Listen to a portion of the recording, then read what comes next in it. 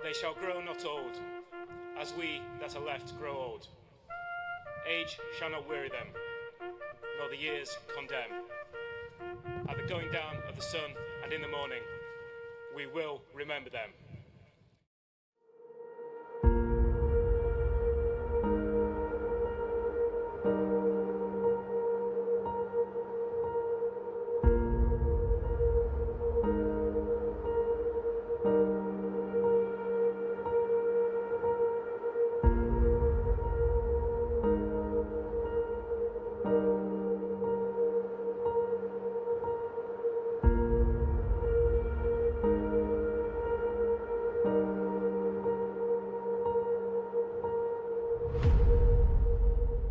Let's go racing!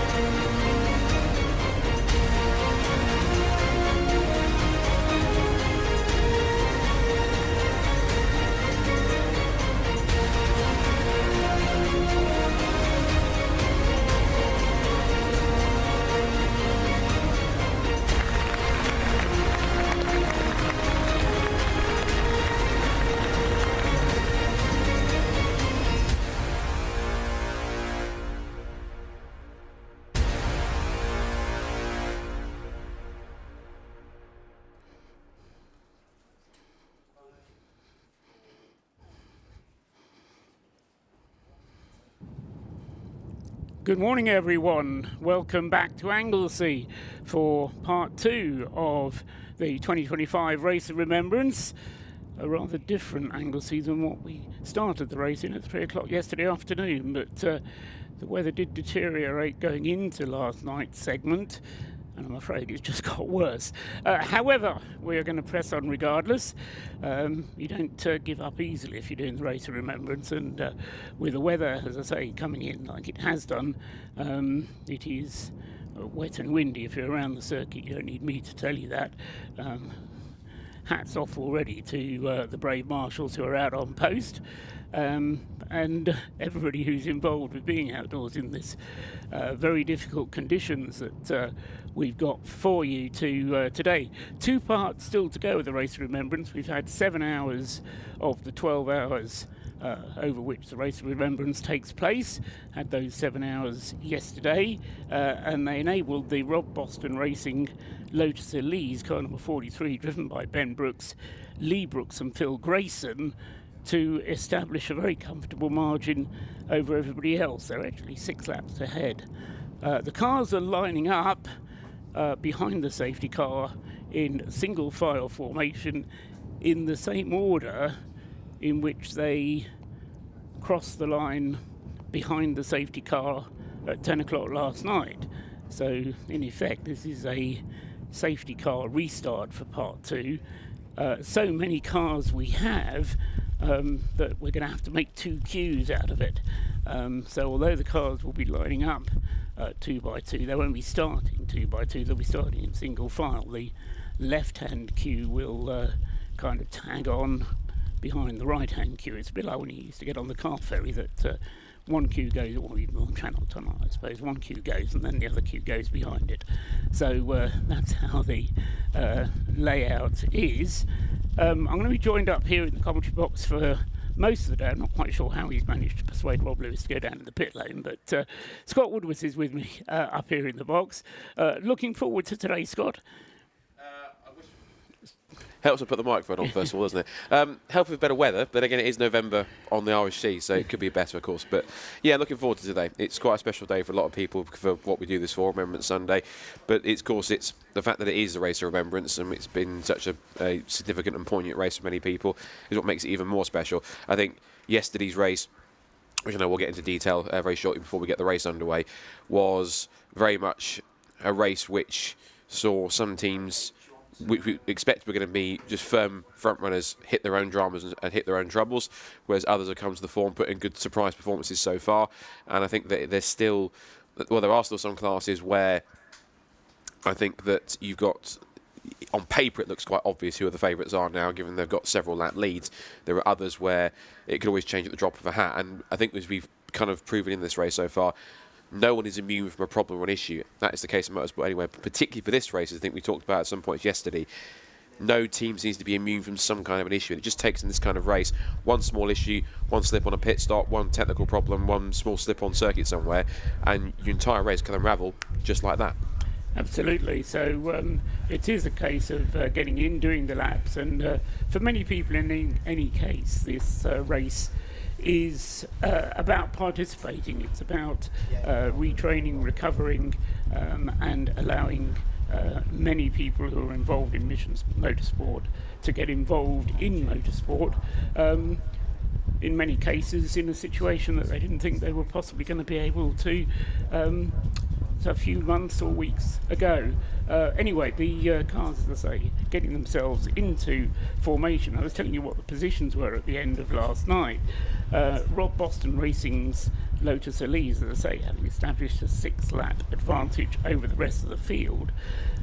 More importantly, from his point of view, as far as Class D is concerned, the most powerful cars, he's actually 12 laps ahead of his nearest competitor, because 2 lower class cars are occupying second and third places at the moment. The Stuart Humphreys Mazda MX-5, car number 91, driven by Stuart Humphrey himself, although he only did one stint yesterday, shared with Martin Rich and Tom Walpole. That car has got itself into second place overall, despite a 1-lap penalty that they had yesterday for exceeding the drive time limit, because Stuart Humphreys didn't actually get in the car after his first stint. That led the team to miscalculate slightly on their drive time limit. They were penalised a lap for it, but they still have second place overall going into this. An hour and a half segment is all it is. We'll get the race underway in a minute's time, and it'll be an hour and a half from now until 10:30. We will then pause the race. Cars will stop on the start-finish straight in parc fermé conditions, and then everyone will come and gather in the pit lane. Wherever you are around the circuit, you're very welcome to join us in the pit lane for the Remembrance service. And then after that's complete, we'll go back racing again for the remaining 3.5 hours, aiming to finish around 3 o'clock this afternoon. So that's the schedule for the day. 30-second board shown at the start-finish line to indicate when the safety car is going to lead the cars around. As I say, they're not actually in the order that they're in positions in the race. They're in the order that they crossed the line behind the safety car last night. Third in the race is the Track Scotland Mini, car number 55. Still the distinctive lights on that car, the bright pink Track Scotland Mini, driven by Adam Kindner, Steve Somerville, Michael Imrie, Craig Dillon and Adam Morrison, although I don't think Adam Morrison's actually driven the car yet, because he's been concentrating on Track Scotland Citroen C1, which is also doing very well. But the Track Scotland Mini leading Class B in third place overall. However, the Track Scotland Mini has only performed 2 pit stops so far, and the regulations demand that over the course of the whole Race of Remembrance, the whole 12 hours, you have to make 6 pit stops. In this context, a pit stop means a full 4-minute refuelling and or driver change, and Track Scotland have got into that position by virtue of some very reliable but quite quick running as well, but they've done so on only 2 pit stops, which is, as I say, half the reason that they've moved so far up the field. But they are well clear of the nearest competitor in Class B. The next car back is actually the Mission Motorsport Mazda, car number 47, but that is, let's just see, 12 laps behind the Track Scotland Mini, so even taking into account that as extra pit stops that the Mini will have to make, it is still in very good shape. So that's the top 3. The class leaders in the classes B, C and D I've just told you about. In the BMW class, Anthony Seddon Racing leads in their number 21 BMW. They're in 6th place overall. And they're ahead of the car number 9, which is the Yggdrasil BMW, and that is a 3 laps margin between those 2 cars. And in the Citroën C1 class, which is obviously very closely competed for indeed, we've got the 586 WRC development Citroën C1 leading from the Sunbelt Rentals car, which is the car that Colin and Mark Hoad share with Jake Hill. Now they are 2 laps apart, that's numbers 586 and 545, but although they're 2 laps apart, WRC owes a pit stop, so they've completed 3 stops so far, whereas the Sunbelt Rentals Citroën has completed 4 pit stops so far, so that 2-lap margin could quite easily get swapped away. So we'll keep on top of the situation as far as that is concerned. Cars coming around behind the safety car. I just wonder, Scott, whether we're going to have a couple of laps behind the safety car with these very changed conditions. It wouldn't surprise me given how different they are compared to when they started. Yes, there was a little bit of rain last night, but it's not. The conditions have severely changed compared to they were at the end of part 1 last night, and in fact the safety car has indeed continued round to give them at least another lap around on that one too.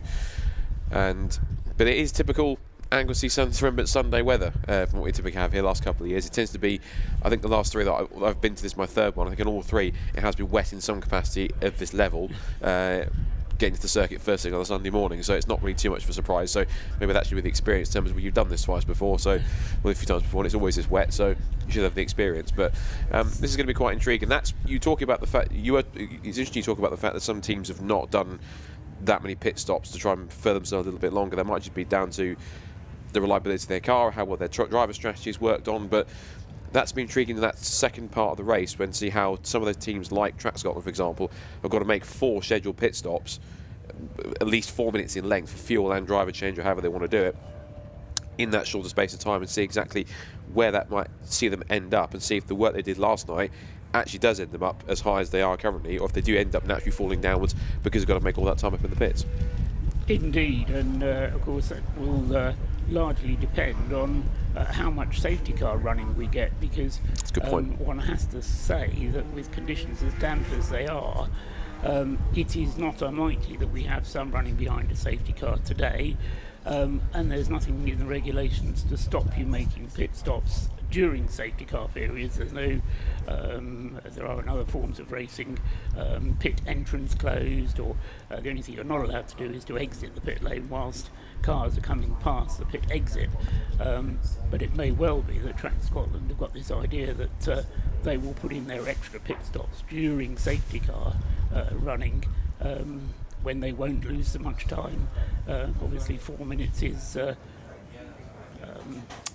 shorter in absolute terms. 4 minutes is always 4 minutes, but when the cars are circulating slowly, then that has a smaller impact. A 2-lap margin is harder to make up. In racing conditions, 2 laps will be 4 minutes, so it'll be interesting to see how it pans out. I was talking to a couple of drivers, and hopefully Rob Lewis, who's down in the pit lane, will bring us more from the pits, but I was talking to a couple of drivers early this morning and even late last night, and they were actually looking forward to the wet conditions, partly and significantly because it's more fun. So, who doesn't love racing in the rain? Who doesn't love it? Well, some people don't, but was going to say, it's not quite what I would necessarily choose to do. Now, there is a man in a hat standing on the pit wall who's got a green flag in his hand. He's not waving it yet, but he's kind of looking interestedly over the pit wall, as if that is his intention. Apprehensively, as I call it. And so the, eager to do something with it. Yeah, the Jaguar safety car lights are out as well now as the cars turn through the hairpin. So we will be seeing the resumption of racing. The time started to tick away whilst we were having the safety car laps. So both the first lap and the second lap behind the safety car were counted as proper laps. And so coming through, safety car dives into the pit lane. The Rob Boston car in the hands of Ben Brooks, it is, because he was in the car when the race was finished last night. So Ben Brooks goes through and has a clear track ahead of him. He'll be wanting to make the most of that. And the rest of the field coming on through, getting racing underway. And I'm actually a little bit surprised, pleasantly so, Scott, not as much spray being kicked up as I had expected. No, and they're not hanging around, are they? They certainly are putting their foots down, regardless of the conditions, and trying to get on with it, which is good. So a 7-lap lead then, which Rob Boston Racing has to try and maintain. Just again to reiterate, we talked about the fact that Sean Paul's already mentioned, just to reiterate, these are aggregate times. Even though, yes, there are closed gaps in here, the gaps pause as they are overnight. So essentially it means that even if, let's say for example, Stuart Humphrey Racing is quicker in the wet than Rob Boston Racing's Lotus and catches up to them, even though it passes them at one point, it'll still have to do that another 6 times to get back on the lead lap and actually pass it 4 positions. So the gaps stay as they were from overnight, which means that the 7-lap lead, which Rob Boston Racing ended race 1, the preferred part 1 of the race with, maintains itself throughout the race, and that will also then carry over once we pause the race at 10:30. And then when we get back going again, it'll be the gaps of the aggregate, what we had, what was left at when we pause the race at that point there. And then again, they'll go once more when we resume, and that'll be the case until the checker flag at 3 o'clock. So essentially, it is a race against the timing screen, rather than some cases, more in some cases, than it is on track themselves. You can get close to your rival, but you've still got time to make up. Even if it's like a time gap, if you're right behind them, if you pass them and it's a 20-second gap from overnight, you've got to pass your rival and then be 20 seconds ahead of them to even pass them on track. Make sense? No? Good. Right, we'll carry on. The Race of Remembrance is the only race that works this way, to my knowledge. And I have put a campaign in that perhaps we will change that. Now, a problem on the very opening racing lap for the McAnulty's Lotus Elise. This car had a drive shaft problem yesterday, broken CV joint, which seized solid on them. Funnily enough, when the safety car came out and that seized drive shaft was repaired, it took them about an hour to get the car sorted out, and so that's why the Lotus Elise number 71 is so far down the timing order. So that's probably going to necessitate another safety car whilst they recover that McAnulty Lotus Elise, which is exactly what the team didn't want. They want to just have a nice, easy run of it today. Anyway, we can go down to the pit lane now, where Rob Lewis is here. Good morning, Rob. Well, one of the stories that emerged late last night was the demise of the Tacona Racing Division's E36 M3. I've got their driver, David Russell, with me. David, you had an impact on the left rear of the car, but it's been a monumental mission overnight to repair it. Yeah, it has. It's not an M3, just in case anyone's listening and think why we're in that class. But yeah, we had an incident up at Rocket, unfortunately, but there was a logistical mission that went on last night. Paul had one son drive up from Buckinghamshire, and his other son that was up here drove down, met in the middle, 265-mile journey for the parts, arrived at 3 a.m, fitted, and the car's just made the grid, so a monumental effort. But you know, we were in a strong position, second overall, first in class, in with a great chance, which motivated everybody. But then the motivation quickly switches to what this event personifies, and it's the journey people make in difficult times, which is nothing compared to what most people go through and have been through to be here. But it's our little way of pushing through and getting on the grid so we can all finish the race together.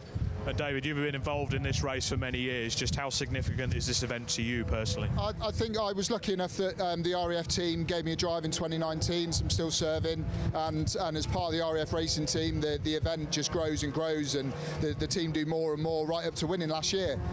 So the event, which I wasn't part of, but the event just grows in how much it means, and you see so many people come in and then never leave, and the family and the event just grows and goes from strength to strength, and you can't not be here. So when you have incidents and they happen, you quickly move away from who caused what and focus on how we can get the people that have put so much in over the line.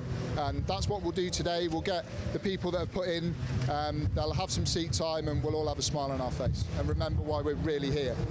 And we will get a reminder of that in about an hour and 15 minutes. Oh, absolutely. And you know, there won't be not because of the rain, but there won't be a dry eye in the house. And if anybody's on the fence about taking part in this event, you know, you've got to come and experience it. It's not a race, you know, it's a service with some cars driving around in between. It's an incredible thing. Incredible. Well, David, congratulations to you and the Tacona racing team there. Sorry, and thank you so much to Paul's sons. We wouldn't be here without them. You know, I don't know how he's managed to sweet talk them into it, and his wife being so understanding at home. Yeah, it's phenomenal, but thank you. A phenomenal effort from the Tacona Racing Division. As you can see, the weather has turned significantly. There's lots of people even struggling to stand on the pit lane, let alone get any work done. I also noticed this morning on my travels we had some issues for the Mazda MX-5, the EBC-sponsored Stuart Humphreys racing car. They had a sticking injector when I was speaking to them first thing this morning. I'm going to go down and speak to them shortly. Silver Lake Racing in the C1 class, they had a torrid time yesterday with both of their cars. They've had some contact. They've had to do a lot of work overnight to get both 458 and 558 back out and in competitive condition. But it's all about that Sunbelt Rentals car in the C1 class. Can they chase down the leader and get the win with Jake Hill, Colin and Mark Hode at the wheel? Lots going on up and down the pit lane, and I'm going to go and talk to the Track Scotland boys shortly, but for now, back to the commentary box. Thanks very much, Rob Lewis down there in the pit lane there, bringing us the latest news. And apropos of the Tacoma Racing BMW, which, I'll say, has joined in at the back of the grid, means that we have only one retirement from 7 hours of racing yesterday. Only the single retirement, that being the Pure Track Racing Renault Clio, which had a rather significant impact with the barriers yesterday and wasn't able to be repaired. However, everybody else of the 50 starters, all 40, the remaining 49, are all out and took the start under the safety car, although obviously it didn't quite go the McAnulty's way with the, I think it was David McAnulty, wasn't it, at the wheel of the number 17 car when it ground to a halt on that first racing lap.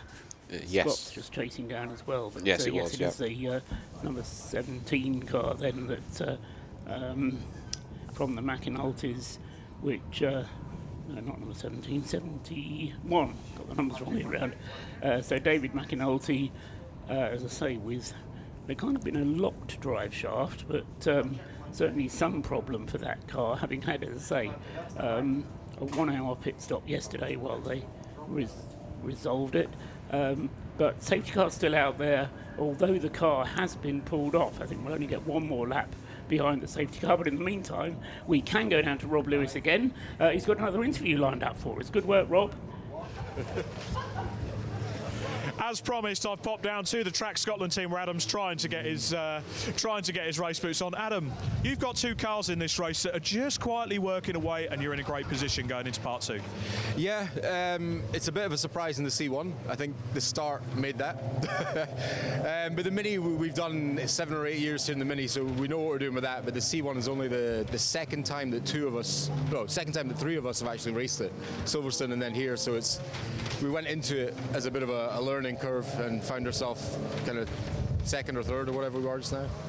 And Track Scotland as a team, you've come here several times over the years, always with the pace to fight at the front, but never quite. Could this be your year? Well, we've won it 5 times our class, so I don't think we'll ever win outright in a 1600 normally aspirated car. You never know. Something's gone wrong for the people above us if they've done that. And what does this event personally mean to you as the team boss with all these guys? The cause is amazing, and then just having everyone together as well. It's such a good event. If you haven't done it before, I would recommend it. It's good. Definitely recommend it. Now, that pink Mini is still in a great position. Let's just tempt fate. Could it happen? Unless something happens, it will happen. They've been instructed to take it easy, no pushing, don't take any risks. I think we're 8 laps ahead or something like that, so we just need to take it easy. But you know what traffic is like, and anything can happen. I'm kind of tempted fate of the overall win. Would that be possible with Rob Boston having issues? You don't wish issues on anyone, but we're up there, so it could happen. I don't think it will, but you never know. Don't mind me, I've just been a bit cheeky this morning, but great to talk to you, Adam. Good luck for the rest of the event. I'll let you get kitted up now, so I'm going to have a little trawl up and down and try not to get blown away by the weather. Back to the nice warm commentary box, Paul. Thank you, Rob. Wouldn't talk with you for the world on this one, I'm afraid. So Adam Kindness, that was, we were hearing from the Track Scotland team. The team, as Rob was saying, running 2 cars, one in the C1 class, which is currently 3rd in the Citroen C1 class, and that's car number 355, which Adam Kindness shares with Adam Morrison and Craig Dillon. And then, as I say, the Track Scotland Mini, which is currently in the hands of Craig Dillon, so the drivers having to swap between both the Citroen and the Mini, but Craig Dillon at the wheel of the Mini, which is running in 3rd place overall, but in comfortable lead, as Adam Kindness was saying there, of its class. And then in the C1 class, the Track Scotland C1 is in 3rd place, and Adam Morrison is at the wheel of that car. It was Adam Kindness, funnily enough, that started that car, which is when he referred modestly, I have to say, to his starting stint in the Citroen C1, which got the car in amongst the race leaders. And the safety car is coming in, so we got back to racing again. The screen tells me we've completed we've completed 221 laps. In terms of today's racing, we're just going on to the 7th lap, 6 of which have been under safety car, but giving the drivers, accidentally in a way, a little bit more time to familiarise themselves with the conditions, which are far from easy, but here goes the Track Scotland Mini, the bright pink car, staying out of trouble, being told to not take any risks. But when you've got a car that's clearly quicker than the cars around you, you've got to go past it. Coming up on its rear bumper, almost invisible, is the little number 99 Caterham, which started the race from pole position. This is the car that's entered by DKS Motorsport, shared by Mark Haynes, Thomas McEwing and Thomas Gunther. It's currently in the hands of Max Haynes, and was going extremely well in the early stages of yesterday, but then had 2 pit stops which were a little bit longer than they needed to be, than the team wanted them to be. We never quite got to the bottom of what the problems were yesterday. They were described to us as purely lack of power for the Caterham, and that meant, as I say, a couple of longer pit stops for the car. So the Caterham, well, it's still in with a shout. Still 5 hours to go to get there so far today, and it's running in 5th place, number 99. Did I say Max Haynes? It's actually Thomas Gunther driving that car. Apologies, the number 99. So Thomas is at the wheel, but when the car is running well, it's by far the quickest car on the circuit. In fact, it's done the best lap of the race overall, although not today. Yesterday it did a 1 minute 39, just gone through in a 1 minute 53, which is the fastest lap of today's events, and it's moved ahead now of the Patrone Racing BMW number 48, which again, running in Class D, is having to play catch up, having had a troubled race yesterday. So I think, Scott, one of the things which was a feature of yesterday was a number of cars that had problems. Yeah, we talked about it a lot. I think the word of the day was attrition, wasn't it, in terms of just how many cars, and also it was the scale of how much it was happening as well, which is surprising, and also the fact how so many front-running cars in each of the classes were being surprising. One of the ones that caught us off guard, I know, in the BMW class was Anglesey Circuit Racing. Now we know them as a clockwork team that have done this race for so many years, and are always a regimented team. They always do pretty well. They're always at the front. You always expect their cars to be running 1-2. One of their cars had an issue, which is very unlike them. They still have a car which is leading the class in the BMW category. Still has Sam County Yates leading in the number 21 car. But their teammate car, which has slipped yesterday after the issues it had, it's dropped down to... Where has that car dropped down to? Way down to the 43rd position and 11th in class. So that, again, not quite what we expect from them. But this has been one of those races where, particularly, as you said, teams that you don't expect to have issues have had issues and have problems. We were also talking about the fact that Rob Boston Racing, we thought, was nursing some kind of an issue, but even though they were telling us they were just taking it steady, but if there was any issues which they had to fix, they've obviously had the chance to fix them overnight, and now the car is, as far as we can tell in the wet conditions, back to full strength, unless there's still something that they're nursing, and the wet conditions is masking that. I suspect that they've done everything they possibly can to ensure reliability. Yeah. And certainly with the advantage that they built up over part one, then that's going to be the order of the day. Ben Brooks just crossing the line now, completing 223 laps in total, but he's going to be chased down by Thomas Gunter in the Caterham, and this may not be a battle for position, but it will be interesting to watch. No doubt fun being had by Thomas Gunter as the Caterham, probably a bit of a handful in the wet, although I don't know whether visibility might be a little bit easier for Thomas with the Caterham.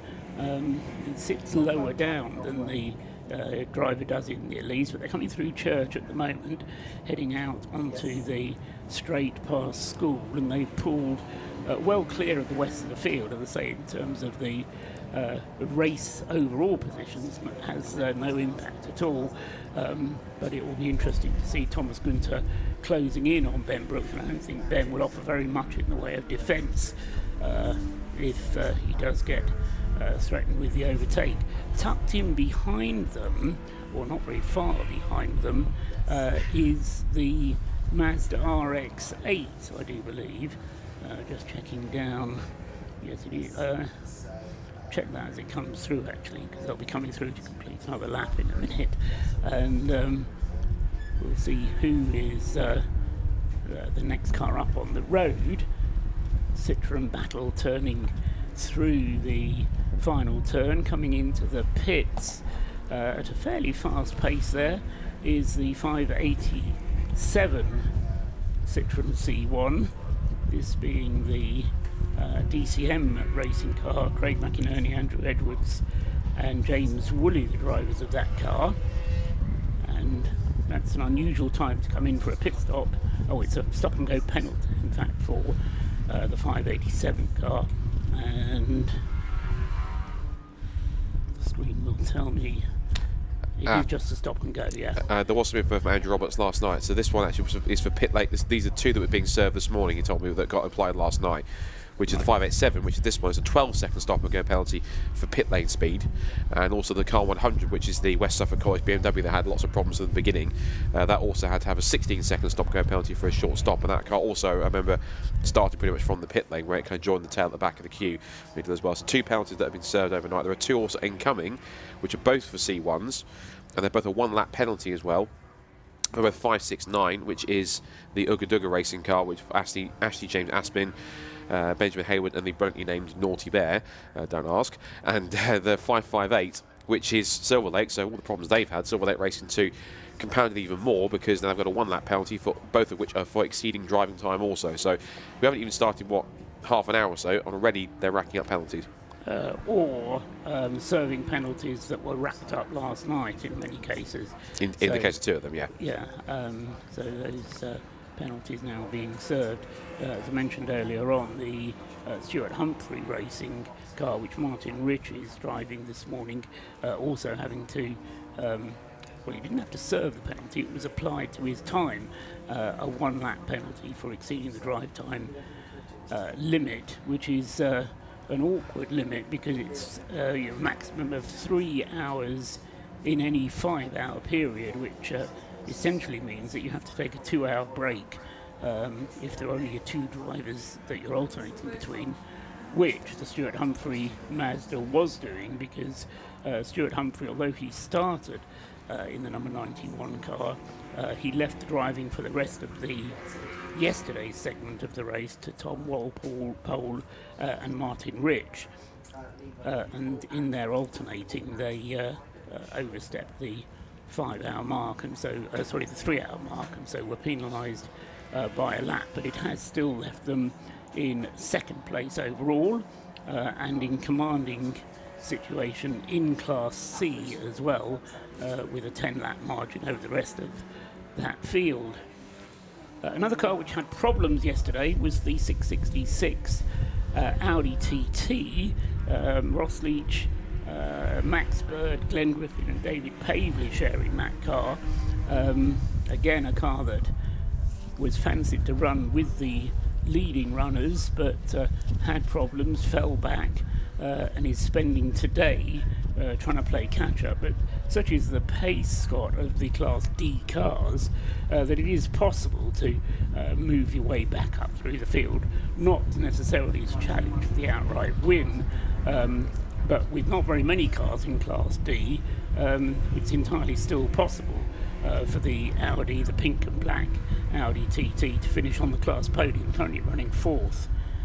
It can do, yes. It's got 5 laps to make up on that one, but it is currently, you're right in saying so, that the cars are that fast enough they can move up the order pretty quickly, even though they had the issues. Currently running in 8th position at the moment, it's inside the top 10. We've got all but one of the Class D cars up there in the top 10, which is strong to see. I think that there's probably one that we are missing, which is a little further down from the issues that it had before.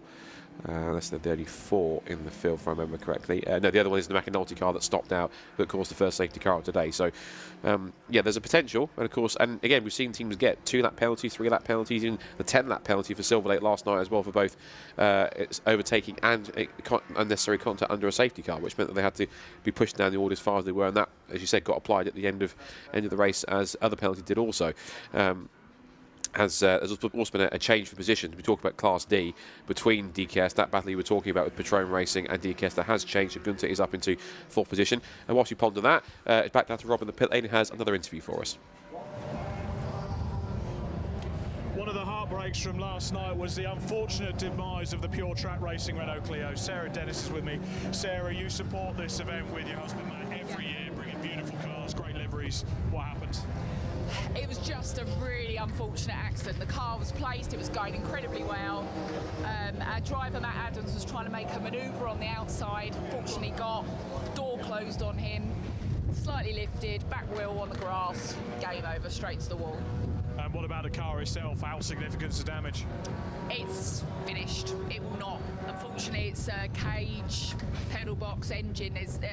We just looked at the car, and I think the only salvageable thing is the boot. The boot lid. It's that bad, unfortunately. And the driver okay? Thankfully, that was the main thing. It was a bit touch and go at one point, but yeah, he was checked over by the medical team. He's resting now. He's not here at the moment. He's been to hospital, been checked over. The car did a mega job, safety-wise, and the medics here were amazing and looked after him. So that's the main thing. The driver is okay. But you're still suited up and ready to go. You're helping your neighbours. What's the story there? Well, this is a pure track spirit. We're still here. We haven't gone home. I'm helping these guys with fueling. And then Suffolk College, you might see they've got 23 on their car and some of our livery, so they're carrying a part of our car across the line for us, so we're going to make sure that car finishes as well. Fantastic, Sarah. You support this event every year and put so much heart and soul into it. What is it about Race of Remembrance? It's just we want to give something back, and we love the whole community. You know, people have lost their lives, risked their lives for our country, and this is just a small thing we can give back in supporting them, raising funds for them, and giving people opportunities that maybe wouldn't have had opportunities before. So we'll always support this event, and we'll be back next year. Back next year, so it was a Memphis Bell livery this year. Yeah. You've had Spitfire in the past. What's next year's livery? Can we have a preview? Oh God, don't do that to me. We only started on that one 2 weeks ago. I'm open to suggestions. So if anyone wants to message us and give us some ideas, we'll come back bigger and stronger with something someone suggests something and we'll do it. Tell you what, that might be one for the YouTube commenters. So if you are watching this stream, well, you will be watching this stream on YouTube, whether it's on BRSCC, Mission Motorsport. I think if we get them to get their comments to you, what do you want Pure Track to deliver their car in next year? Sound good?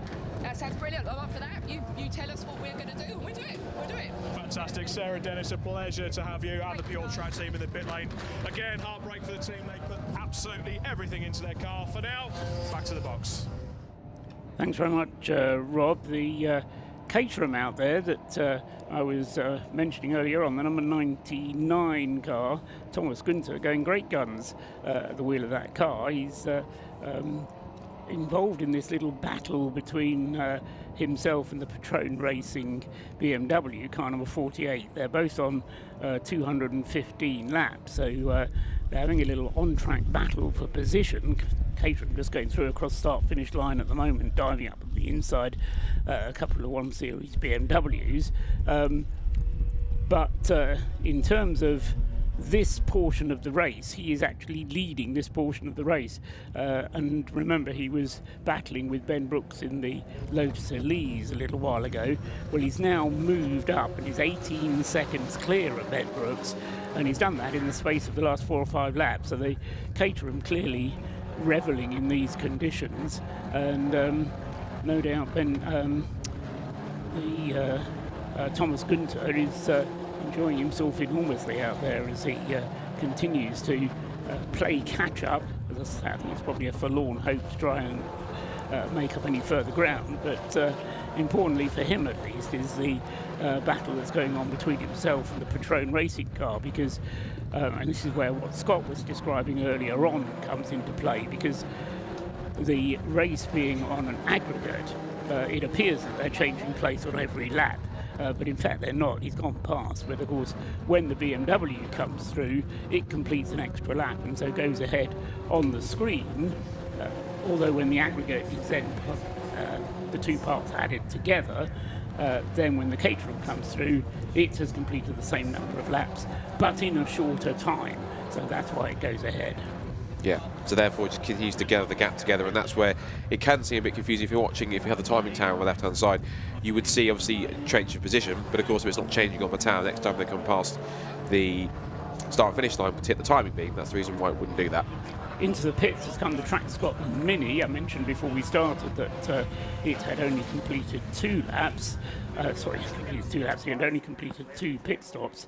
Well, cross that out, it's now completed 3 pit stops for the Track Scotland Mini. They may not have actually needed to put much fuel in, but they do need to make this 4-minute pit stop. Whether it was wise to pit under green remains to be seen, but they've had a comfortable cushion, and the Track Scotland Mini now being pushed back out of its grid slot, or out of its pit box, and is just waiting for the 4 minutes to elapse so it can head down the pit lane and back into the race. Another car that we saw a quick shot of in the pits at the moment is the number 55, the Track Scotland, right, 66 is in the pits, the Matabubu BMW. Mini just waiting there. 3 minutes 50 is its pit stop time. Heads down the pit lane now. 3 minutes 57, 58, 59.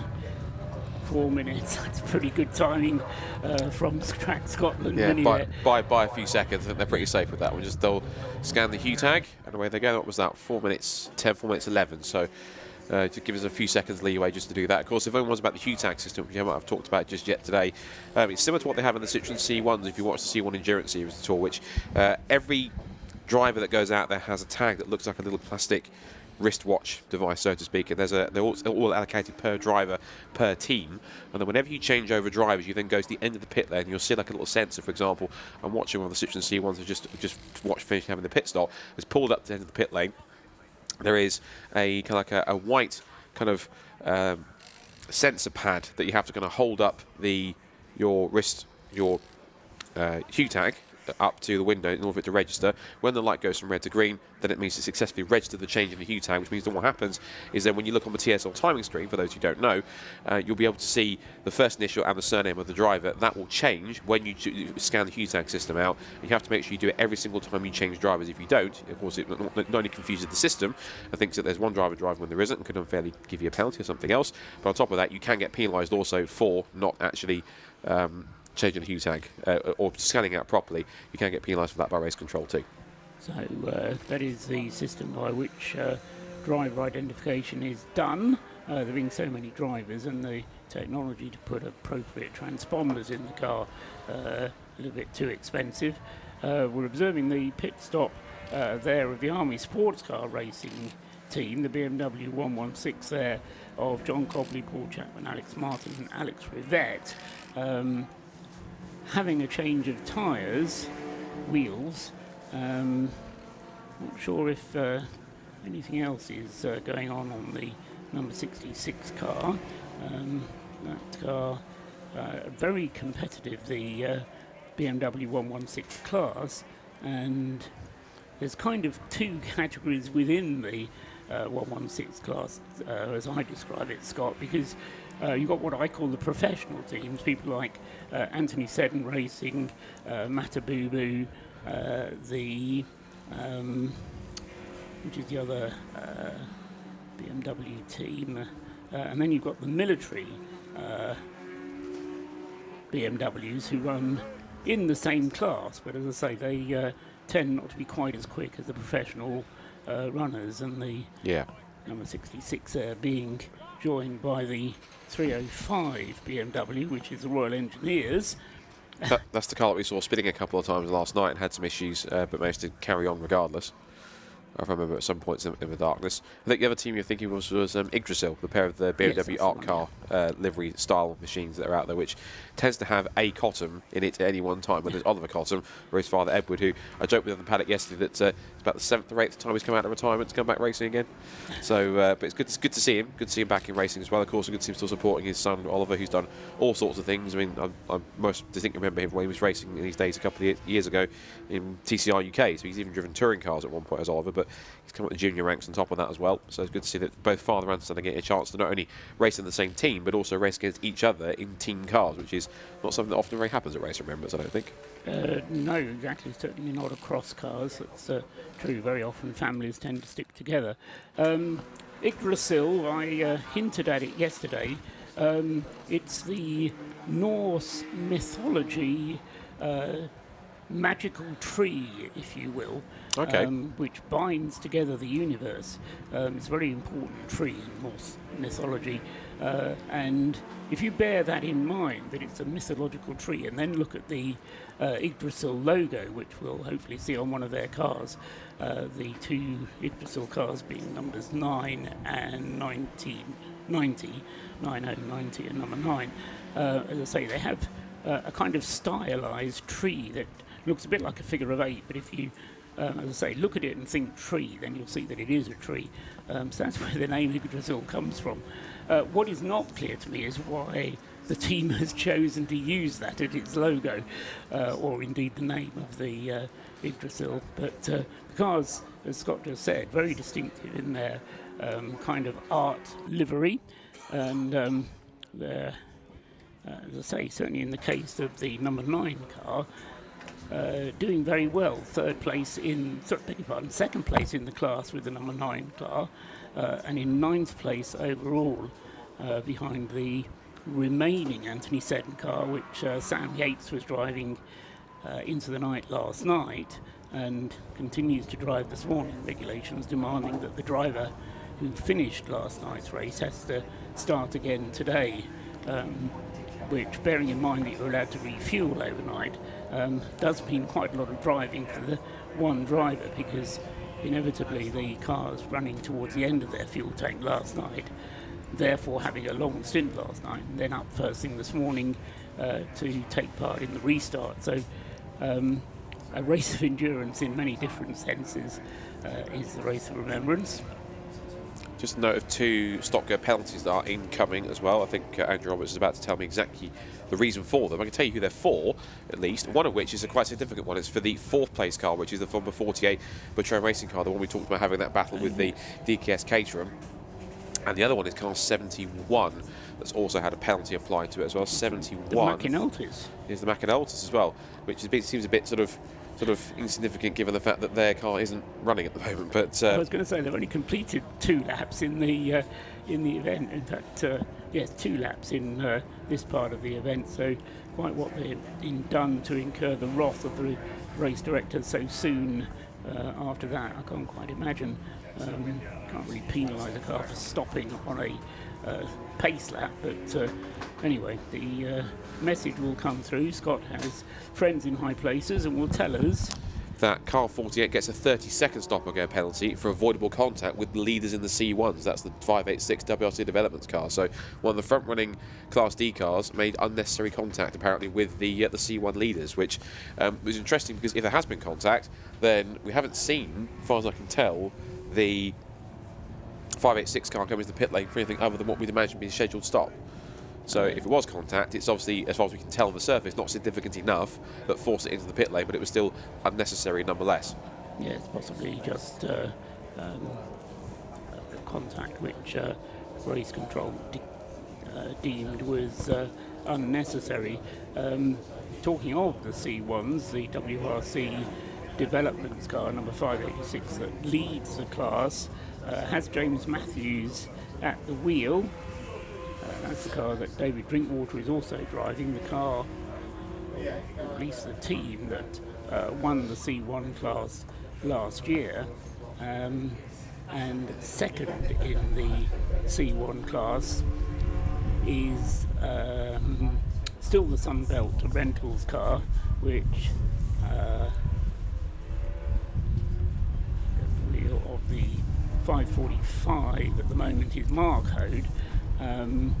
Say that is the car which has Jake Hill at the wheel of it as well, and then third, not very far behind, a lap behind actually, but not far behind in overall terms, is the Track Scotland Citroen C1. So 3 different Citroen C1s from 3 different teams at the top of the list for that class. I have news on the penalty for 71. Well, it's not. Well, it's 2 penalties, in fact, apparently, which occurred yesterday. So I've been told by Andrew Robertson, in his words, they're to be served as soon as they fix their clutch, which apparently is what the issue is, so that's why they've stopped with the clutch problem. 2 penalties to serve, so that's what's waiting for them when they finally get it running. A 90-second stop-go penalty for overtake it under the safety car, and a 30-second stop-go penalty for avoidable contact. Guess with which car? Not the leading car in C1. Yes. Oh dear. So I think the message is, for the race control, leave WRC Developments alone, because that's 2 cars that have been making contact with them on separate occasions. I don't know if they were in the same vicinity at the same time, not sure, but even so, WRC Developments, I'm sure, are going to be feeling a bit, they can't be feeling a tiny bit sore after being made necessary contact not once last night, but now second time this morning at some point, which has forced both to have penalties. So if that car makes it, it might have bits of both, I think, both BMW and Lotus sticking out the side of it. It's not too much careful by the end of the race. Yes, it'll be a second-hand Citroen by the end of the race. David Drinkwater will sell it on eBay, probably Sure. at a profit. It might help him fund his entry fee to defend next year's Supersport Endurance title, or at least a C1 entry at some point. Here comes the Patrone Racing BMW then for its stop-and-go penalty, so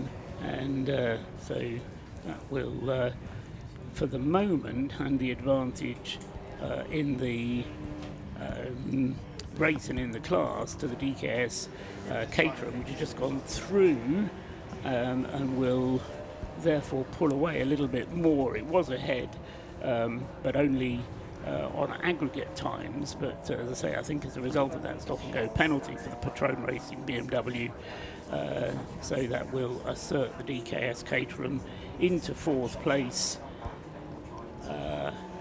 permanently, as it were, rather than swapping on every lap as it does before.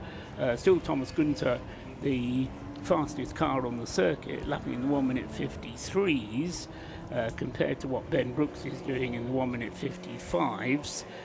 if it would be dry, they'd be lapping in the 45. So the wet conditions certainly affecting the cars. What would be interesting actually to hear from Rob Lewis next time he's talking to somebody down in the pits is just how much the wind is affecting the cars, particularly the lower powered Citroens, which fairly high-sided as well, I would imagine get quite buffeted by the wind as they go through. Certainly when I was driving up the dual carriageway towards the circuit this morning, I could feel the effect of the wind just driving down the A55 at 70 miles an hour. So these cars, no doubt, will be affected even more, I would imagine.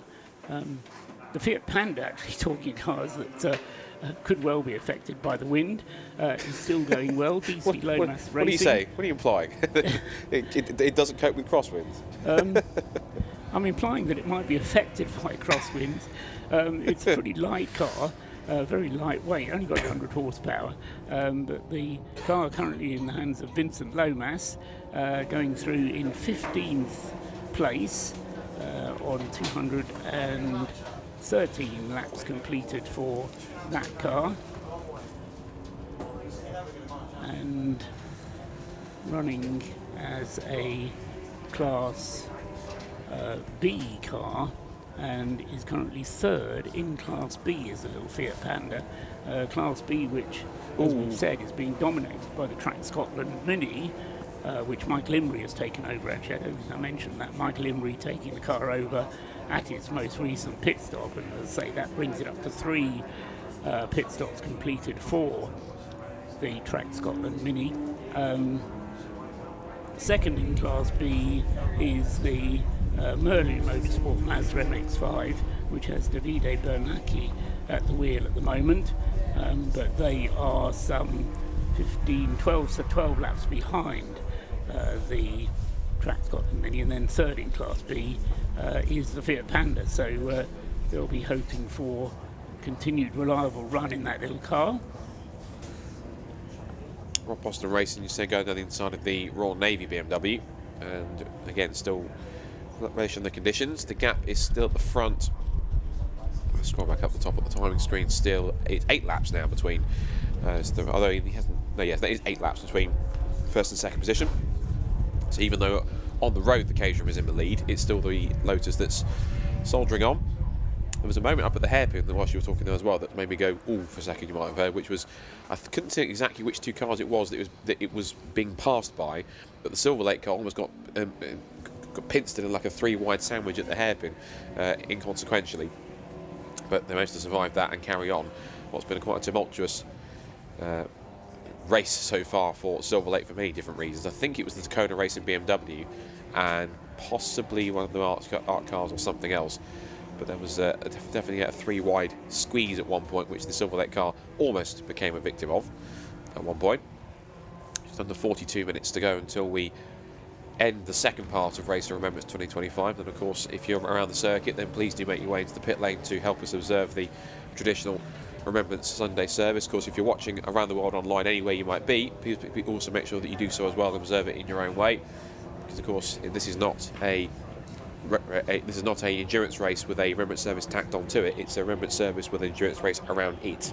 So this is what we're all here for. So exactly. So Scott, yeah, just looking down, and I was caught by the fact that you're saying the gap first to second has gone up to 7 laps. Stuart Humphrey, Martin Rich still in second place there. At the completion of the first part, he was 6 laps clear. So the Stuart Humphrey racing car, Martin Rich, certainly taking things easy and making sure that no mistakes are made in order to protect their class advantage.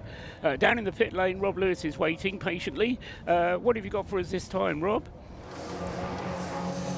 Well, you may have seen the pictures there of a rather oily Royal Engineer Motorsport team here. I've got Ben with me and I've got Pete with me in the BMW 116. First of all, what was the oil spillage going on there? Basically not very good servicing last night. I'm going to have to be honest about that. So the O-ring on the filter housing had been sort of pinched, so it was just a little bit off, and then obviously it's blowing out of the oil filter housing as it pressured up, so our own fault. But you did use quite good forces tact and straight away blame the Navy. Yes. Yeah, you can see behind you now the guys are cleaning up. We got told off for a bit of oil spill. Obviously, it can't be helped. So naturally, we're not going to take the blame for that. We're just going to try and blame someone else and get away from it. You always got to box cover with the marshals and try and sort of say it's not us until it's undeniable. Tell us a bit about this wonderful team you've got backing you. It's a beautiful looking car with all the poppies on it. Royal Engineer Motorsports, right? Yes, yeah. So Royal Engineer Motorsport. Really glad this year to have Army Motorsport with us. It's the first year that they've been involved in Race of Remembrance for a while. We've been doing it, I think, since 2019. My first event here was 2023, and that's what really, this event got me into motorsport within the Army. Fabulous event, came along, told my friend Paul, I think he's driving at the moment, was my best mate from back when I was 12 years old. I said, hey, we're both servicemen, you need to come and get involved in this. It's absolutely fantastic. I've never experienced a race like this. And yeah, that was us hooked in, and yeah, 2-3 years later we're here, enjoying the sport. But yeah, Sapper Motorsport, so Royal Engineer Motorsport here today. And then obviously we've got the Army Motorsport team with us. And I've got Pete here alongside us. So Pete is sponsoring the Royal Engineer Motorsport team, and frank and honest, he's probably not going to like me saying it, we wouldn't be here today at this event in such good order if it wasn't for Pete. Pete's company wrapped the car, sorted it out for us. So yeah, really just happy to have Pete along and helping people like us get into racing. And Pete, what does it mean to you to put your effort into this? Well, I'm an ex-Royal Engineer myself, and I left it 18 years ago. I did sponsor another team last season, but when I walked around the paddock and saw the Royal Engineers and the Army had got their own race team, I wanted to get involved, and I wanted to give something back to the family that made me the person that I am now. So that's what's important to me, to give these young lads an opportunity to do something that they love doing and might not have the resources to be able to do it. When the time comes and we pause for remembrance, what would that mean to you both as ex-force? Yeah, I mean, it's incredible for me. I mean, I did a full term as well. And to remember those people that went before us and gave us the opportunity to do this in this country as we are now, it means immense to me. So yeah, a lot. And yourself, Ben, what does it mean to you personally? It's a bit of a time to sort of reflect. Got a 26-year career. A few sort of not great times along the way. Yeah. We're all behind you, mate. Yeah. Great to have you here in the pit lane. Brilliant effort with the BMW, and hopefully no more oil leaks, but you can blame the Navy for some more mistakes should they happen later. Yeah. No, thank you. My absolute admiration for you, gentlemen. Well done. Thank you. Well, as you're going to see a lot today, we are going to have a bit of emotion up and down this pit lane, not just when we have the beautiful service at 11 o'clock. For now, back up to the box. Thanks very much, Rob. Yes, a reminder there coming through of the emotions that do lie not that deep beneath the skin in some cases. And as I say, as Rob has mentioned as well, Remembrance Service will be coming up, and that will trigger some more emotions, I'm quite sure. So meanwhile, before that, we've still got another 36 minutes of racing. The race will be suspended as it was last night, with the safety car coming out 2 or 3 minutes before the race is actually suspended in order to control the field, and cars will be in park fairway conditions then on the pit straight. I think, bearing in mind conditions, then covering the car will be allowed, particularly if you're a Caterham driver or one of the Mazda MX-5s that's open. And not quite sure, yeah, I think we've got an open Mazda MX-5 somewhere. But as I say, certainly that will be necessary in some cases. Before we heard from Rob Lewis there, we were saying how the gap between Rob Boston Racing's Ben Brooks and Martin Rich has increased. Certainly Martin Rich with the Stuart Humphrey Racing Mazda MX-5 number 91, taking things easy. Not to say that he's not pushing on, but I think, as we've heard from a number of people, important not to take any risks. And of course, different people have different approaches to risk, but Martin Rich, vastly experienced, and as a BRDC member. He knows what he's doing. He's raced at Le Mans and has raced internationally. Now really just racing for fun. But regarding the Mazda MX-5, as said to me yesterday, affordable racing. And I think a lot of people are realising through the Race of Remembrance, and a number of people that Rob's been speaking to who then say, oh yes, I've told my friends and they come along now.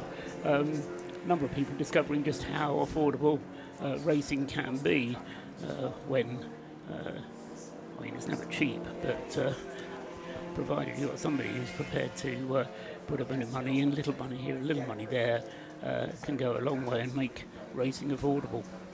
Yeah, and it's good to see that even that we talk about the fact that we've got the teams here, the BMWs, who are also getting the chance to do so from the various armed forces. It means that they get to indulge a different kind of passion, but also a different kind of release, because of course for them, day-to-day has been working in the forces, particularly whether if you look at the BMW squads, we've got, as I said, 4 different sort of armed forces representative teams. You've got RAF Motorsport with 2 cars, you've got the Army Motorsport's car racing car with a single entry, and also single entries for Royal Navy Motorsport and Royal Engineers Motorsport, so they get to apply themselves in a much different area where there's still pressure, there's still responsibility, there's still a sense of duty to be able to get things done and obviously and perform at their best. But of course it's not in a, thankfully it's not in a combat situation, it's in a racing situation where it's a lot more enjoyable, it's a lot more I was about to say the word placid, but I wouldn't call my sport placid. It's probably the wrong word. I was trying to find the right word, but it's safe. It's safer, yes, in some cases. It's not as taxing,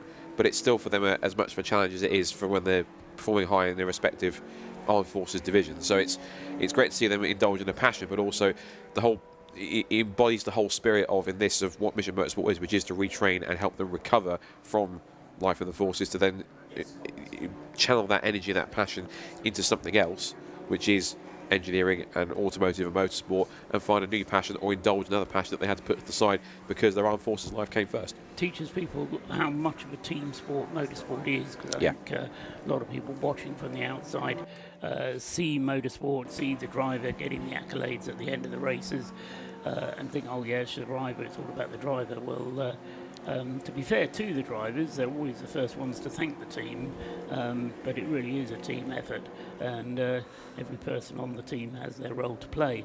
3 cars in the pits at the moment, actually 4 cars in the pits at the moment. The camera focusing on the number 19 RAF Motorsport BMW 116, which is in for what looks to me like routine service, although coming up towards the 4-minute mark, we'll see how much over 4 minutes it goes.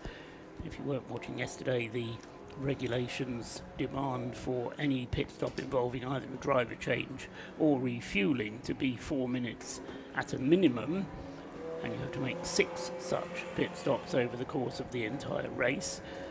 Into the pits is also the number 51 Mission Motorsport Toyota GT86, this being the car shared by Kenny McFadden, Jamie Clark, Lee Ashton, and Darren Langefeld, who's long been involved in the Mission Motorsport entries here at the Race of Remembrance. Who else is in the pits at the moment? We've got 111 in, that's the Exposure Lights Mazda, which has had a couple of problems over the course of the race, but they're being serviced as well. And also just in is the Simon Waterfall 1 Series BMW, the Super Cup car, which again was a car tipped to go well by myself if no one else in Class C, but has had problems which it's had to overcome over the course of the race. Work continuing on the Mission Motorsport GT86.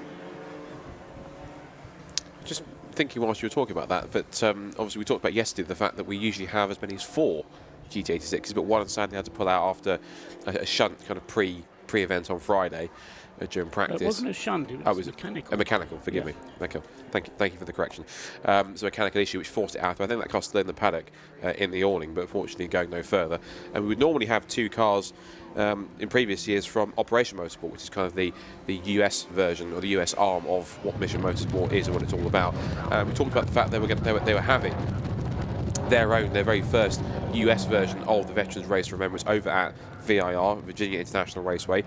They've had it because it looks like it was, I guess, a 6-hour race, and they've streamed that on YouTube as well. So if once you finish watching Race of Remembrance in this country, you can then go back onto YouTube and watch back the US race from their country from yesterday. No spoilers. Who won? No spoilers at all. I haven't seen the results, right, okay. so I won't spoilers. I might have a look myself and see what how the US does Race of Remembrance. That'd be quite fascinating, actually.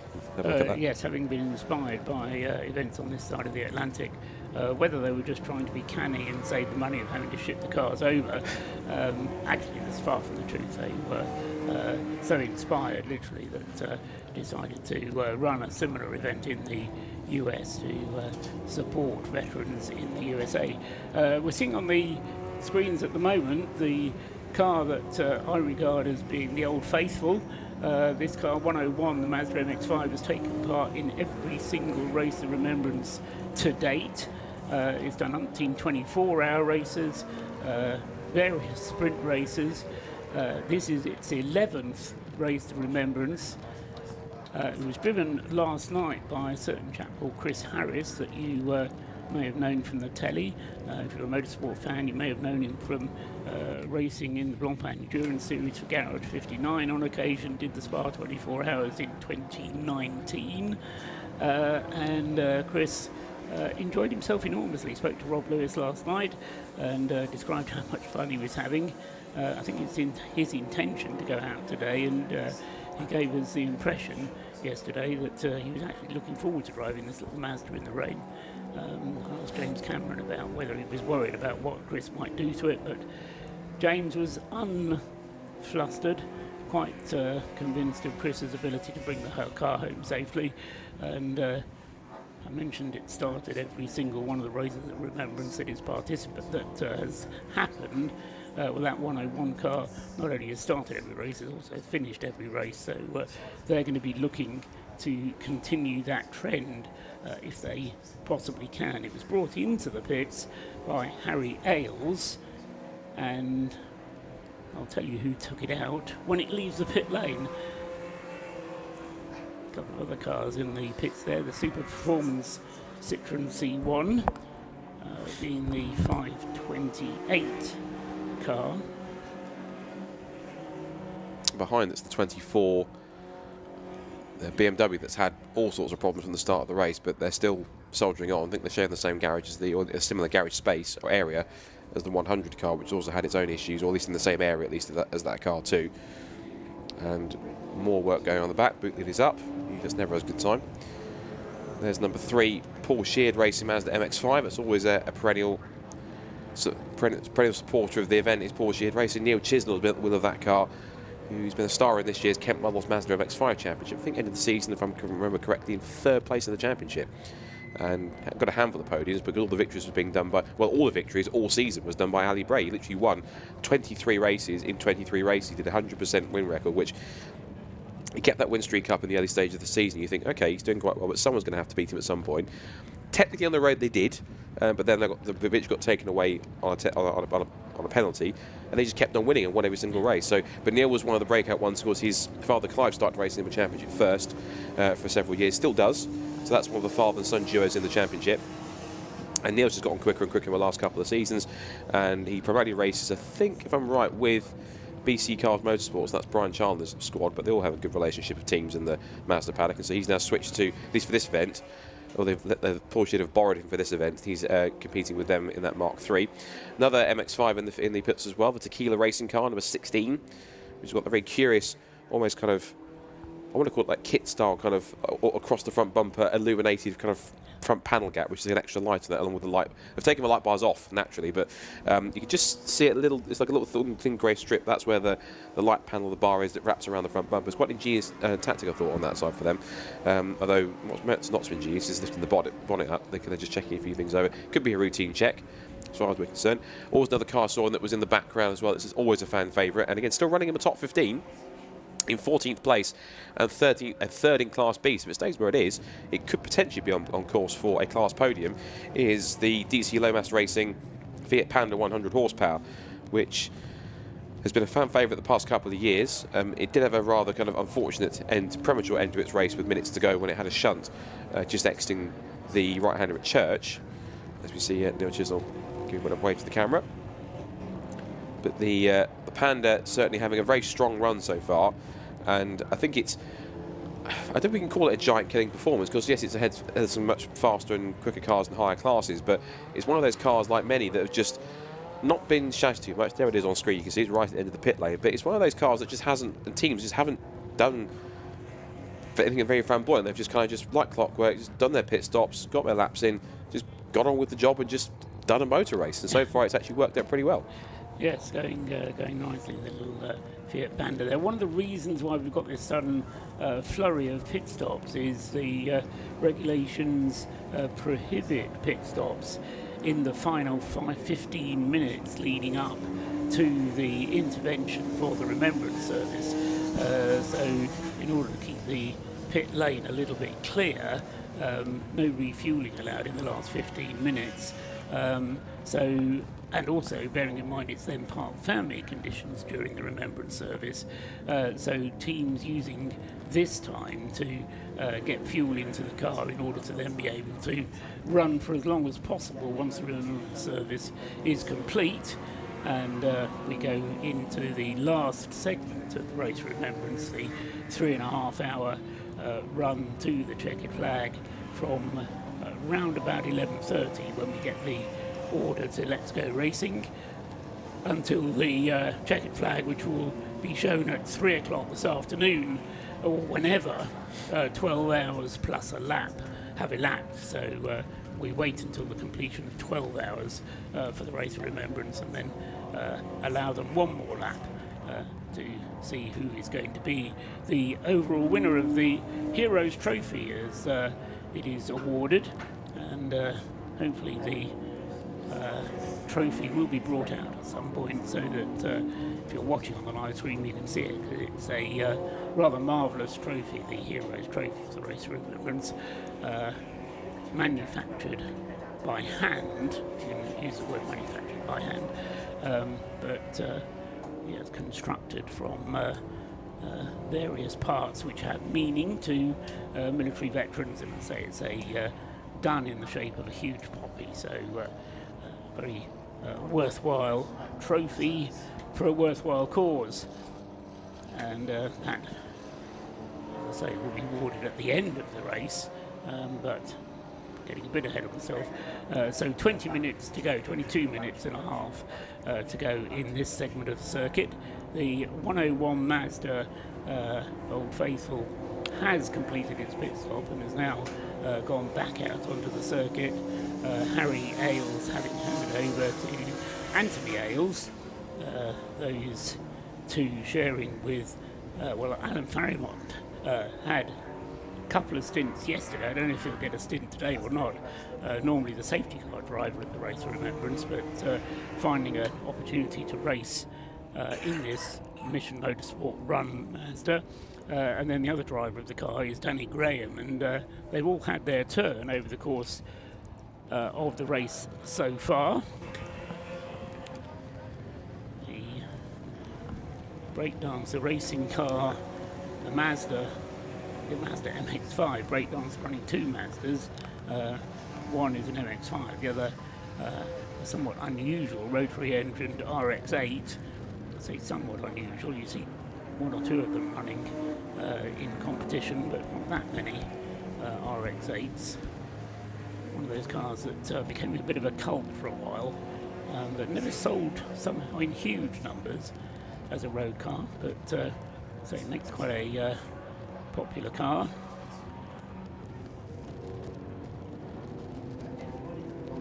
The Honda Civic getting a push, ready to go back onto the circuit. That's the number 44 Flying Haggis Racing team, still finding their sense of humour alive and well. I don't quite know how they manage to keep going with conditions like this, but Flying Haggis Racing, ever the competitors, but as I say, they know how to have fun as well. And I say they're running this Honda Civic in class It's in B, I Class think it is. C. I think Class Class C, C, and they're currently 13th overall and 4th in class. So they've got a lap to make up to try and get themselves on the podium, because their next target to try and beat them, to try and beat, is the Porsche Racing car number 4, which is the Michael Sanford car that's currently on the road at the moment. So they've got a lap to make up to try and pick up that one. Looking at pit stop for the Italian crude car.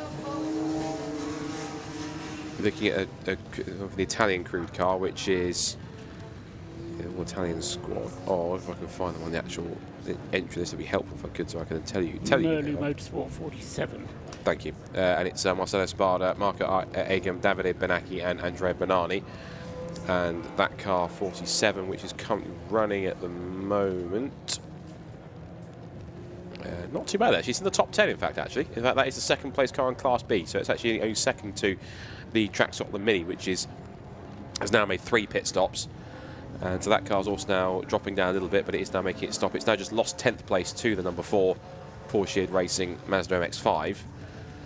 And the next car that will pass it on the road shortly is going to be the, yeah, there it goes, in fact, the Matabubi Racing 3 BMW, which is 3rd in the category. So scheduled pit stop. Of course, anyone that hasn't made a pit stop now have to do so within the next essentially 4 minutes.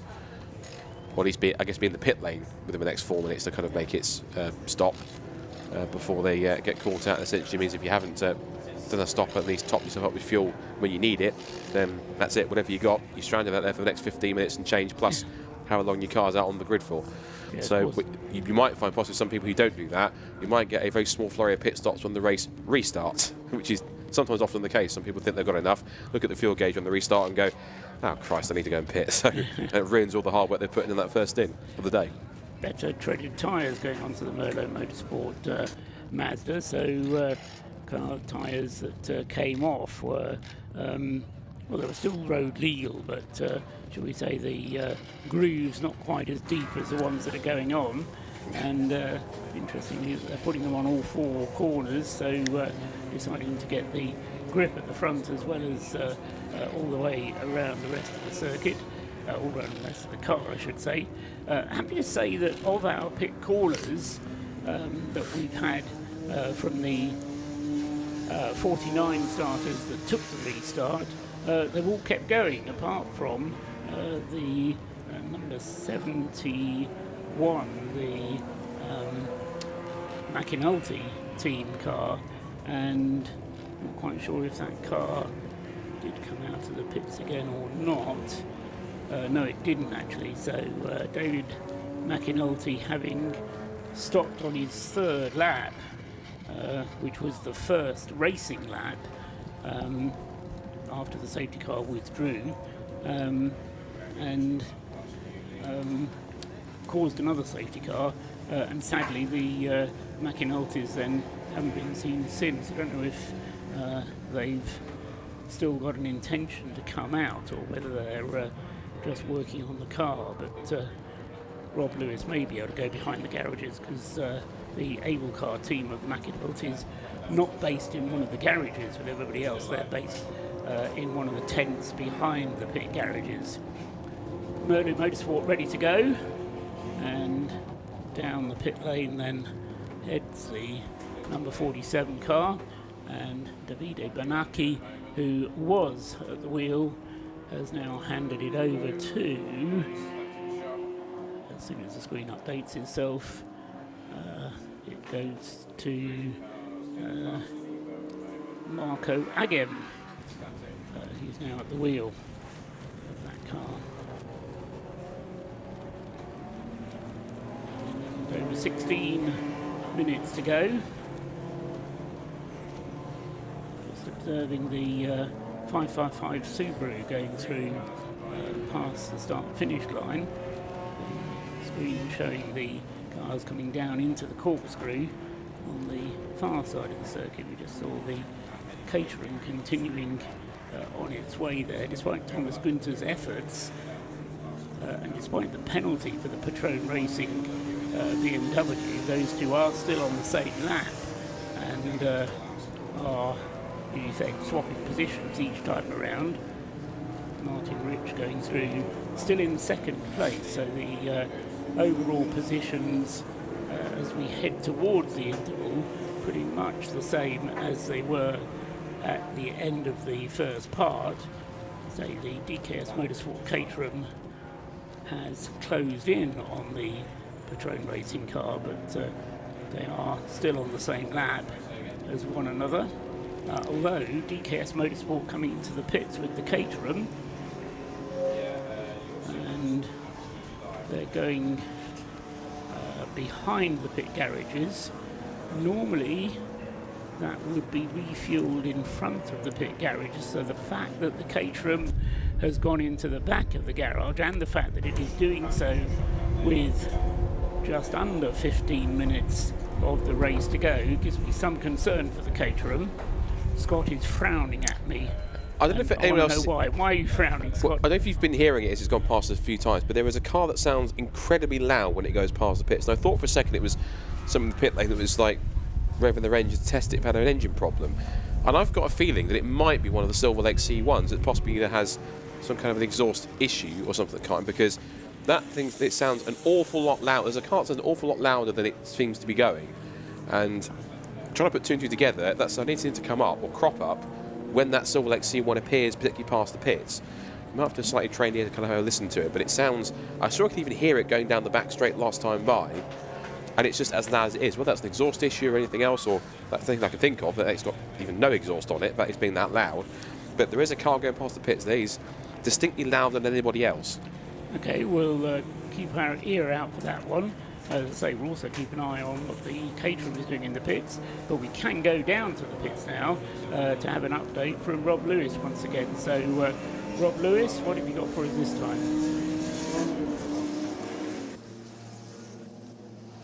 Now, this is a very special person indeed. I have got Jack from Mission Motorsport, and the reason that you come here every year with Mission Motorsport, first of all, what does Mission Motorsport mean to you? Everything, really. You know, they picked me up from the dirt, they got me clean again, really. You know, like my first event was 10 years ago to this weekend, and I did a lot of reflecting last night, and without the charity I'm not really sure I'd still be here. It's as blunt as that. And it just it goes to show the key work that Mission Motorsport do for veterans. One of the roles you do for this special race, tell us about it. My little trophies. So yeah, each year I make one of these. I make I think about 9 or 10 of them, and the poppy heads remain the same, but the general theme changes. And I try and get materials with provenance. Last year we got some return rollers from an M1 grant that did the Africa campaign in World War II, and this year the bases, they're made out of battens that came from the seats from a boat called Green Parrot that the Queen used in the Fleet Review when the vessels got back from the Falklands. So they've all got provenance, and I try and keep it that way. Stuff like that needs to live on, and I think this is a perfect place for it to be appreciated. Certainly are, and that is an absolutely beautiful example. But the fact that you also, you know, worthy winners that come here, win their classes, get something as significant as this. Yeah, I think it adds to the whole just vibe of the race. You know, it's just so special here because it's not about racing, and it's the only race you'll find that where racing really is second best. It's just all about us getting together, remembering, recovering, being with your friends in a really trying time, and it's just perfect for that. The cars are a catalyst to recovery, and it's just magic, mate. It's magic here. Now, the one trophy I couldn't quite carry over because it is quite heavy, Perseverance, that goes to the overall winner. What went into that trophy? That was a lot of work, that was. I got a brief off Jim Cameron. Can you make us a trophy out of scrap, please, Jack, for ROR back in 2020, I think it was. And he gave me a brief and I didn't like it, so I did my own thing. And yeah, as the build went on and I started asking about the materials, because she's got on Percy the stem is a piece of chain that was used by a draft horse, and I pulled the chain out of the mud on the farm where my workshop was. It was in the mud, and I built her up up and made her, and that in itself was a lovely experience because the steel was so old, and the last person to smell the smells was the man who forged the steel when I was welding her, and it's a different smell with old metal. That was an honour in itself. And then I asked the landlord what the farm used to be back in the day. He said, oh, in the first war it was a stud farm. We bred horses here and they got sent to the front. So potentially the chain could have been on a horse that ended up at the front. And I told my mum this, and my mum goes, you know, your great granddad was a farrier at the front, right? So there's a teeny tiny chance that the chain that's on Percy ended up on a horse that ended up going to the front and then having my great grandfather's hands on his feet. Tiny chance, but it's there. And now the tiny chance that is on Perseverance, which is used in the Race of Remembrance, that helps people like yourself recover, and we honour our fallen. Absolutely, that's the perfect description. We honour everyone who ain't here. You know, we remember them as a team, as a group, as a unit all together. You can show your vulnerabilities here, and it's safe, and it's just too special. All of yous come to ROR. Jack, it's been an absolute pleasure to talk to you. It's a pleasure to look over these beautiful trophies, and of course we'll be looking forward to hanging them out to some very worthy cast winners later on. Thank you very much, mate. Thank you. So one of the great stories that we are going to hear up and down the pit lane this weekend, and yeah, getting a bit emotional as we head towards 11 o'clock, but for now back up to the commentary box. Lovely job, thank you very much indeed, Rob Lewis down there in the pits, and yeah, finally seeing the one of the trophies. If you can imagine one that's about 18 times the size of that, then you get an impression of what the Heroes Trophy Perseverance actually looks like. Safety cars being called. Now we've got 10 minutes remaining before the scheduled interruption, but just occasionally the BRSCC like to give themselves a bit of a cushion on the time, so this may be just to call the cars to order in order to have the race suspension. However, I mentioned just before we heard from Rob Lewis there that the number 99 Caterham had come into the pits, Thomas Günther having been driving it very rapidly in this morning's segment of the race. Not actually roughly on the same pace, as I say, not really making up very much ground on the Rob Boston car in the lead. However, the car has been parked behind the pit garages where, as I say, their awning is. They don't have one of the pit garages, but it's been parked there. A cover's been put over it. Now, obviously the condition's not very ideal, but still, I do have my concerns that all is not well with that Caterham. And if Rob Lewis can hear me, before we go to the Race Remembrance service, if you just have a little nip behind the garages there and have a look what's happening to that Caterham, because I don't think it's going to be able to take any further part in the race, which would be a great shame, because it's been, as I say, car started on pole position. It was very quick when it was running. Had this problem of losing power earlier on, which they thought they'd got to the bottom of. It was pretty quick today, but then all of a sudden Thomas Günther brings it into the pits, and say it looked to me a little bit like it's going to be a retirement. I also noticed when we were in the interview there with Rob earlier on, we had the number 66 BMW going quite slowly. That was the Army Motorsports Army Sports Car Racing Team car, which was going slowly on the back straight up towards, just past us on School Straight, up towards the complex at Rocket. I'm presuming it's carried on or it's paused somewhere. It hasn't shown me that it's actually stopped on track anywhere, because there's no orange triangle and it hasn't come in the pits yet. So whatever the issue was, either a spin or an intermittent issue, they just did a quick Control Alt Delete reset and away it goes again. So I wasn't sure if that was potentially anything to do with that was the cause of the safety car or not, but because that car has not stopped, as far as I can see, in the pit lane or on track, then it continues to be going on. I'm just keeping an eye out for it to see exactly where it might be. The man with the red and white checkered flag is poised on the pit wall, so as I said, I think the reason for the safety car is purely to bring the field under orders in order to stop them on the start-finish straight. They will be lined up behind the safety car, much as they were for this restart, with one row of cars on the right-hand side, one row of cars on the left-hand side, and as I say, there will be under parc fermé conditions allowed to be covered if necessary but the rest of the field then make their way around, and cars will be left there on the start-finish straight. Drivers obviously out of the cars, but no mechanics allowed to come and do any work. Rob Boston Racing then, with Ben Brooks having done that hour-and-a-half stint and has moved the number of laps completed from 215 up to 254, so he's done 39 laps. He'll have done 40 laps indeed in the hour-and-a-half, and has an 8-lap lead now over the Stuart Humphrey Racing Mazda leading Class C, which is in second place overall, and then the leading Class B car in third place overall, still the Track Scotland Mini, as it was before, car number 55, which is all of them put in one more pit stop under the first part of that race. Safety car is going to take them round once more.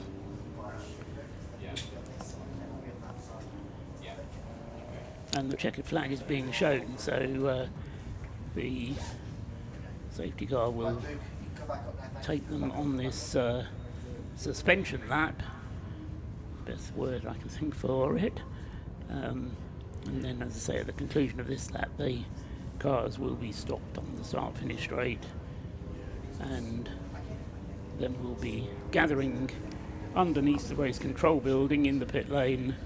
I'm sure Mission Motorsport and the BRSCC have combined together to put the stage into place for the Remembrance service, and we will then continue on the live stream to cover that, provided everything works, and as I say, then we'll get racing underway again at the conclusion of the Remembrance service. So just some reflections on what we've seen in that hour and a half, Scott.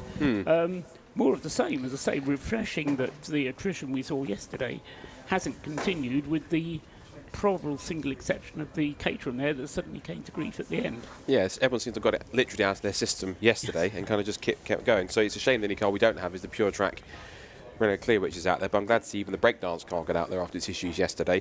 As you said, it's pretty much just been business as usual for those who've been leading their respective classes. Rob Boston Racing doing Rob Boston Racing things. They've now got an 8-lap lead over the second place Stuart Humphrey Racing car, and again Track Scotland Mini still has these now 3 mandatory pit stops to make in the last part of the race, which is going to be intriguing to see how they switch around. They've got, at least in terms of overall positions, they've got 3 laps over the Patron Racing BMW, another 3 laps over the Anglesey Circuit Racing BMW, which, given that the DKS Motorsport Caterham is now moving backwards, impressively that car up in the overall in the top 5, which is a really good performance, like you said. And we talk about how we're always impressed by what they do anyway, and the quality of the team that they run and the race that they typically run. But to get that car into the top 5 overall is really super impressive. I think they've probably still got another 2, maybe 3 pit stops. Now your system, you can tell me if they completed 4 pit stops or 3.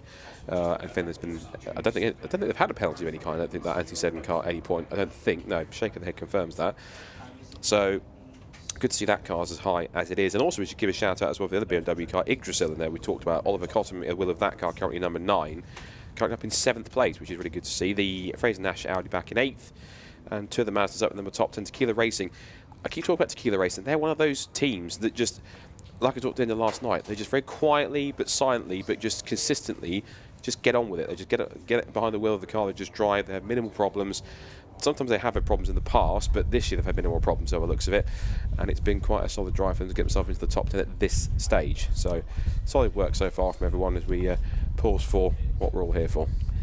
Yeah, the Citroen C1 class has changed a little bit in that particular session, because the 586 WRC car hasn't gone as well in that segment as it went in 5 hours yesterday. James Matthews was driving, but in that particular segment has fallen to 6th place as far as the C1s is concerned. And that has allowed Mark Hode in the Sunbelt Rentals car to come up onto the same lap. So in the overall aggregate positions, WRC still leads the way with the 586 car. James Matthews staying out of trouble, but as I say, Mark Hode drove a storming stint there in the Sunbelt Rentals car and has moved himself onto the lead lap.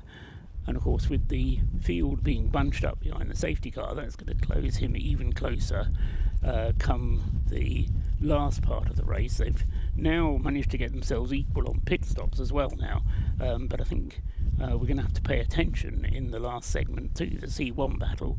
No doubt, I think Jake Hill told you yesterday, Rob, that he would be driving the final stint, and could well see a bit of a battle going on in the C1 class then, as the Sunbelt Racing team, Sunbelt Rentals team, are trying to take the race to WRC. So a bit of niggle, bit of a race potentially going to happen there once we've completed the Remembrance service and get racing underway again. It'll be about an hour before we do that, though, by the time we've gathered the cars and the drivers from the pit lane, from the start-finish straight where they've come to rest, and then get back to the pit lane. I'll be going quiet for a short time whilst everybody goes down into the pit lane, and then we will be joining the live stream, who will be broadcasting the Remembrance service as it happens from the pit lane. So for now, I shall leave them to prepare for that. A little bit of unplugging and replugging required, therefore, in the box whilst that happens, and so easiest if I keep out of the way while that happens. Otherwise I shall do something wrong and nothing will work. But Alpha Live then will be bringing you the Remembrance service on the screen. A reminder, if you want to contribute to Mission Motorsport, the details are being shown on the live stream screen. Various opportunities to contribute to Mission Motorsport and do your bit if you're feeling inspired by what you're seeing on the screen, and if you're a marshal or a spectator around the circuit, then make your way down into the pit lane and join us for the Remembrance service.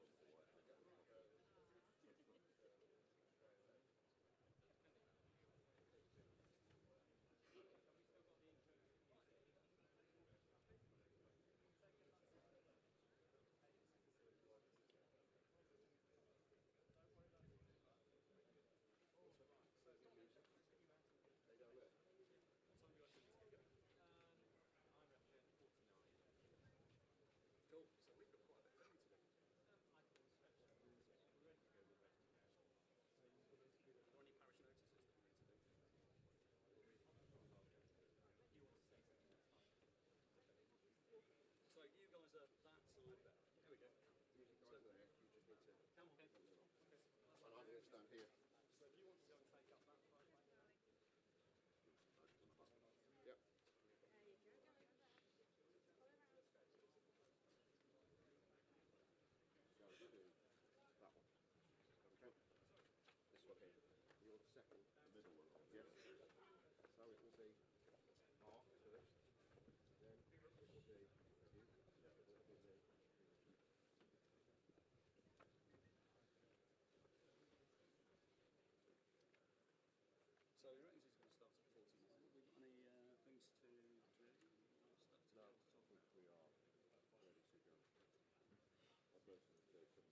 Okay, so good morning. Well, the happy news is thank you very much for those who offered prayers. They have been answered. We have a padre. Thank goodness for that. That's a huge sigh of relief for me. Well, I suppose it's appropriate, isn't it, to do parish notices. So here you go. The important thing about after this is that we get away again safely. So there is a point at the end of this, please. National anthem ends, and then there's a little silence, and then there's a period at which we're all released. There's a big cheer. It's a great opportunity to lift at the end of the service, and then go about racing again. When the race finishes, we will be as quick as we can to be able to go to prize giving. The intent is to be able to get people away so that you can get back. It's a long weekend. It's a long drive for many of you, so we're keen to be able to get you away as swiftly as we can at the end. Please do hang around and make sure that you're around for the prize giving. It's an important thing. Depending on the weather, we'll be on that side or we'll be reprising this and we'll be doing it on this side here. Has anybody got any questions? That'd be fun, wouldn't it? Anyone want to have a go at that?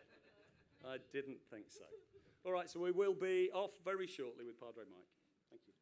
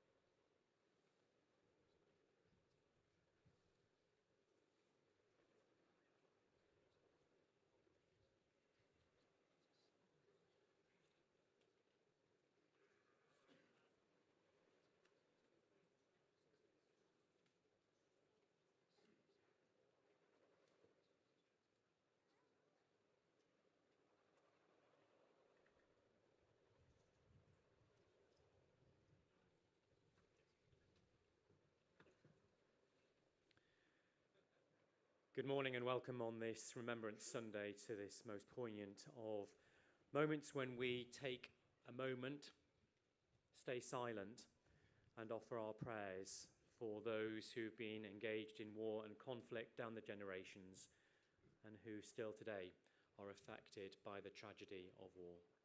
If I could just remind you to turn your mobile phones off so that we're not interrupted during these moments.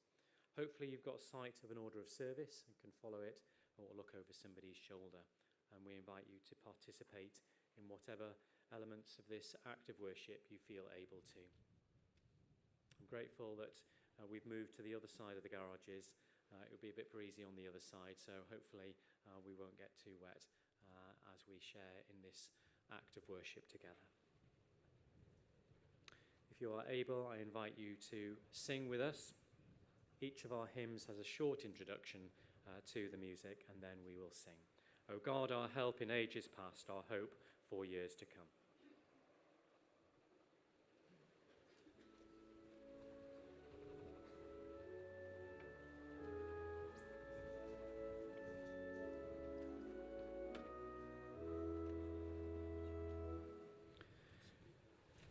O ages past, our hope for years to come, our shelter from the stormy blast, and our eternal home.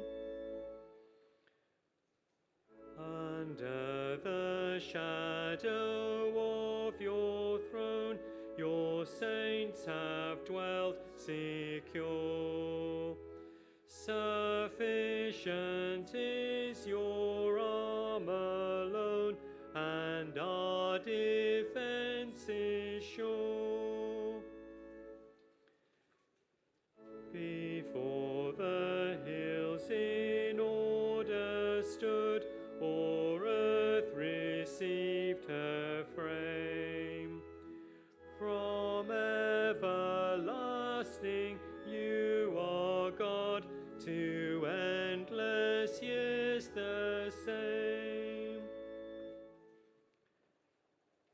1,000 ages in your sight are like an evening gone, short as the watch that ends the night before the rising sun.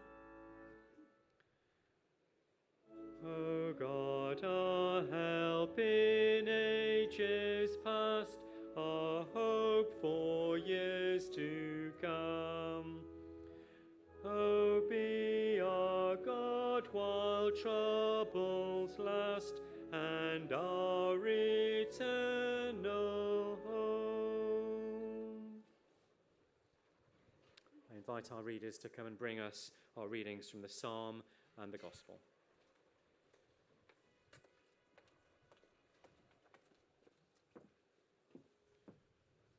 God is our refuge and strength, an ever-present help in trouble. Therefore we will not fear, though the earth give way and the mountains fall into the heart of the sea, though its waters roar and foam and the mountains quake with their surging.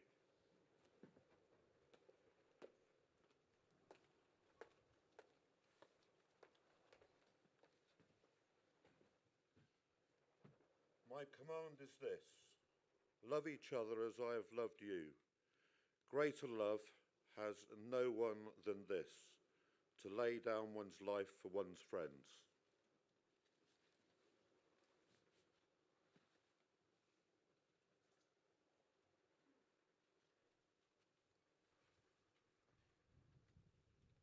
This is a really special place, and this is a special weekend. I know you love doing what you do here.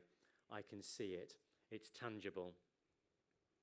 But it's more than just being in the place where we feel the excitement and the adrenaline of racing. There is something about the collective spirit of this moment and what you are doing together that is particularly special and I believe unique. The spirit that has brought us here, that we experience both personally and collectively, is, I think, that same spirit that our forebears had in the challenging and tragic, traumatic times that they lived through and died through too. The sadnesses of the past weigh heavily upon our shoulder, alongside the victories and successes that have been won in war and conflict. We hold those who we remember, some personally and many simply by name, and for some not even a name. We hold them in prayer and with respect for all that they have offered. The grief and losses that we remember and that we experience today cut deep because they are ours. They are the people that we know, that we served alongside, that we understood, trusted, and believed in. They are deep because they are our friends and colleagues of the services that we respect. But it's more than that. It is deep because it is the very fabric of our lives together, our humanity, that brings us to a point where we want the best for each other. I know that the strapline of Mission Motorsport is race, train, recover. And that is an amazing testament to the work that this organisation does, and an amazing testament to what you are and what you have done and what you will continue to do as part of this event. I salute you for all that this family of Mission Motorsport does, for all that it does for the people that are here today and for those that cannot be, in restoring faith and hope in yourselves and in humanity. But I'd like to offer you some other words that are no less poignant, but they bring about a connection with all that Remembrance Sunday is, and all that we want to remember today with what we are today. Those who gave their lives for our freedom, peace, and security, they are very much a part of these 4 words too that I'm going to share with you now. The first of them is resilience, for that is about every story that we are representing here today. That strength of character and spirit that carries you through even the difficult moments of life and enables you to bounce back and be all that you need to be and can be. Achievement in adversity. Adversity is part of what the service that I represent holds true. And it emphasises not the victory or a setback as the end of the story. True resilience is shown through persevering in the moments of challenge of our lives. Courage. I know that each of the services that we are part of or associated with has courage as one of its core values.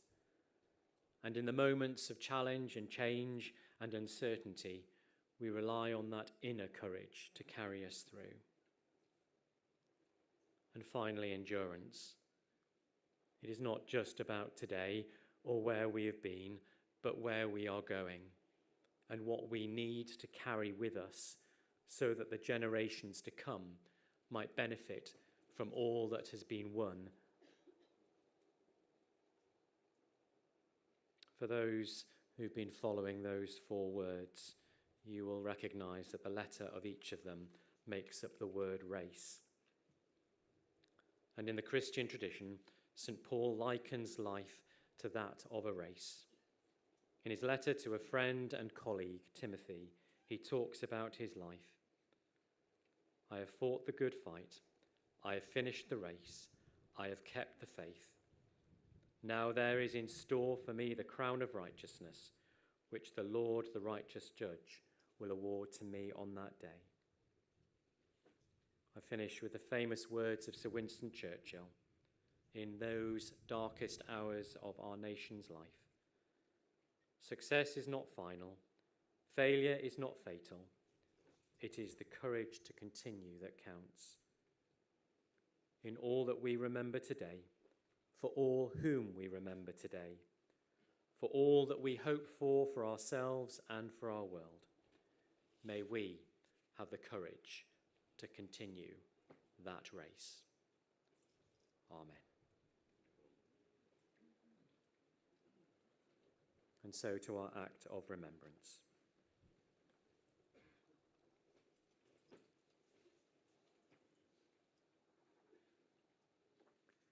We commit ourselves to work in penitence and faith for the reconciliation between the nations, that all people may together live in freedom, justice and peace. We pray for all who in bereavement, disability and pain continue to suffer the consequences of fighting and terror. We remember with thanksgiving and sorrow those whose lives in world wars and conflicts past and present have been given and taken away.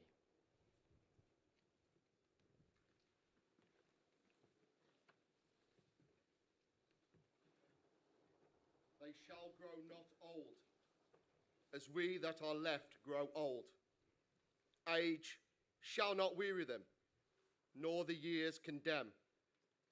At the going down of the sun, and in the morning, we will remember them. We will remember them.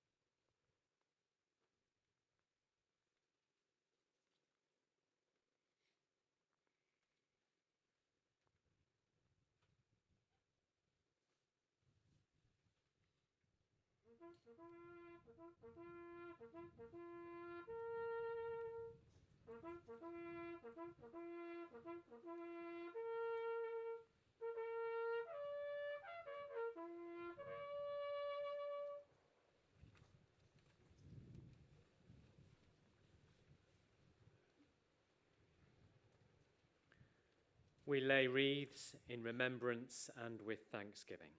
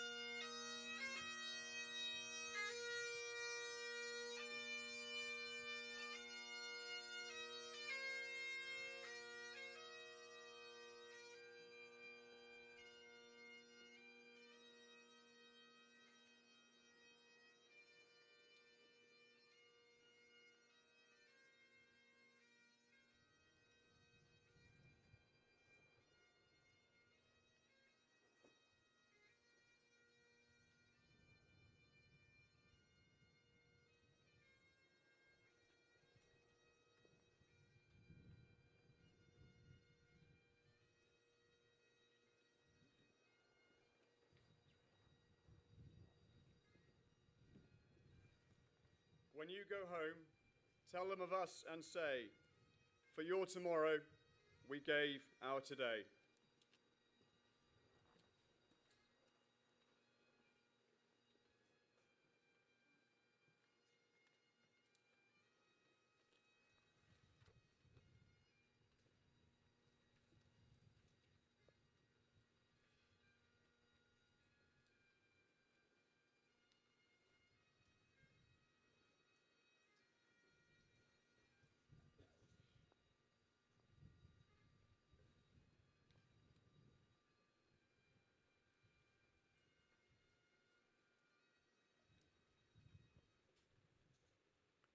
Let us pray.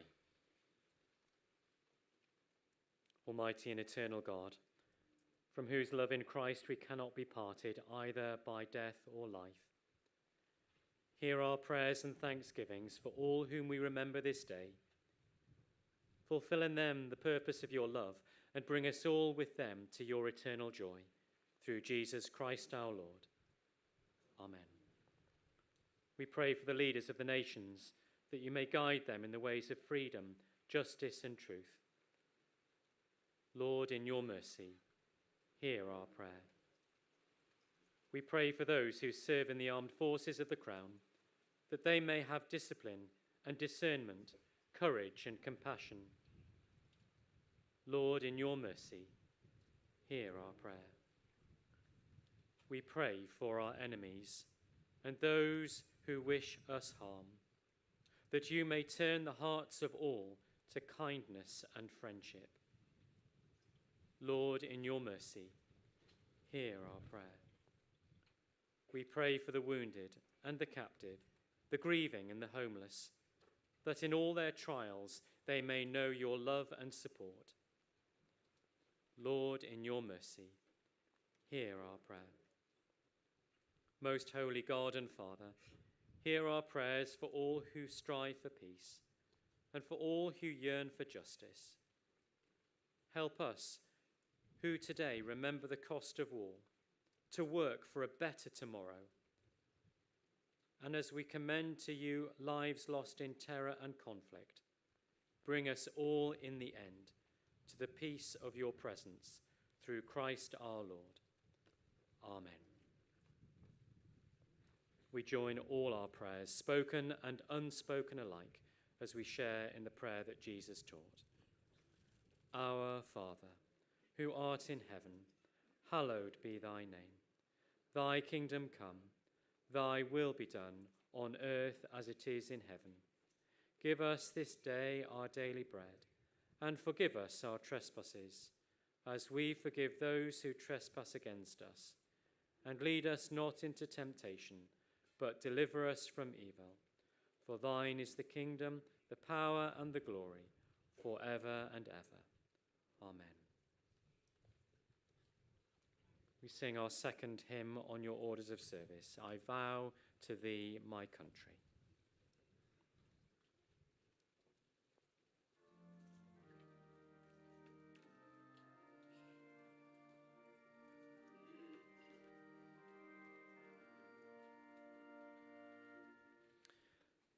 I vow to thee, my country, all earthly things above, entire and whole and perfect, the service of my love, the love that asks no question, the love that stands the test, that lays upon the altar the dearest and the best, the love that never falters, the love that pays the price, the love that makes undaunted the final sacrifice. And there's another country I've heard of long ago, most dear to them that love her, most great to them that know. We may not count her armies, we may not see her king. Her fortress is a faithful heart, her pride is suffering. And soul by soul and silently her shining bounds increase. And her ways are ways of gentleness, and all her paths are peace.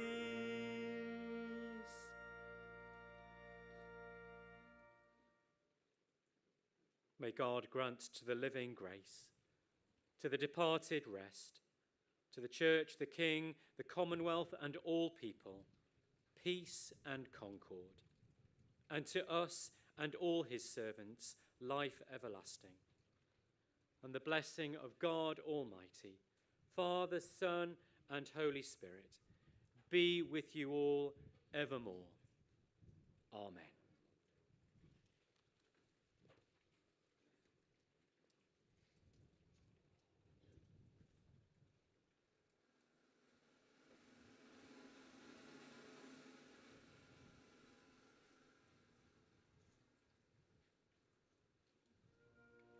Save our gracious King, long live our noble King. God save the King. Send him victorious, happy and glorious, long to reign over us. God save the King.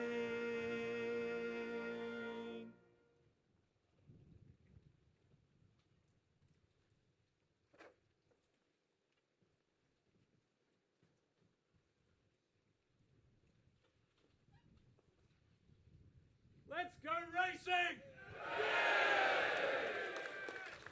Thank you, Mike. That's wonderful. Well done.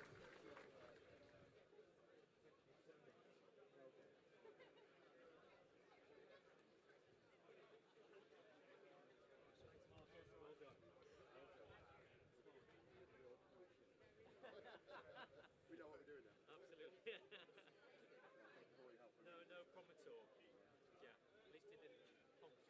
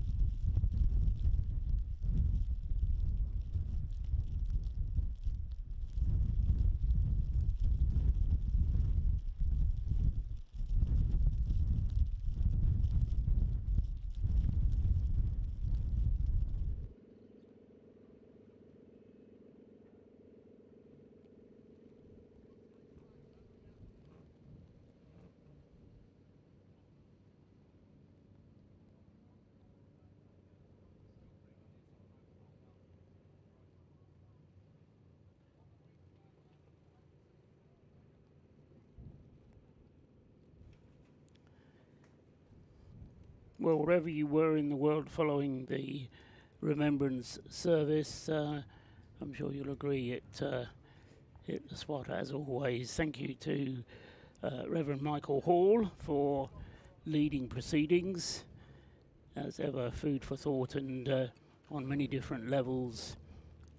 So thank you to the Padre, Reverend Michael Hall. Thanks also to our bugler, Emma Featherstone, and to James Micklejohn, who performed on the pipes, all contributing to the atmosphere of that Remembrance service. You no doubt would have recognised the voice of James Cameron saying, "Let's go racing." Well, conditions have hardly improved, but drivers have helmeted up and pretty sure all now installed themselves into their cars, just receiving the assistance of mechanics to ensure that everything is ready to go for the final part of the Race of Remembrance 2025, which will be underway within the next 5 or 10 minutes. The Jaguar Poppy car, having been part of the Remembrance service, has raced around to take up its position at the front of the field of cars. So taking up position at the pit lane exit is the McAnulty Lotus Elise, car number 71, which didn't really complete a racing lap in part 2 of the race, first thing this morning, but looks now ready to go, and we'll find out what is going on with the Caterham as well from DKS Motorsport. They came into the pits, you'll remember, just at the end of the previous session. Rob Lewis has arrived and can give us some news, I think. Rob? Just very quickly, an update on the Caterham. So before this event, this was their first endurance event, they had an endurance fuel tank fabricated and fitted. They've got problems with the fuel pump. It sounds like it's overheating. So having the tank in has not actually given them an advantage, because they've had to do short sprints anyway because it's overheating, causing fuel problems. That was their loss of power. They've now fitted a new tank, new pump, they're good to go.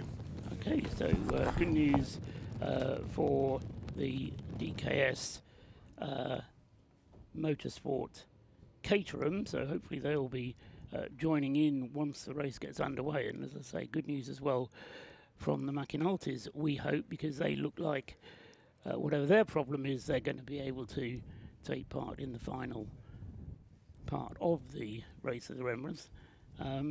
So of our 50 starters yesterday, we're going to begin part 3, it would seem, with 49 of them still in the race, which is excellent news. And despite the problems that so many cars have had, the thought occurs to me that we might actually get the highest number of finishers ever in this Race of Remembrance. But there is still the small matter of 3.5 hours to go.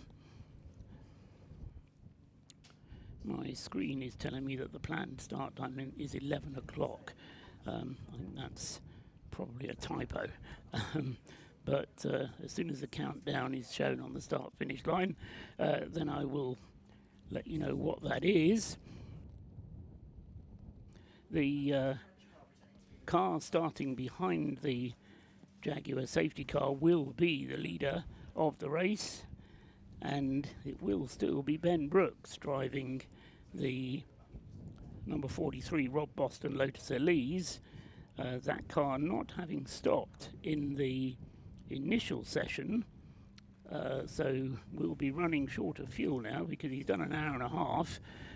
So early in this segment of the race, I can imagine that we're going to have the Rob Boston car coming into the pits. Apart from anything else, Ben Brooks would probably like to hand over to somebody else by now.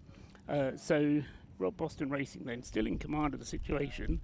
They have changed what was a 6-lap lead over the rest of the field into what is now an 8-lap lead.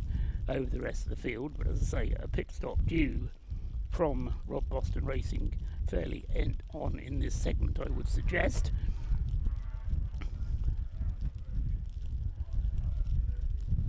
Second in the race is the leading Class C car from Stuart Humphrey Racing. That will be Martin Rich, another driver who started part 2 of the race this morning in the car and is still at the wheel.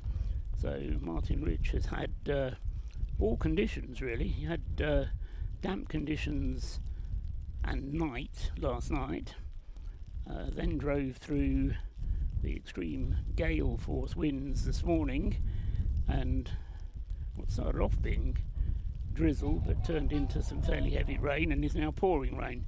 So Martin Rich in second place, 8 laps, as I say, behind the race leader, but in comfortable lead of Class C. The second place car in Class C is some 13 laps behind him. So Martin Rich will be under instruction to drive the car safely around for as many laps as the fuel will take it. Although he is second in the race, he's actually in the queue behind the safety car in 29th spot in car number 91. So about halfway down the grid. We'll see the number 91 car is actually about 4th in the row, the second row of cars. So the right hand side row will go, and then the left hand side, and say Martin Rich about 4th in the queue, but in second place in the race. Third in the race is the Track Scotland Mini.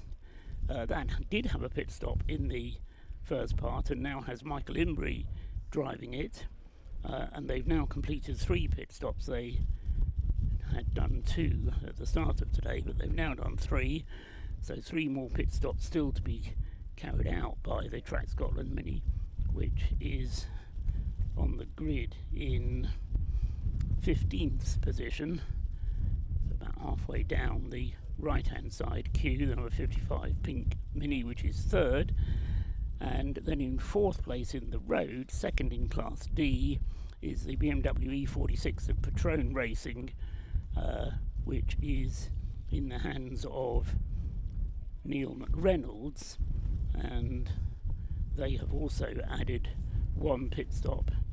No, in fact it was Neil McReynolds who started it, so Neil McReynolds also likely to owe us a pit stop early in this session. So 4 pit stops completed by the first, second and 4th place cars, 3 pit stops completed by the number 55 Track Scotland Mini, as the Jaguar safety car leads them away, and the cars, having been sat stationary for best part of an hour, will now be needing a bit of warming up, drying out. One has to feel for the drivers of the open cars, the Mission Motorsport Mazda MX-5 getting underway. Hopefully they've dried the seat out, and he'll be on his way. The 101 Mazda, another of the open cars. But setting off then for part 3 of the Race of Remembrance, and once again I just wonder whether we'll have a couple of laps behind the safety car just to try and let the drivers warm things up a little bit, and so conditions certainly no better than they were when the race was suspended about an hour ago, but even though the conditions haven't really changed, it just strikes me as a wise move to give them a couple of laps behind the safety car to re-familiarise themselves with the conditions.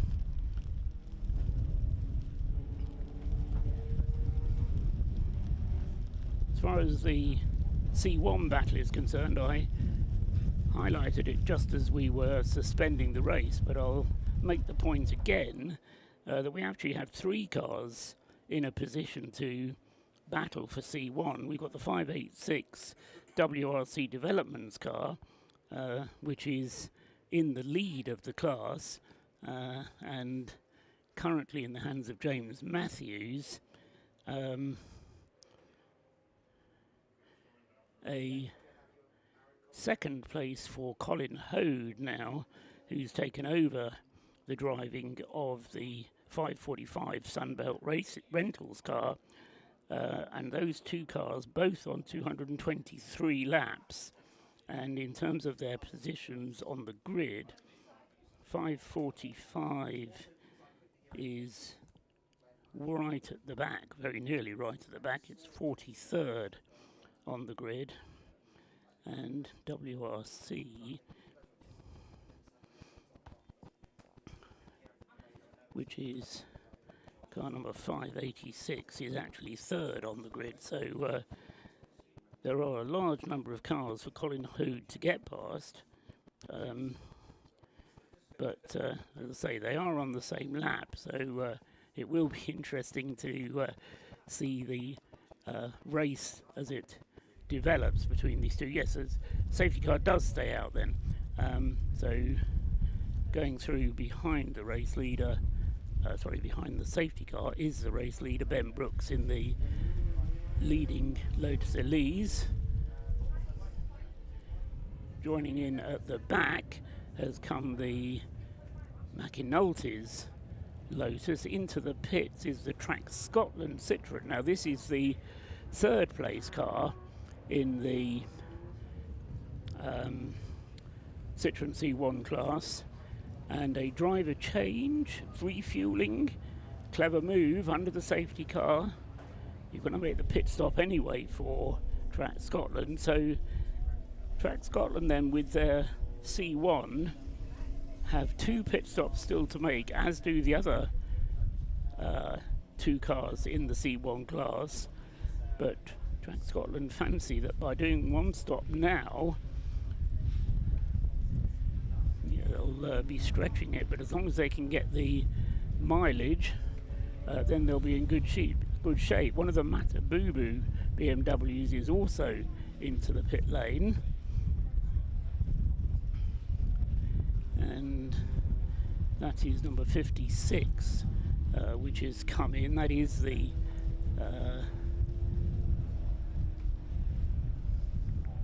leading Mata Boo Boo BMW, which is currently in 3rd place in the BMW class.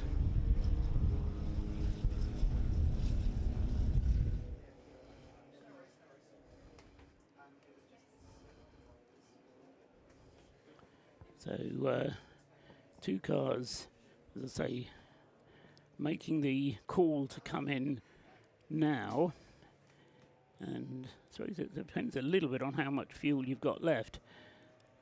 As I say, the plan will be to run for 3.5 hours now, and safety car stays out, but there is a green flag being prepared, so I think it may be going green at the end of this lap. We'll keep an eye on the safety car as it heads up the Tom Price straight towards the hairpin, looking out of the rear window of the commentary box to see the cars turning through the hairpin and then back down the straight. Yes, the Jaguar safety car lights are out, so we are going to get racing underway at the end of this lap. Hopefully everybody's going to be able to make a clean start, and overtaking will be allowed as soon as they cross the start-finish line. They have to wait until they get to the start-finish line, but already Ben Brooks has opened up a bit of a margin over the rest of the field, as for the moment at least he has a clear road ahead of him. And earlier on, when we went green flag, I did suggest that there was less spray than I was expecting, an awful lot more spray this time, and a very lively start there made by the number 48 Patron Racing BMW, Neil McReynolds there, eager to get going as quickly as he could, and arguably possibly overlapping a couple of Citroën C1s as he came through at the restart there. Martin Rich goes through in the Mazda there, 2nd place in number 91, They've changed driver, actually. They've got Stuart Humphrey into the car.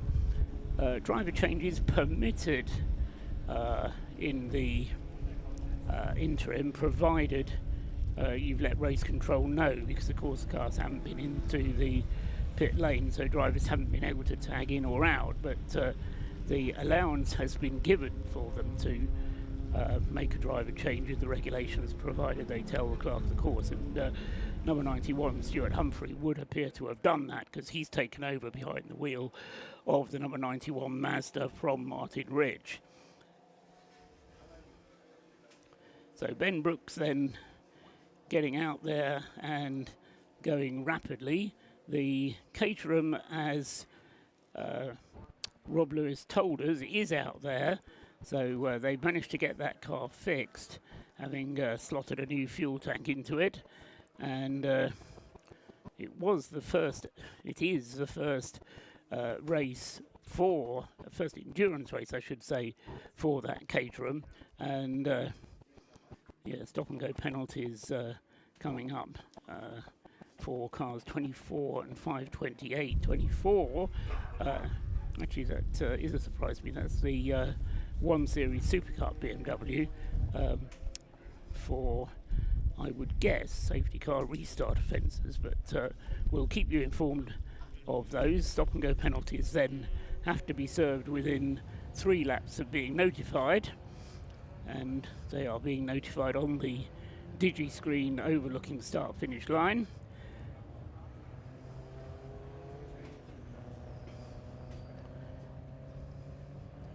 So Ben Brooks flying along the straight up past school and up towards Rocket, the screen picking up the Matabubu BMW car 56, which is the 3rd placed BMW class car and 11th overall, and that car has been taken over by Stephen Robinson,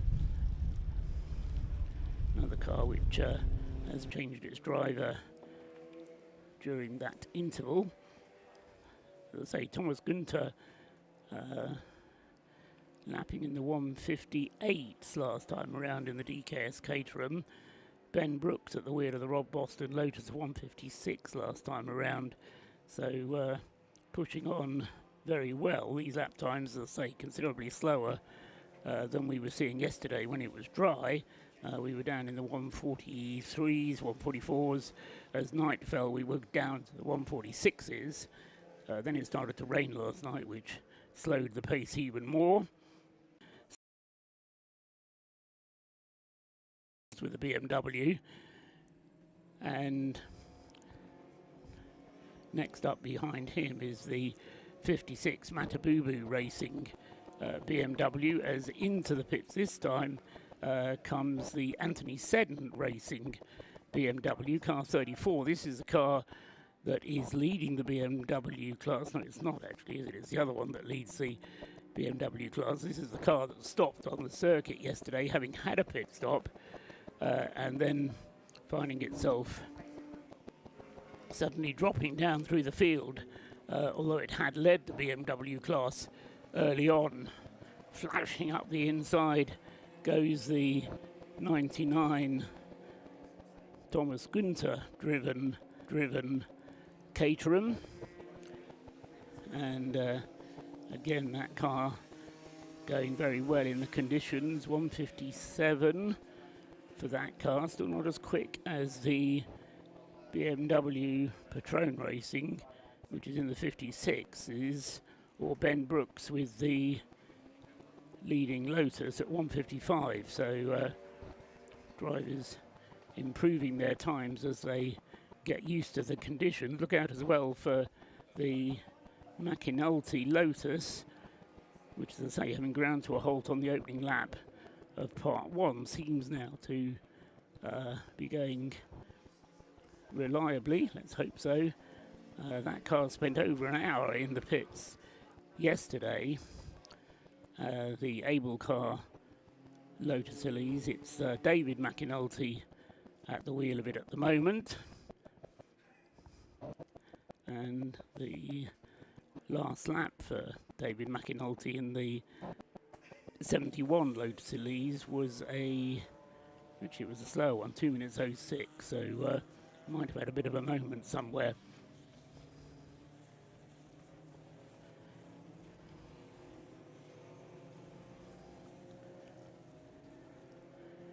So his drive without encountering any traffic is over for Ben Brooks. He's now seeing traffic ahead as he catches up with the tail enders of this, let's say 49 cars remain in the race, 49 of them still circulating with the retirement of the number 24 Pure Track Racing Renault Clio yesterday.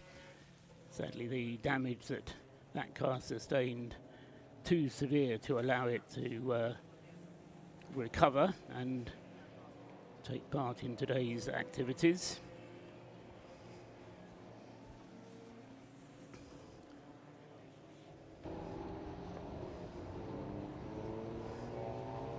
Stuart Humphrey crossing the line in the number 91 Mazda. Screen showing us the Ford car there, number 77.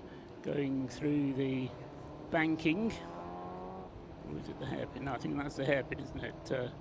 We're watching at the moment at the top end of the Tom Price Straight, heading back down towards the bus stop and the final corner.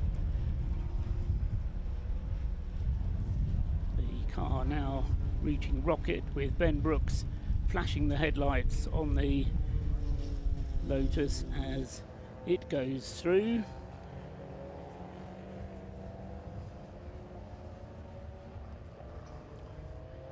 Stop and go penalty for car 24 being advised to us on the screen.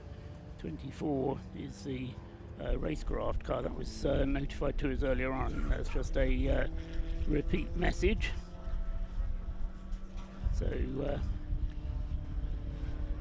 the Lotus the leading Lotus, Ben Brooks, heading along the back straight towards School and up the hill towards Rocket, not getting away from the 48 Patrone Racing BMW of Neil McReynolds. Those two started, well, there was a couple of cars between them, but once the green flag waved at the beginning of this segment, so Neil McReynolds has been on a bit of a charge to try and haul in Ben Brooks. He's laps behind the Lotus, of course, but there is pride at stake, if nothing else. So the Patrone Racing car currently second in the class, but is 13 laps behind the race leader, but closing down on the race leader as they turn through the hairpin once again, coming down the straight towards the bus stop and into the final turn. We'll just keep an eye on that gap. Yeah, having to thread their way into the corner there as the Lotus coming up behind the McAnulty's Lotus. So the two Lotuses side by side as they come up to cross the start-finish line, and into the pits for the second time is the Matabubu Racing BMW, but this is the not the leading one. This is the number 54 car coming in at the moment for another pit stop. Two Lotuses not quite side by side anymore because Ben Brooks is going a little bit more rapidly than David McAnulty is in the 71 car as they disappear out of the banking and head back down towards Church, slicing through the traffic. There is a lot of traffic now for Ben Brooks to deal with, and fairly lively opening stint as Neil McReynolds is not far behind in the orange BMW either, so we'll keep an eye on those cars as they go up towards Rocket. In total, Ben Brooks is now on his 263rd lap. We had a flurry of safety car interruptions during yesterday's race. 7 hours of racing yesterday, and that, as I say, was interrupted 4 or 5 times in the middle section. We had over an hour of running at the beginning of yesterday's race and an hour at the end of yesterday's race, but as I say, there was this flurry of interruptions in the middle. We got through the hour and a half this morning without any further safety car interruptions, but I remind you that Ben Brooks in the Rob Boston Lotus, coming towards the end of his fuel, car won't be using quite as much fuel in these conditions as it would do if it was fully dry. But nevertheless, he's done an hour and a half of racing before the race suspension for the Remembrance service, diving up the inside of a couple of cars on a Renault Clio, a Citroen C1, diving up on the inside of the West Suffolk Racing BMW 330i, car number 100, which had, I think, 3 clutches that they went through over the course of Thursday and Friday. When the race began on Saturday, they then had further problems, but the car has been running moderately well since then. The lights flashing almost permanently on Ben Brooks's Lotus Elise there as he tries to draw attention to the cars ahead of him, but he's coming up fast. He dives past the Fiat Panda, heading up towards Rocket once again.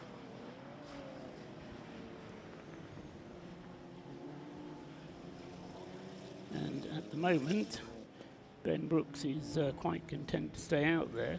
Not quite sure how much more fuel he will have aboard that car, but it will be interesting to see whether he pits. Stuart Humphrey's Mazda MX-5 is also going to be running a little bit short of fuel. They've not pitted since the start of racing this morning, and nor has the Patrone Racing BMW, so 3 out of the top 4 cars are likely to stop. We've got a car in the grass at Church, and he is going to try and get going again if the driver can find some grip, some adhesion. The screen's actually got a better shot of it than I have looking out of the window. It's car number 587, the ECM racing car, which was being driven earlier on by Craig McInerney. Scott Woodward is watching it on the screen. Scott? Yeah, he's not making a better impression for himself. He's trying to do the classic tactic of he wants to get it off the wet grass by accelerating to try and get off as quickly as he can, but he's digging himself further, and he's trying, he's giving effort, and it's sort of working. Just keep going, keep going. There we go, back on the circuit, so just about got it. That will certainly put a few more thousand revs through the engine than he might have needed to, but the Citroen's back out there. I think it sort of even cements the fact that, if it wasn't obvious already, that even a Citroen C1 is struggling out there to keep it on the straight and narrow. The lowest powered cars out there are also struggling themselves to keep it on the straight and narrow on a circuit as treacherous as this. I think I have seen it as bad as I think 2 or 3 years ago in terms of weather conditions at that point. So this is not untypical ROR Sunday weather. It typically does tend to give you some kind of rain at some point of some severity. This reminds me of about how severe it was 2 or 3 years ago, I think. Yeah, it's very horrible weather. At least it's consistent. Yes. I suppose the problem is slightly when you've got somebody else on the grass coming down into the corkscrew there. That could be the Mazda RX-8. Looking at the very distinctive profile of that car, the Breakdancer Racing rotary-engined Mazda, which, again, having been off onto the grass, has managed to get himself going again. Of course, there are track limits to be obeyed at Anglesey, but majority of the time when you do stray off the track, you're immediately onto the grass, and there's been an awful lot of rain, not just today but over the past few weeks here in Anglesey, and that has made the grass very soggy, and as Scott was describing, when you get on the grass, even in a little front-wheel drive Citroen, which isn't very heavy, it is still very easy to spin the wheels, and just like them being on ice, so you don't slow down at all on the grass. It just It's Newton's law of it speeds up. keeping going at the same speed, yeah. Caterham hiding past 3 Citroen C1s involved in their own little battle as they came across the line there. But the Caterham with Thomas Günther driving, blasting past all 3 of them. I saw something on social media that the Mission Motorsport posted about. It was a little clip they did of interviewing Chris Harris. He actually described it quite aptly in terms of, he was talking about the C1s, how the fact that some people think that the smallest, more diminutive cars on the grid like that, he said, first of all, they're everywhere, but also the fact that you think they'd be a nuisance, but they're not. He says the driving standards are quite high in general in this race, as they tend to be anyway. But the fact that he said it was fun to watch groups of those cars in little pockets around the circuit kind of race against each other and battling and fighting, and they put on some great entertainment. And of course you had to remember he's a racing driver as well. He's got the Mazda MX-5, he's got to wiggle his way through in order to pick the way through. But they've been, apart from 1 or 2 incidents that we've had where 1 or 2 cars have been caught up, on the whole the C1s generally seem to have been quite respectful in terms of their proximity with other lapped cars around them. So they've been quite strong in that sense, which has been quite good. And that's of course one of the battles that we're still watching in terms of the lead of that category. Sudden flurry to the pits as all of those cars that I was describing you owed as a pit stop deciding to do it at once, and they're all in the same segment of the pit lane as well. You've got Rob Boston in garage number 1, you've got the Track Scotland Mini in garage number 2, and then the Stuart Humphrey Mazda in garage number 3. They're all having refueling. As I say, they all came in together. They are the cars that are placed 1, 2 and 3 in the race itself. And of course they're each their individual respective class leader. Yes. With Rob Boston's car leading Class D, the Track Scotland Mini leading Class B, and the Stuart Humphrey Mazda in the lead of Class C, the other one. We need a camera down there to show this perfect synergy of all 3 class leaders and our overall top 3 down to the top of the pit lane if we can do it. The pit list stops are 4 minutes long and they've just come in anyway, so hopefully we might have enough time to do that. The 101 Mazda MX-5 we were talking about, we'll talk about Chris Harris, and his car, the 101 car, has just left the pit lane after its next mandatory stop. So that's been completed. And when that car... It was Alan Farimond, yes, and has just changed. And that car it's exited at best in 22nd position and 7th in Class C at the moment. Correct, and it is Alan Farimond. He's just taken it over. Yeah. So he's now the driver of that car. And I think we've managed it because we've managed to get the cameraman down there. We've got, they're not all quite at the shot because just hidden behind the track on there it is. You can see it in the background. So there's our top 3 and our top 3 overall and our 3 main class leaders, D, C and B, all together. That's how close you can pack to the iron pit lane. And it's also fortuitous because that's just how they were put together in the garage plan. So all of them kind of look at each other thinking... They're not competing against each other in any sense because they're in 3 different classes, but the 3 of them are competing against one another because they're 1st, 2nd and 3rd overall. If it wouldn't be the fact that we've still got 3 hours of this race still to go, we could give them the trophies now. But there is this 3 hours still to go. There is a sort of race. If you look at the timing screen, both the Stuart Humphrey Mazda and the Track Scotland Mini are on the same lap. So... But obviously, yes, there's a class difference, of course, but they're on the same lap in terms of where they are. Yes. And in this inadvertent race, looks like Track Scotland are going to get out just in front of the Stuart Humphrey Mazda, unless they're going to cause a bit of a headache. And thinking about it. The difference is the Track Scotland Mini is just completing its 4th pit stop for Rob Boston and Stuart Humphrey. This is the 5th pit stop. There's a car off on the grass on the exit of Church. And that is the DCM car. That's James Woolley's got himself stuck on the edge of the track, but he will be able to resume because he does find a little bit of traction there. Now that was the M8S racing car. That's the kind of the Red Bull Citroen-esque looking livery car. Then that's got James Beaumont at the wheel of that car, and that car is 39th and 10th in the C1 class. The battle off the pit lane between the Track Scotland Mini and the Stuart Humphrey Mazda. The Mini is ahead of the Mazda.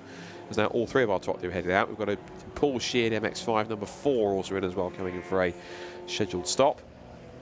And Phil Grayson has taken over at the wheel of the Rob Boston Lotus Elise now, and the Mini Cooper Track Scotland goes out with Stephen Somerville behind the wheel. And in the Mazda, Stuart Humphrey has remained behind the wheel. So that car took a penalty yesterday for exceeding drive time limits. Stuart Humphrey, having started this segment, will have to make sure he doesn't drive for 3 hours. I don't think the fuel will last him that long, although this particular segment has already been half an hour underway. 27 minutes of this segment have already elapsed. So if the fuel lasts him another 2 hours, he'll be getting close to that limit. But I think having been once bitten, they'll be careful to make sure that the same thing doesn't happen again.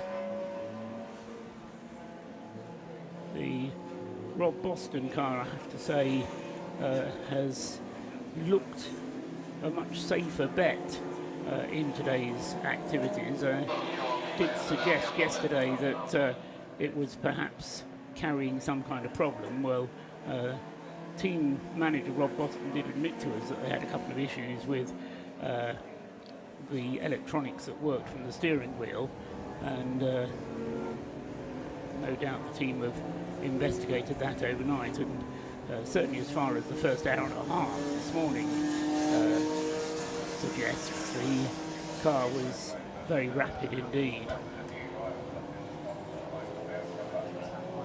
You mentioned earlier, just before the Remembrance service, Scott, that one of the Silver Lake Citroens was sounding like it had a broken exhaust. It's just gone through again. I'll confirm that. The exhaust certainly not doing what it should on right. Citroen. I thought so much. Yeah, how much it affects the power of the car, or whether it's just the noise it makes, I'm not quite sure, but yeah, it's definitely very noticeable as it goes through. It's not a bad sound. It's obviously because it's a 3-cylinder, so it sounds like a little mini V6. But so it sounds nice. But just noticed it was literally audibly louder than the other C1s out in the midfield, and even some other cars in the field that are a little bit quieter. So, oops, another car's gone off on the exit of Church, and that is the car 100. I think that's the car 111. That's the Mazda MX-5 that's off the road. Mark 3. And if my timing screen wants to catch up so I can scroll up where it is, that's the Exposure Lights car that's 6th in Class C with Morgan Sparrow at the wheel. So another one's for fallen foul what's becoming rather a tricky Church corner. And again, spinning its wheels in the grass, and that, I'm afraid, as I like to say, you can spin your wheels all your light, sunshine. That is going nowhere at the moment, and that is the tactic, I'm afraid, that some people try to employ. I think if you put your foot down to spin the wheels, it's going to get you out quicker, but I think it's going to need a bit of a quick tow out. This might possibly prompt a very brief appearance of the Jaguar F-Type safety car. Yeah, I don't think they're going to be able to get that car.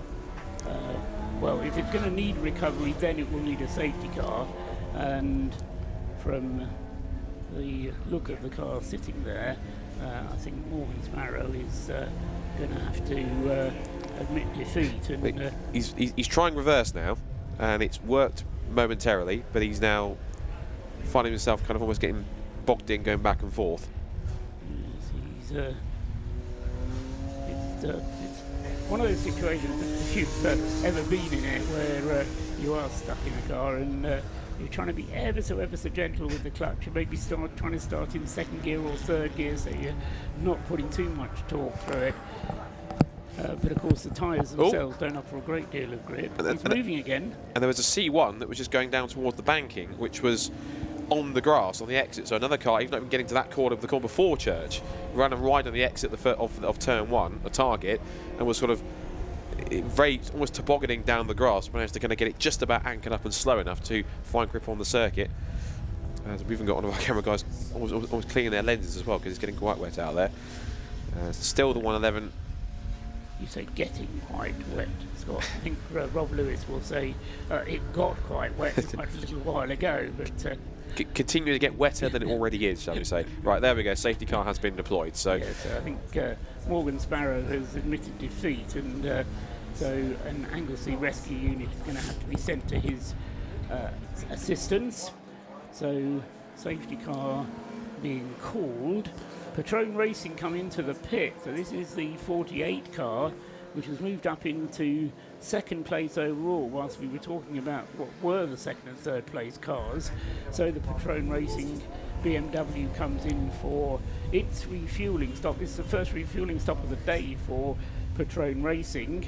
So it has also now completed 5 stops in total, but it's going to need one more than that, I think, to get it to the checkered flag. Depends how much running we have behind the safety car, but this will help Patron Racing, and the gap, which was 13 laps to the race leader between Patron Racing and Rob Boston Racing, has come down to 11 laps, although of course that will go up again whilst the fuel goes into the BMW, but under safety car conditions that won't be as serious. Remember, Rob Boston's car, Ben Brooks, came in to hand over to Phil Grayson whilst the track was green, so that will have a bigger effect. So possibility that lead gap will come down, but I may be clutching at straws because the gap that was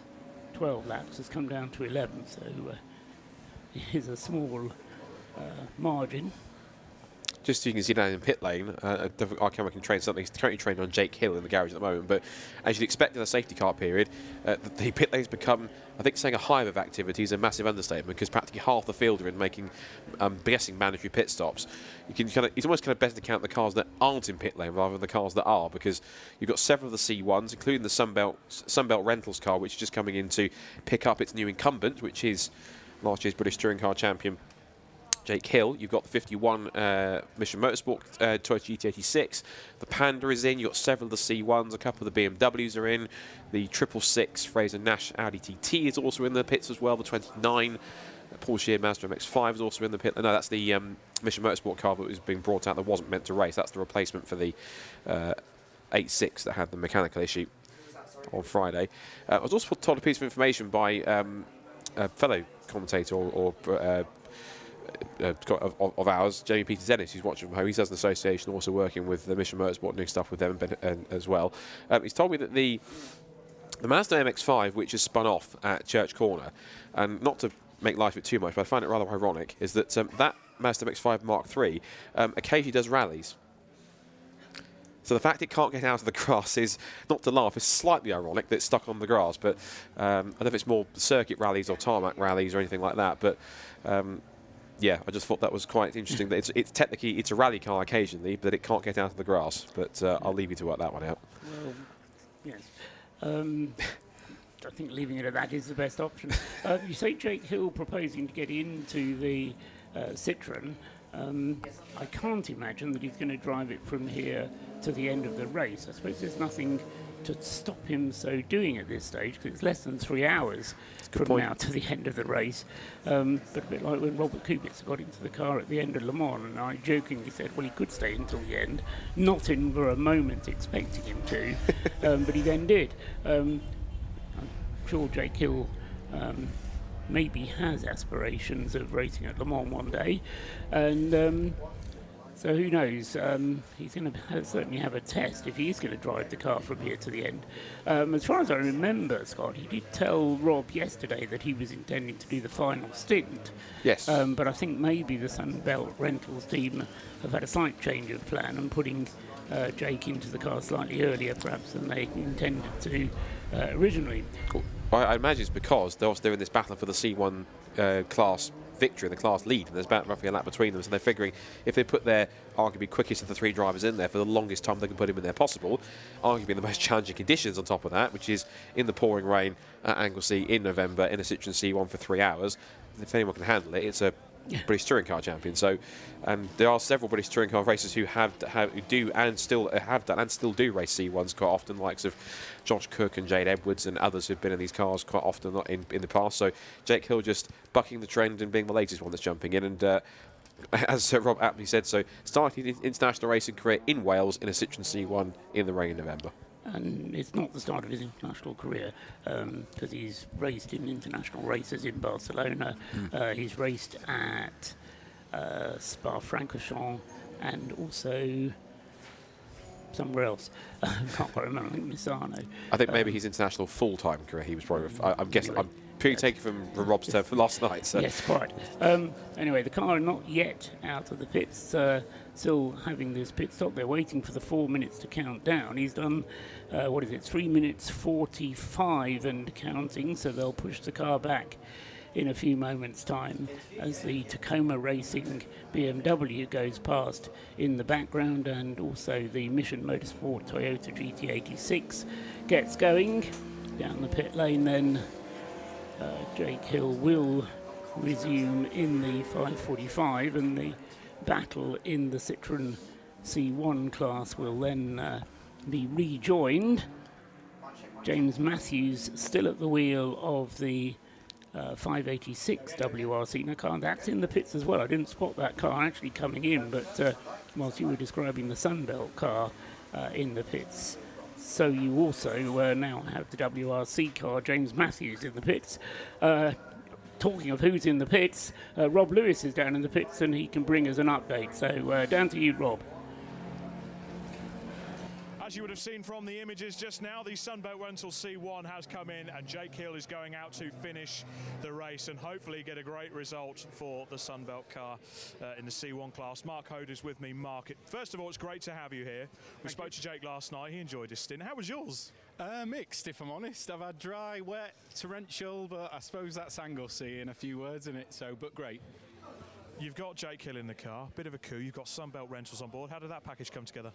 My dad and Jake go back many years. I think my dad actually trained Jake at one point when he was a lot younger. Not that he needs any training now. So we reached out to him. We obviously raised some money for Sunbelt Rentals, and then as soon as we sort of got into contact with Jake and made him aware that it was for a charity and a great cause and all that sort of stuff, he jumped at the chance, if I'm honest. So he hadn't raced here at Anglesey before, so that all just added to the ingredients of making it a great weekend. You put the car on pole, and we know WRC Developments, they are a crack team. They've done it before. The likes of David Drinkwater and co behind the wheel, they've been there, seen it, done it, and got the results. Hunting them down is quite tricky. It is. Look, they are definitely the car to chase. I think they won 2 or 3 of the last C1 Cup races, so they're a great car, but they're only human. We're all drivers, and we're going to do our best. And a completely different topic. What's it like racing with your dad? If I'm perfectly honest, it's the best thing I've ever done. I didn't start racing until about 4 years ago. Got to COVID. I said I could either have a little bit of money in my bank or go racing with my dad, and I chose racing with my dad, and it was the best thing I did. Brilliant. Well, it's a pleasure to see you here, Mark. Now, we're actually going to go next door because one of the cracking teams, thank you to Mark Hode there, one of the cracking teams in the BMW 116 trophy is Metabubu Racing. Look at these guys, immaculately dressed, well presented. Tell us a bit about this wonderful team and the people behind the team. Well, it's a really great team. We a group of friends living in Marlow in Buckinghamshire. One of us is a trustee, Joe. 2022, he suggested we came and raced here, and we loved it so much. We thought we'd come back year after year, and we've grown and we've added cars each year. We're up to 3 cars now. We're sponsored by Extrovert, and they pay for 2 beneficiaries. So 2 of our 3 cars have got beneficiaries in. Jason's in car 54, and Danny's in car 52, who's out right now. How's your race gone so far? Yesterday was perfect. Yeah, we won't ever be right up at the top, but our ambition is to get at least on the podium again, and I think we're going to do it. So fingers crossed, wish us luck. But yeah, the day's been unfolding really well. The track group who look after us, they do a fantastic job. These cars are fantastic. I've just cursed our car, haven't I? But yes, we've had a great day. And again, immaculately presented. They'll probably need a bit of a rub down with a damp cloth after this. But Race of Remembrance, I'm asking a lot of Forces team about this. What does it mean to you personally? Well, the service is touching, especially we were just talking about when the Piper's walking down into the distance. It's very emotional. It's superb that we can give something. We're not military background, so to contribute and say thank you to all the services, and for our contribution to this and our sponsors' contribution is fantastic. So we really enjoy it, and we love being here. So let's get the competitive juices on. Let's predict a result. Where can your guys finish today? We really want car 56 to be on the podium, so everybody's watching, cheer them on. I'm in car 52. I think we're running 6th in class. Let's see if we can push that up one notch, ideally. And car 54, I think 7th in class. So again, let's see if they can get up at least one more place for the rest of the day. Fantastic. It doesn't help. The weather does not help. It's absolutely chucking it down at the moment. What is it like out there with these 116s? They're pretty well behaved, actually, especially with the rain sport tyres. That makes a big difference. And you actually start to see the MX-5s losing it more than we are on a number of the corners. So in some ways, it's a bit of an advantage. They're very well-mannered cars. Just don't push it too hard. Well, I can see you're getting ready to go racing yourself. I'll let you get on with it. My pleasure to speak to you today. This is your team, Metabubu Racing, a brilliant team and some beautiful BMW 116 trophy cars. I'm going to go and dry off, I think, but for now, back to the commentary box.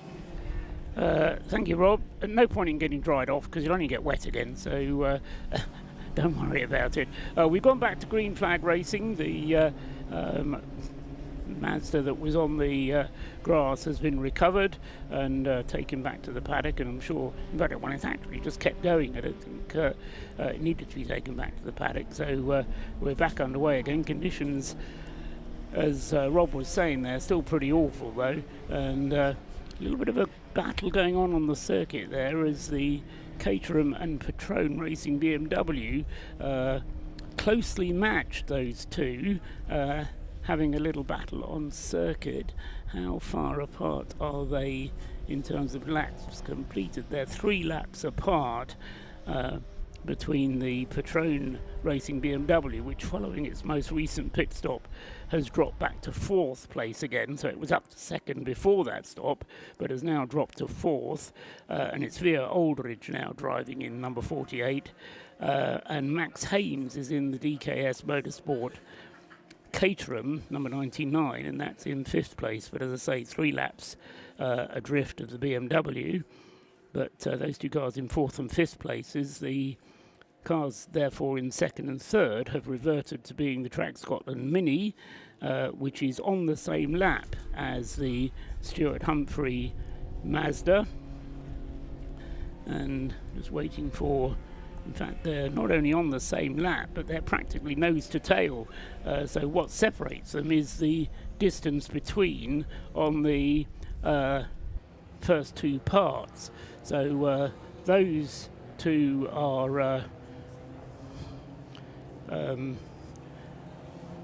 having a battle on track, although it won't turn into a battle on the screen until the gap comes down a little bit. Having spoken to Rob Lewis down in the pits, Mark Hode has now come up here into the relative dry and warmth of the commentary box, Mark. So it's slightly more calm up here than the hectic nature of being down in the pits. But tell us a little bit more about Sunbelt Rentals, why you've got yourself involved in this, and as well, if you get the chance, tell us how did Jake Hill then get to be on the team? Yeah, no problem. So the 3 things. So Sunbelt Rentals, we're the UK's largest rental company. So we hire everything from an excavator to a tower light or traffic cones, those sorts of things. And then essentially we've got a veteran program that we've run for some time now, and it's a big part of our sort of charity, social sustainability sort of things that we run within Sunbelt. So that was the main premise. I've run in the C1 Cup now with my dad for a couple of years, so it felt like a very nice mix to put the veteran program and racing together, and we've done the Race of Remembrance with Cat DT before. So that was sort of a lovely natural sort of coming together of those things. So we held a charity golf day with Sunbelt Rentals in June, where we were able to raise £10,000 for Mission Motorsport. So and then obviously come and participate in this lovely event. So we've done that, which has been brilliant. And then Jake, Jake's like an old sort of family friend of my dad. He knew his manager for many, many years. So there's been a connection there for quite a while. And then when we reached out to Jake, just to let him know what we were doing and what a great cause it was for and those sorts of things, he jumped at the chance. So, he was on board pretty quickly. And then, as I was just saying to the guys there, if I'm honest, he's it's like he's driving a touring car. As soon as he's here, he wants to win, and he's like, got so into it, which has been really fantastic. So it's been great. You can't turn that competitive spirit off very easily, can you? I don't think that dial turns off. No, it's either full or nothing. So that's definitely what he's been. Because of course he's from a motor racing family as well. Because Simon used to do what I do. He used to be a commentator in the absolutely. 1990s, 2000s. That's it. Yeah, and I think Jake was telling us he's doing a little bit now as well. So a bit more commentating and stuff over dinner and things like that. So I'm sure we'll sort of hear his voice on the screens and stuff in the coming weeks. So tell us a little bit about driving a C1, because certainly from the outside, and I have to admit I've never driven competitively in a racing car, but the driving technique required to get the best out of a Citroen C1 is a slightly different technique, isn't it? So particularly what you do with Cat GT, part of that is telling people how to get the best out of the car. Yeah, absolutely. So obviously my mum and dad's business, Cat Driver Training, they're obviously they teach people how to race, but the C1 specifically is obviously there's very limited horsepower, 60, 70 horsepower, so it's all just about momentum. Every corner, every turn, every movement has to be sort of finite. Every little crease in the wheel just generates extra drag and things like that. So it's all about absolutely maximising every corner, every lap, and keeping momentum up at all time. Because once you lose it, it doesn't come back. And obviously in a race like this, I race it, in the C1 Cup, and when it's normally C1s, it's a little bit easier because everyone stops in the, brakes in similar places. They've got similar speeds, whereas this is absolutely much more tricky. So you've got to sort of manage the traffic, manage where you're going to brake, manage where you're going to let people past, etc. So it makes it a real challenge. What Rob Lewis was telling me yesterday is that the lines are different as well. So a Citroen line through a corner is going to be different from a Lotus Elisa's line through a corner, or a BMW M3's line through a corner is. So that must be challenging as well. It is, yeah, and then you add the torrential rain at Anglesey into the mix as well. It's quite a cauldron of challenge. But it's to be fair here, it's quite grippy, and you do get good traction on a lot of the turns and a lot of the corners and things. So you can tend to pick a line. There's not just one line. So if an Elise does come in the inside or the outside, you can sort of navigate your way through. Modify your line. That's it, without too much challenge. And in the night, because you were driving the car last night towards the end of part one yesterday, how much can you see in the rearview mirror about cars coming up behind you? Because you presumably with the damp as well, you just see a blaze of light in your mirror. Yeah, I was. So last night in my session, I got a little bit of rain and a little bit of dry, so I got a bit of both. But if I'm honest, it's either incredibly bright fog lights or completely black. So you know pretty much that something's there, even if you don't quite know how far away it is or quite how fast it's coming up to you. But clearly, there's a smile on your face, so clearly you enjoy it. You enjoy the spirit of the Race of Remembrance as well. Of your season, are you one of these people that looks forward to the Race of the Remembrance? Or I know a lot of people think, oh no, we've got to do the Race of Remembrance. And all this work that you've almost finished because you've done the whole season then gets repeated in the 2-3 weeks before the Race of Remembrance arrives. I just like my seat in a race car, if I'm perfectly honest. So, look, this is a really special event, and it's probably like no other race event I've been to. The C1 Club, the paddock's lovely, but I think this is sort of another level on that. Everyone's coming to say hello, wants to talk to you. It helps that you've got a touring car champion in your garage, which is a good thing as well. But it's, look, the spirit of it's great. And, the driving's been, I personally have found the driving very courteous. And, there could have been some moments, but people have chose to back out rather than, doing anything crazy. So, I think our car is pretty much how it looked when it started. So hopefully that stays that way. Yeah, quite. I mean, the fact that we've only lost one car to accident damage in the 8 hours, 10 hours we've had of the race so far, 9 hours we've had of the race so far, is a testament to that. As you say, the respect, the need to finish is paramount. You said to Rob that you're intending to leave Jake in the car till the end of the race. Is that right? Yeah, that's it. So we've. It's going to be a bit of a tall order. He's going to have done 3 hours by the time the race finishes. Double stinting at the end, yeah. So obviously he's very good in the wet.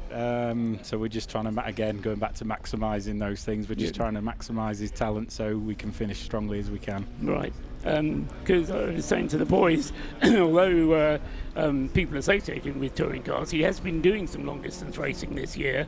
I know he was in the Barcelona 24 hours, and he's raced in a couple of the other 24H series races this year as well, hasn't he?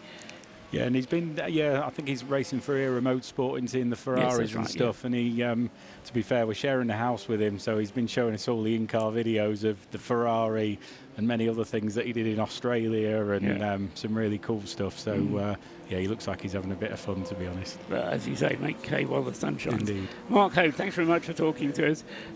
Pleasure as always. 3 hours to go. Let's keep fingers crossed that Jake stays out of trouble and you carry the battle to David Drinkwater and his crew. Thank you. Have to say, because I've got contacts at Drinkwater's side of the garage as well, so I'm not quite sure if I've got a favourite between the two of you. It's just as long as it's a good battle. So thanks very much. Stay up here and have a look if you want to over the remainder of the race, of which there is now 2 hours and 40 minutes now remaining. Phil Grayson continuing to lap. Well, I can hardly say rapidly because the conditions are now so appalling that, in fact, Phil Grayson's last time around a 2 minutes 06. The Track Scotland Mini did a 2 minutes 03. Stuart Humphrey in the Mazda MX-5 did a 2 minutes 02. So the Class D Lotus Elise not as rapid as either the Class B or the Class C cars, which are in second and third places. Via Aldridge, though, having similar problems with the more powerful BMW. It seems the more powerful cars are not necessarily the ones you want to have. But Max Haynes with the Caterham is certainly flying, number 99. His last lap time at 1 minute 55. That's fully 10 seconds a lap quicker than Phil Grayson is going in the lead Rob Boston car. Now, obviously, Rob Boston has this enormous cushion that he's sitting on, but as I say, the way that the Caterham is being driven, certainly he's flying around in these conditions. Scott Woodwith has rejoined us as well. I have. And having been sitting back and mulling over what's been going on, just your reflections at the moment, Scott. Yeah, just everything just sort of, we're in that kind of period where, apart from the C1 battle that we've got, everyone's kind of settling down into the race. Well, they have already, but they're getting to that point where we're in the last part of the race. I think everyone's just thinking about maybe not quite safe to get you home mode, but more just kind of just keep it steady, keep it on the road, and try not to do anything silly. And in these conditions, it's not always easy to do, given the fact that it is quite tricky, it is quite treacherous out there. And as we talked about, it is typical RR1 November weather. But I think at the moment, everyone's just at that point in the race where it's been a long time. We've still got 2.5 hours to go. We've had, what is it, sort of now 9.5 hours down. So we're just, everyone's just not winding up, but they're kind of just contemplating the remaining hours that's left.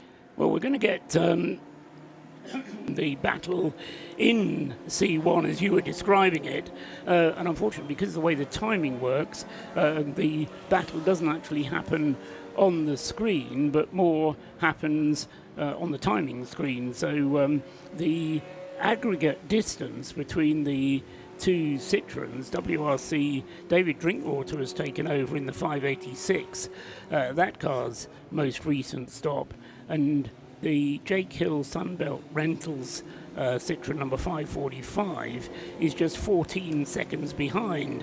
Last time around, actually, Jake Hill lapped in 2 minutes 9. David Drinkwater lapped in 2 minutes 8.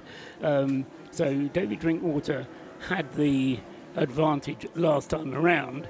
But there's still a long way to go.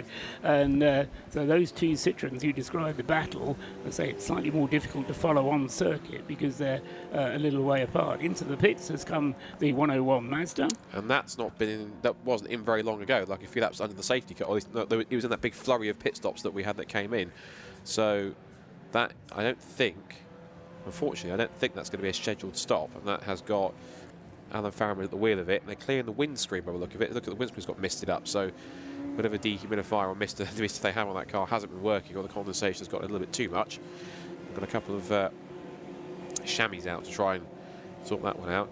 That's one thing, just going back to the C1 battle, whilst we watch that on the screen, is that in the politest way possible, I wouldn't have put David Drinkwater being faster than Jake Hill. And that's not to say he hasn't got talent. Of course, he's done Nürburgring 24 hours, he's won endurance stuff. It's not a question of talent. It's that on paper, you would have perceived that Jake Hill, being the touring car driver, is the quicker one. But then we know with some of these cars, I've seen it in other championships, you can stick a top driver into a one-make race series like a C1 car, or I can use Mazda MX-5s, for example, and the drivers that do it week in, weekend out, are the ones that have the knack in those cars and get the power in. So I'm half surprised, but half not surprised, because we know the talent of David Drinkwater, given he's done Nürburgring 24 hours. As I said, he won the race this time last year. He won the last couple of rounds of C1 Endurance. He is now a two-time defending overall and class Supersport Endurance champion, so he knows long distance racing quite often. So this can be quite a fascinating battle. If Jake starts to find more of a knack in the car in these conditions in the last 2.5 hours or so, as we see them both coming down the pit straight, almost relatively close proximity to each other. At least WRC Development has gone past. There's been a bit of a switch around by the look of it.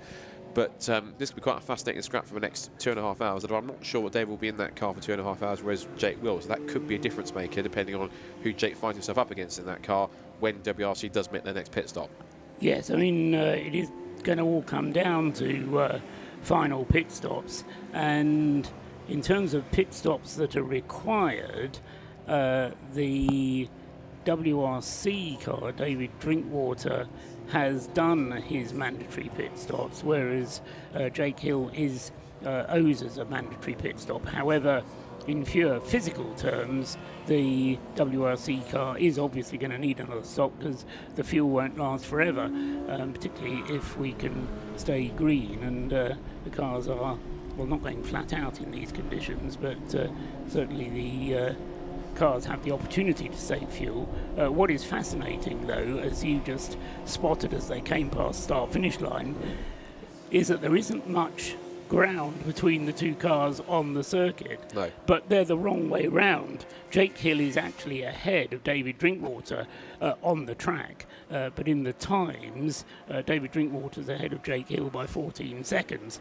So, as I say, this is because of the aggregation of times over the three parts, and because of the way that works. Jake Hill comes across the line now, or will be coming across the line in a moment, and David Drinkwater's behind him. So as long as David Drinkwater can keep Jake Hill in sight up ahead of him, and this may be enabling David to certainly not get left behind, but he'll be using the fact that he can see the opposition ahead, and as long as Jake Hill doesn't get more than 15 seconds up the road, then David Drinkwater and the WRC team will still be able to stay in touch. There they go, across the line now. So Drinkwater following the Sunbelt Rentals car through. The pair of them negotiating their way past the Mazda of Morgan Sparrow. Going up towards the banking at the moment. Around the outside goes Jake Hill. David Drinkwater following through in the 586 Poppy liveried 586. They're struggling to get past that Mazda. There's not much to choose between the performance of a Citroen C1 and the Mazda MX-5. Be it a rally car or not. Jake Hill being very brave and going round the outside as they turn through Church. The Mazda has the power and so uses it down the straight. David Drinkwater has the slipstream, emphasis on the word stream, as he heads up towards Rocket. And in fact, David Drinkwater closing in on Jake Hill as they get up towards Rocket, and might be even trying to put a move on the touring car champion as they get to Rocket. Turn through the right-handed element. Drinkwater running a tiny bit wide there as they went into the corner, but hanging on for grip around the outside. What Scott says is absolutely right. The Drinkwater's had far more experience driving a C1 than has Jake Hill. But then again, people always tell me if you're quick, no matter what you're driving. And as they exit from Rocket, come down the hill out of Peel, Jake Hill's still ahead of David Drinkwater. The pair of them have managed to get past that Mazda. And then just behind them and chasing is the number 99 Caterham, which is still trying to play catch-up mode with Max Haynes is that yes, still Max Haynes at the wheel of the 99 Caterham, and they will soon be flashing past. And this is what makes driving cars like the Citroen C1 so difficult, because when you're embroiled in a little battle, and then you get a slower car which theoretically is in a faster class, but you've got to get past that. Then there's somebody in a Caterham coming and flashing his lights and trying to get past you. There's never a dull moment. Certainly not in this race in that class, because like I said, you are, makes the difference. You are the slowest cars in the mix. They go past the pits together, and as I say, I think the fact that at the very least David is at minimum keeping pace with Jake Hill in front of him is the important part of this, and that he's able to keep the same sort of pace that he's running at the moment. Just to kind of see if I can back that point up, the last lap times as they came across the line, pretty identical, and David was still 2/10 quicker, 209.0 for David, 209.2. But you're absolutely right in the fact that these cars have to be as respectful as possible, because they have to have not just 2 eyes, but like 4 eyes in the back of their head and like 6 eyes in front and around them to try and figure out what's going on, because you have got so many, everyone else apart from other C1s is faster than you on track, so you have to not only respect that, but also try and in a way fight for your own piece of racing room. And so you have to kind of really find a fine balance between holding your line and being respectful of the traffic around you to allow them to get past, because you have to also have to remember on that side that you have to be predictable, but at the same time it's the responsibility of the faster cars to get around you safely rather than being predictable. So there's 2 parts to play here on that side, and Chris Harris said that, as I mentioned earlier on. He was praised for the C1s, not only was he having one watching them in little battles and pockets scrapping with each other, but the fact he was saying that the driving standards were high enough that they had this 30i BMW, which I would suggest they are very pleased to be still running, because when I spoke to the team before the race started, and they were literally going into the race with a car that hadn't done anywhere near enough practice qualifying or testing beforehand, but having got the car into the race, it's still running, the 100, prepared by West Suffolk Motorsport and driven by 3 regulars in the City Car Cup. To my knowledge, Scott, having their first outing in something like a BMW 330i. I believe so, yes. And one of those 3 City Car Cup drivers is the new champion, Ben Spencer, Yes. who picked up the title just a few weeks ago at Silverstone. In not only that, but he was a rookie in the championship, so he picked up the rookie crown. And as I mentioned yesterday, has, I think, had this season, I think, without question, my favourite livery. He had a Toyota Aygo. They decked out in the same works Toyota liveries they ran in the WRC in the late 90s on the Corolla, which certainly fit the Aygo quite nicely. Think Castrol colours, and you'll picture it. Yeah, that's I was right. going to mention the reasons for the stop goes for both the 666 and also the 528's been given one as well, which is, well, 2 in fact, actually. So the 666 apparently has been given 2 stop goes. One was a 1 minute 22. Okay, so it says 666 was a 1 minute 22 stop go for a short pit stop. You know, they didn't realise it was an official pit stop, but how you can be a minute and 22 seconds short is beyond me. And the other one is another additional 30-second stop-go penalty, because they overtook before the control line on a safety car restart. And then the 528 has had 2 stop-goes, one which is 30 seconds for overtaking on the safety car, and the other one which is for an indeterminate amount of time, but it's for a refuelling infringement. So 2 cars that have had consecutively double slaps on the wrist for different reasons. And an indication to the rest that you are being watched, and if you are embroiled in a battle, then you can ill afford such penalties, and particularly I'm thinking of the 2 Citroen C1s that are involved in that battle for the lead. The Ford car has come in, the number 77 car of the Charles and Stephen Clark Bradley Performance team. And this is not for a stop-and-go penalty, this is for routine service. So the Ford car has been going reasonably well. I don't think they've had any particular issues with that car. They're the only car that runs in Class A, and they were running in amongst the Citroen C1s, and there it is, it's down in 33rd place now. So it's actually dropped in amongst the back of the Citroen C1s now as the Ford car. So I say it's not had any problems, it's certainly had a longer pit stop somewhere down the line because it was running further up the field at that point. So it's getting its fuel at the moment alongside the West Suffolk College BMW. And and fuel going into the car. I'm not quite sure if that's one of the drivers doing it or if the refueling mechanic has merely borrowed a driver's helmet in order to kit himself out in the requisite way.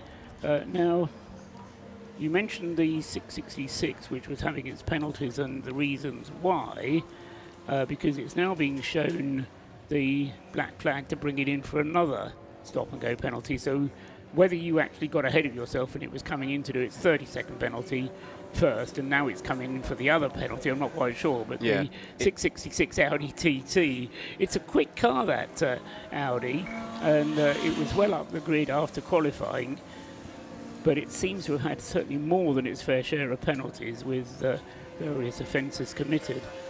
Yeah, you're not wrong. I think it when I spotted it on the screen, it was in for a penalty, and I realised on Andrew's messages to me from upstairs in Res Control that it had been given 2 penalties. So 2 things did shoot through my mind. Yes. Either it was taking 1 penalty, then coming in to get another one, and just hadn't realised either it hadn't been told the second one yet, or had been, but need to go back out and come back in. Following me? No? Okay, good.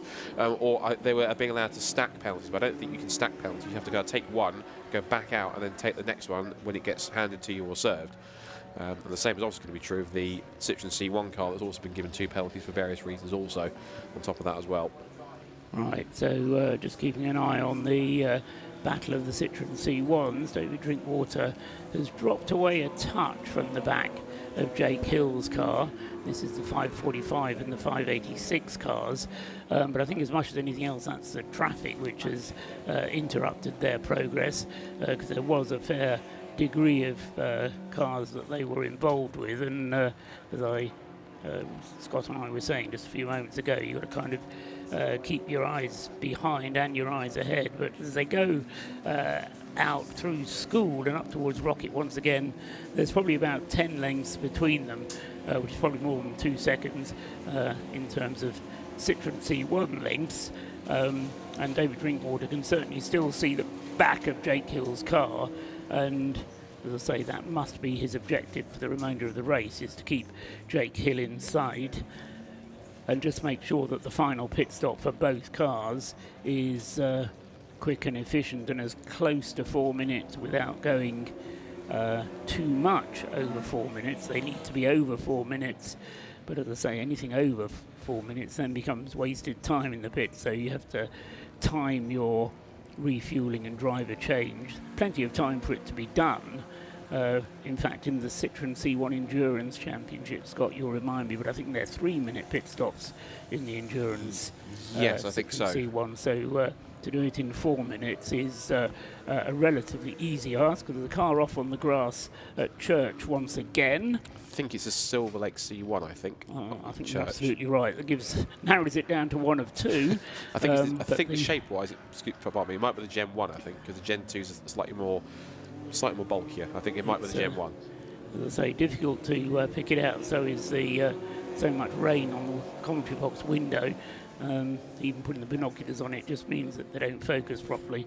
So the Citroen is not going anywhere at the moment, stuck on the outside, that's driver's left of Church, and unless it can engage a gear or at least get the wheels to engage with the grass beneath its feet, it's doing it, it's moving, so Race Control will be keeping a close eye on that and determining whether or not a safety car is needed.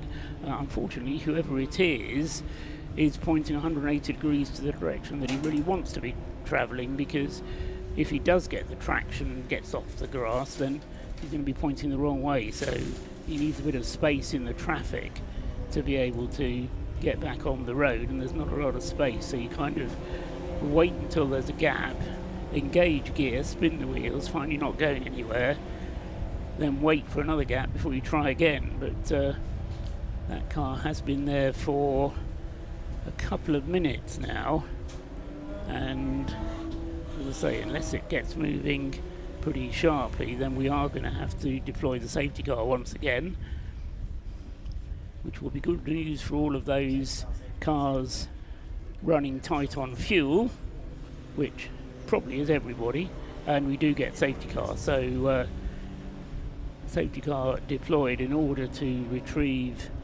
the Silver Lake Citroen, which has come to grief on the outside of church. So we're just trying to pick out which one it is. The Subaru BRZ receives attention in the pit lane and is being pushed back to continue on its way. Routine pit stop, 4 minutes exactly for the BRZ as it goes back out onto the circuit. This is the car equipped with hand controls and has a crew of disabled drivers, all differently able to use their lower limbs, but in all cases drivers who have had disabilities. And the Subaru BRZ, as I say, a specially adapted car. We were hearing yesterday about from Gary Sparks about the modifications that have been made to that car and continue to be made to that car to make it even easier for disabled drivers to get the best out of it. So things like push button brakes and accelerator to make it almost like a video game in terms of the controls on the car. The safety car has picked up the race leader, I do believe. No, he hasn't actually. That's the Mazda RX-8 that's immediately behind the safety car. The Track Scotland Mini is a couple of cars behind that, and once the queue has begun to form up behind the safety car, then the cars immediately behind will be waved through, and then that will enable Phil Grayson to take up his position behind the safety car. He'll be getting used to restarts behind the safety car, and once the circuit's sufficiently neutralised, then the Anglesey rescue units again leaping into action and heading, in fact, already down the start-finish straight is the breakdown truck to come to the rescue of that Silver Lake Citroen. Into the pits has come the second-placed BMW. That's the Yggdrasil BMW. I haven't really talked about the BMW class, Scott, for the last couple of minutes. True. But Anthony Seddon Racing still leading the way. Yggdrasil second, Matabubu third. And that is separated by a 3-lap lead for Anthony Seddon Racing. So whilst one car, I think their car did actually go off on the grass at one point. It's the other car, the 34 car, that had an off on the back straight where everyone tends to be. Sorry, I was pointing there because into the pits has come Jake Hill. So they're going to spend 4 minutes whilst the safety car is out. They're taking this very seriously, aren't they? Yeah. Making the call that if they top the fuel up now, they won't need to stop again before the end of the race. So 2 hours and 16 minutes, actually just under 2 hours and 17 minutes still to go.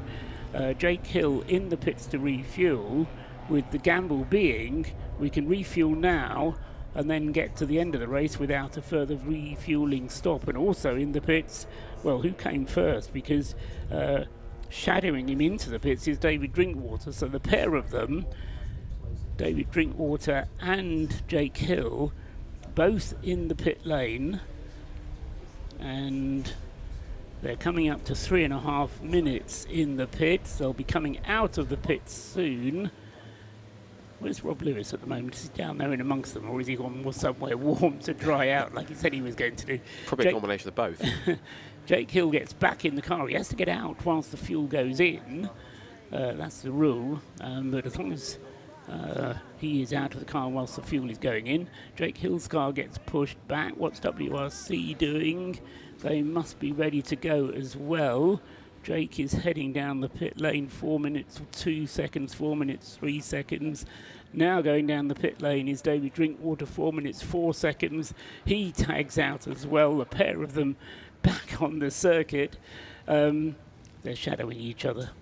playing silly buggers. Why not? In exactly the same positions as they were before then. So the pit stop time for David Drinkwater was 4 minutes and 8 seconds. The pit stop time for Jake Hill was 4 minutes and 4 seconds. But as I say, behind the safety car, it matters not a fig, because they'll just bunch up again once they get out on the circuit after the safety car has come back onto the circuit. So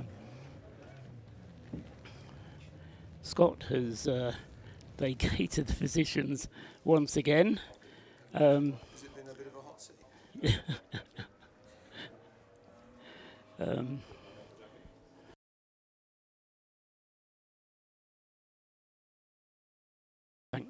So I'm been joined by Paul Wooding up here in the box.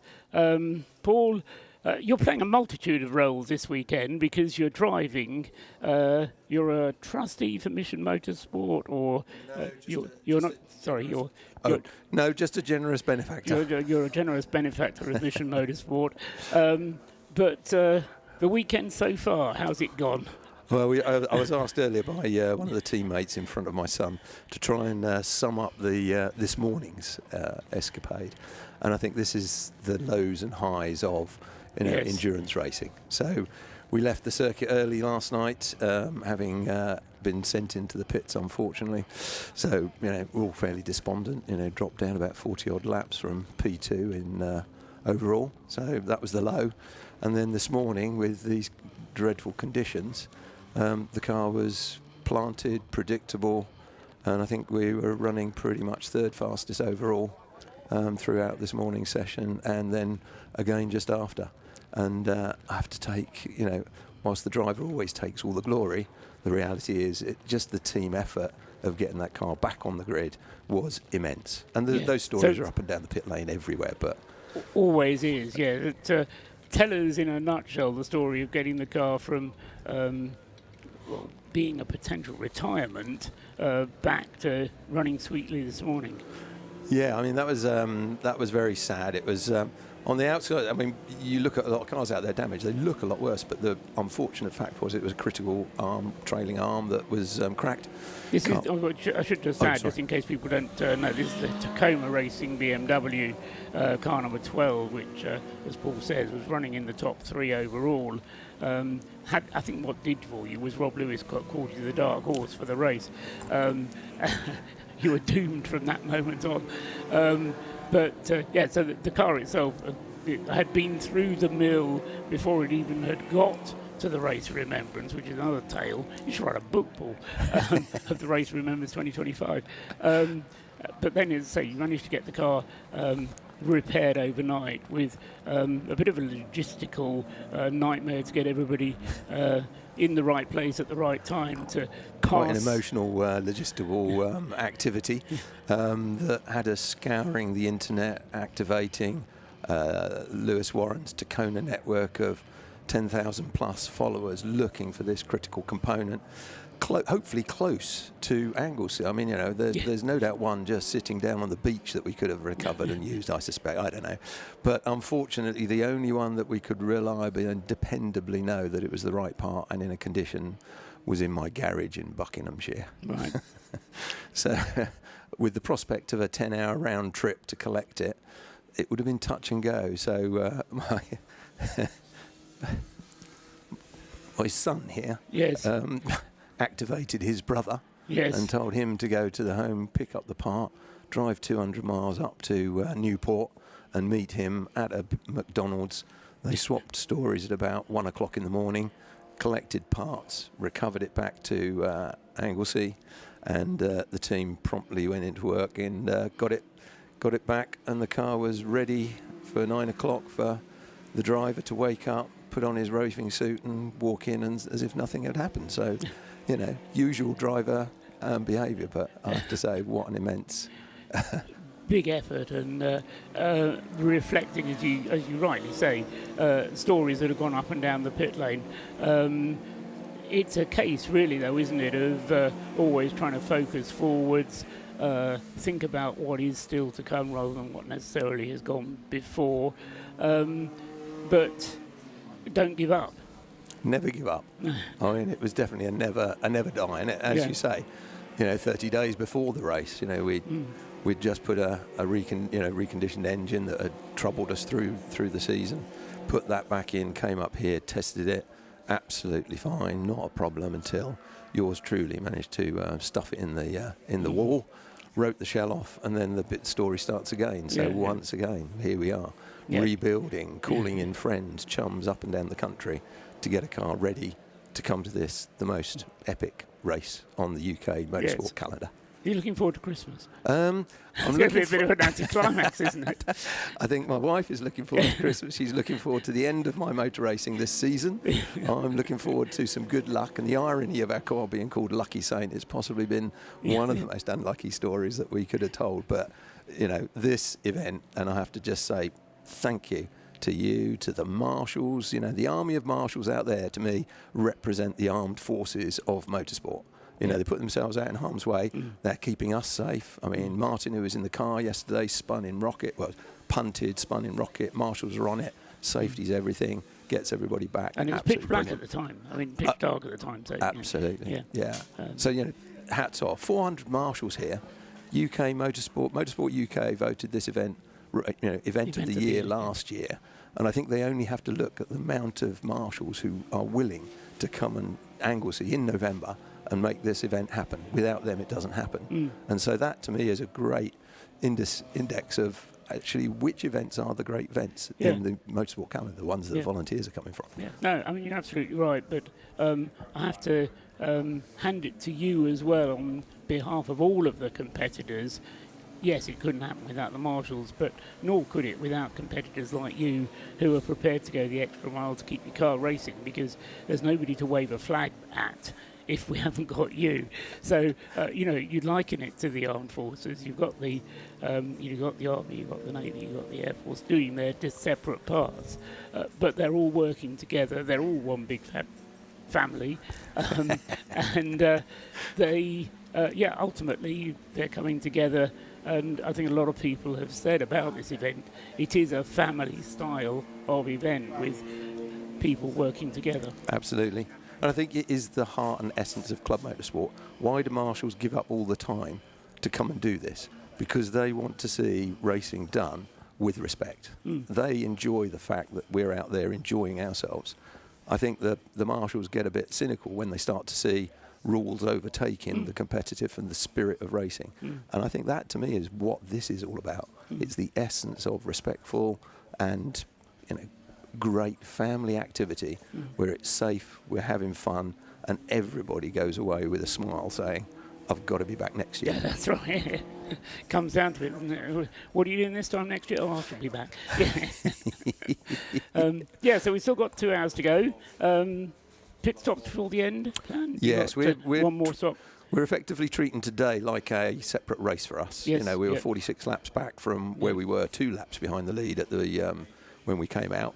So we had 3 mandatory pit stops left to do today. That's what we're optimised. The good news is the rain means that our tank and our car can actually make it on 1 refuel. So fuel's not an issue, and now it's just a case of driver changing, giving everybody the opportunity to really experience the car in these conditions. Because as we looked at the times, I was amazed at how predictable it was out there, and the lap time sort of told you just how good that car is. And testimony to the guys who built it, guys who have repaired it, guys who've got it back out there.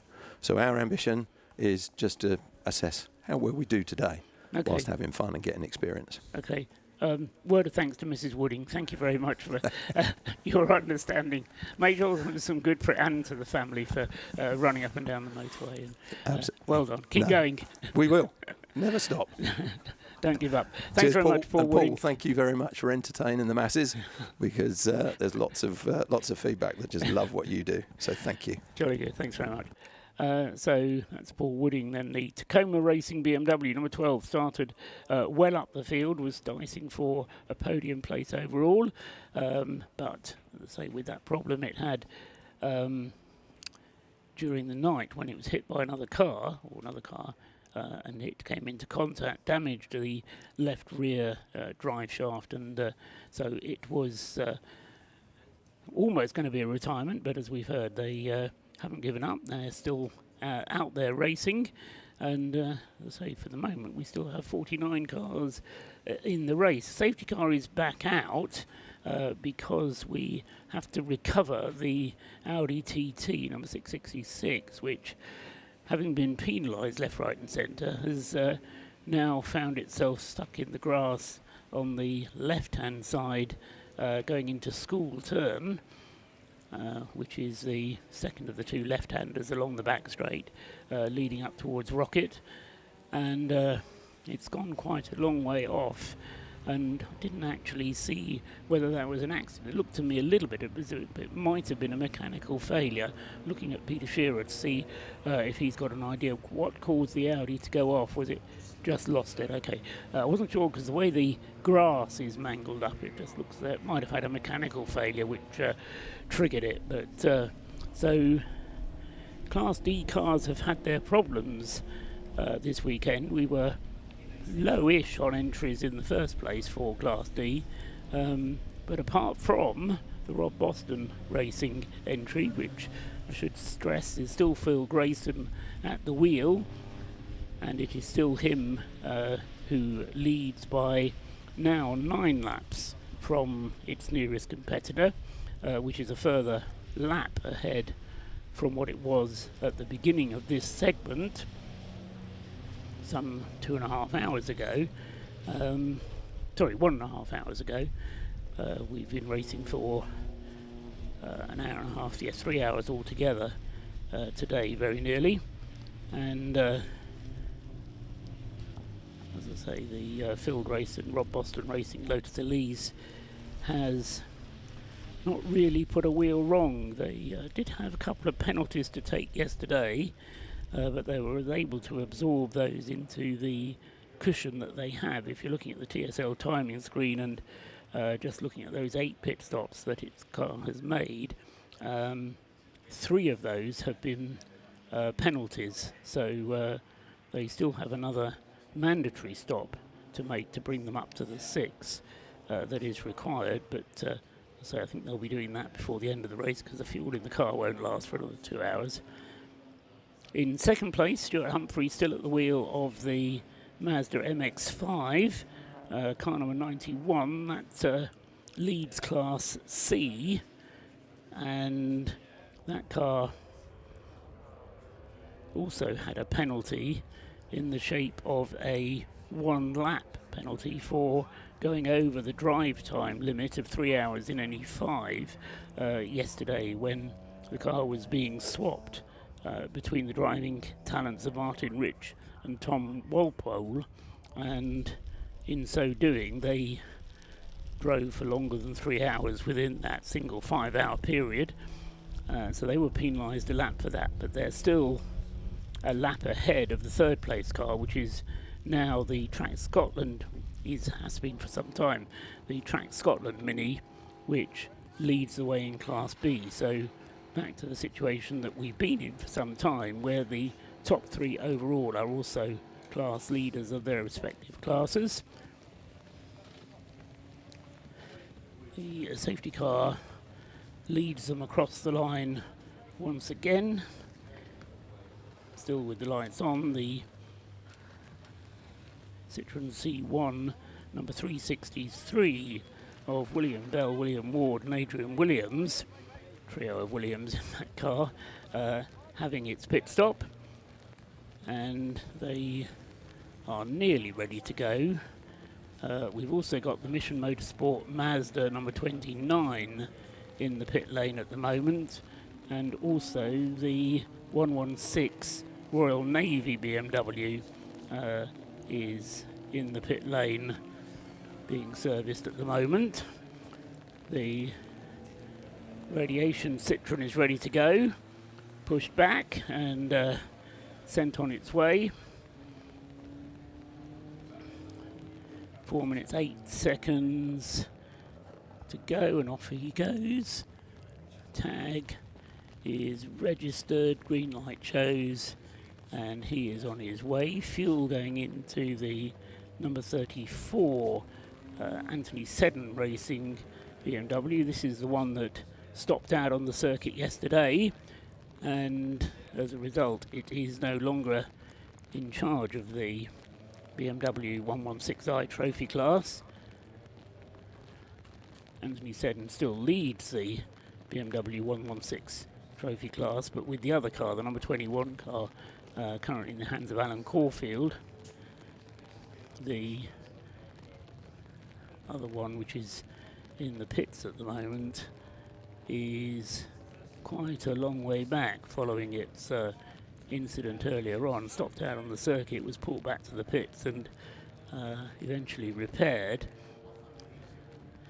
Mac Priestwood brought it in, and it's now 11th in the BMW class.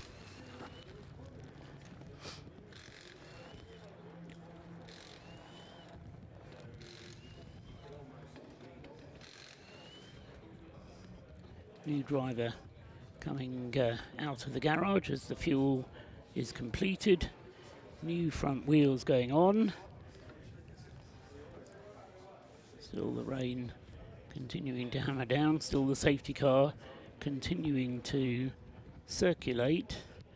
The Audi has been removed, so I think we'll only have one more lap behind the safety car.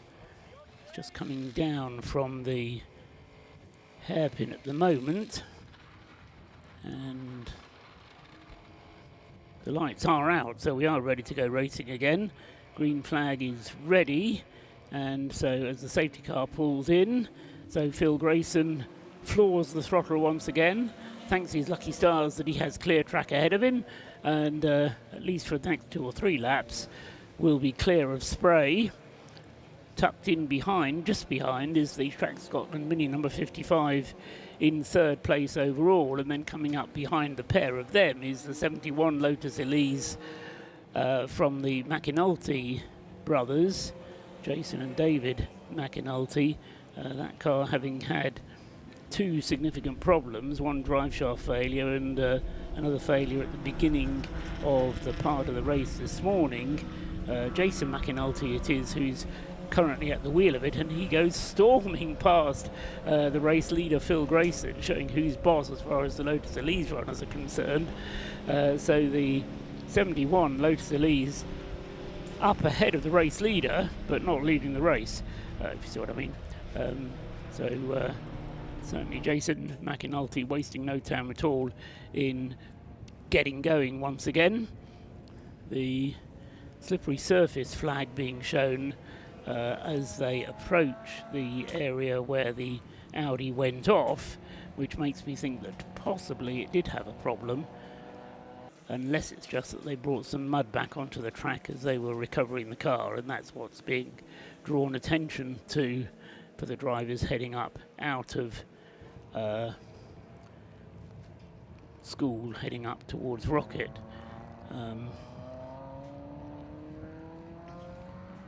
So more stop and go penalties being notified to us on the screen.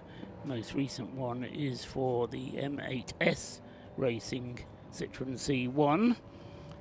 Apropos of Citroën C1s, let's have a look at where David Drinkwater and Jake Hill are, as the Rob Boston car goes through and completes now 294 laps, and less than 2 hours remain on the clock for Phil Grayson at the wheel of the race-leading Lotus Elise, although at the moment he's having to look at the rear end of the Jason McAnulty car. Jake Hill is taking no prisoners, coming through the last turn there alongside the Track Scotland Citroën C1.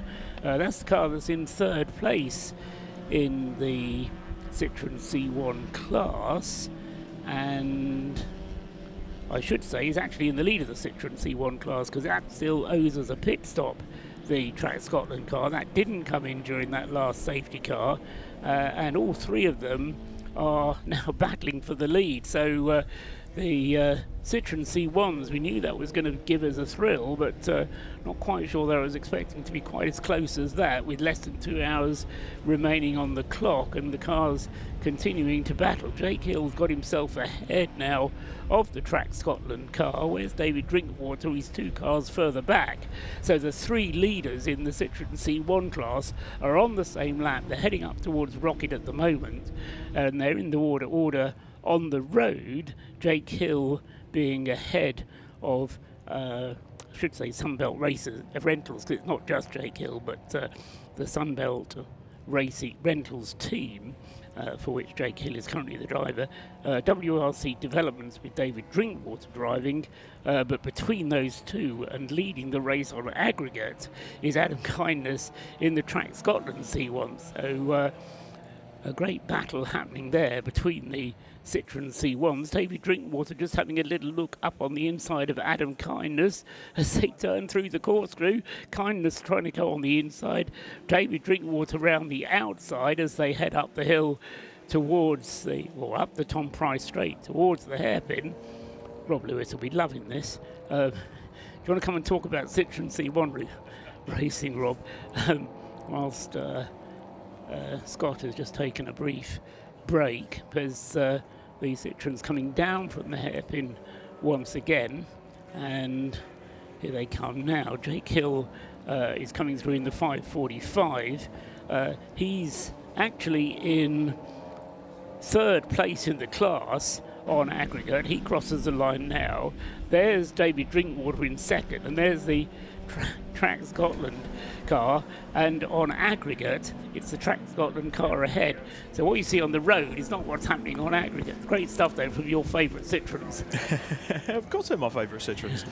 It's good to see right down to the wire here, and the question is, can David Drinkwater pull it out of the bag? WRC Developments, it's not their first rodeo, and we've also got the likes of the Cat DT team, the Sunbelt Rentals car with Colin, Mark Hode and Jake Hill in. But can Jake get it to the line, get that win? Not sure. It's fascinating stuff. It's the battle that we all wanted to see. Unfortunately, Rob Boston's cleared off towards the front, so touch wood. We know what's going to happen there, but the AC1 class is not sewn up. What I found fascinating was Mark Hode came up here to talk to me after you'd spoken to him in the garage. And I thought, why don't we talk to Mark Hode again? But we went into it talking a little bit about Sunbelt Rentals and things. But one thing that Mark said was the competitive spirit that someone like Jake Hill brings to this.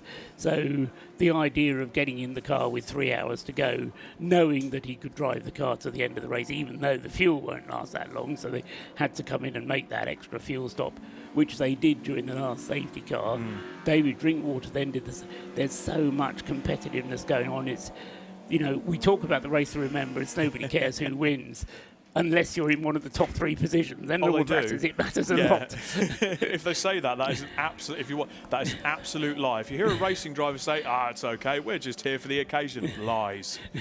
That's complete lies. And David Drinkwater. I mean, this is someone that's raced around the world. He's raced at Bathurst. He's raced on the Nürburgring 24 hours. They are taking this so seriously, and they've got such a good setup down there. They're a great team, a great bunch of people. They hire a house out for a weekend, and they almost bring a bit of a party atmosphere here. But when the racing comes, that's when the serious stuff starts. And David Drinkwater matching Jake Hill. What have you spotted out in the commentary box? No, just watching them go past. I tend to remember them better if I point to them as they go past.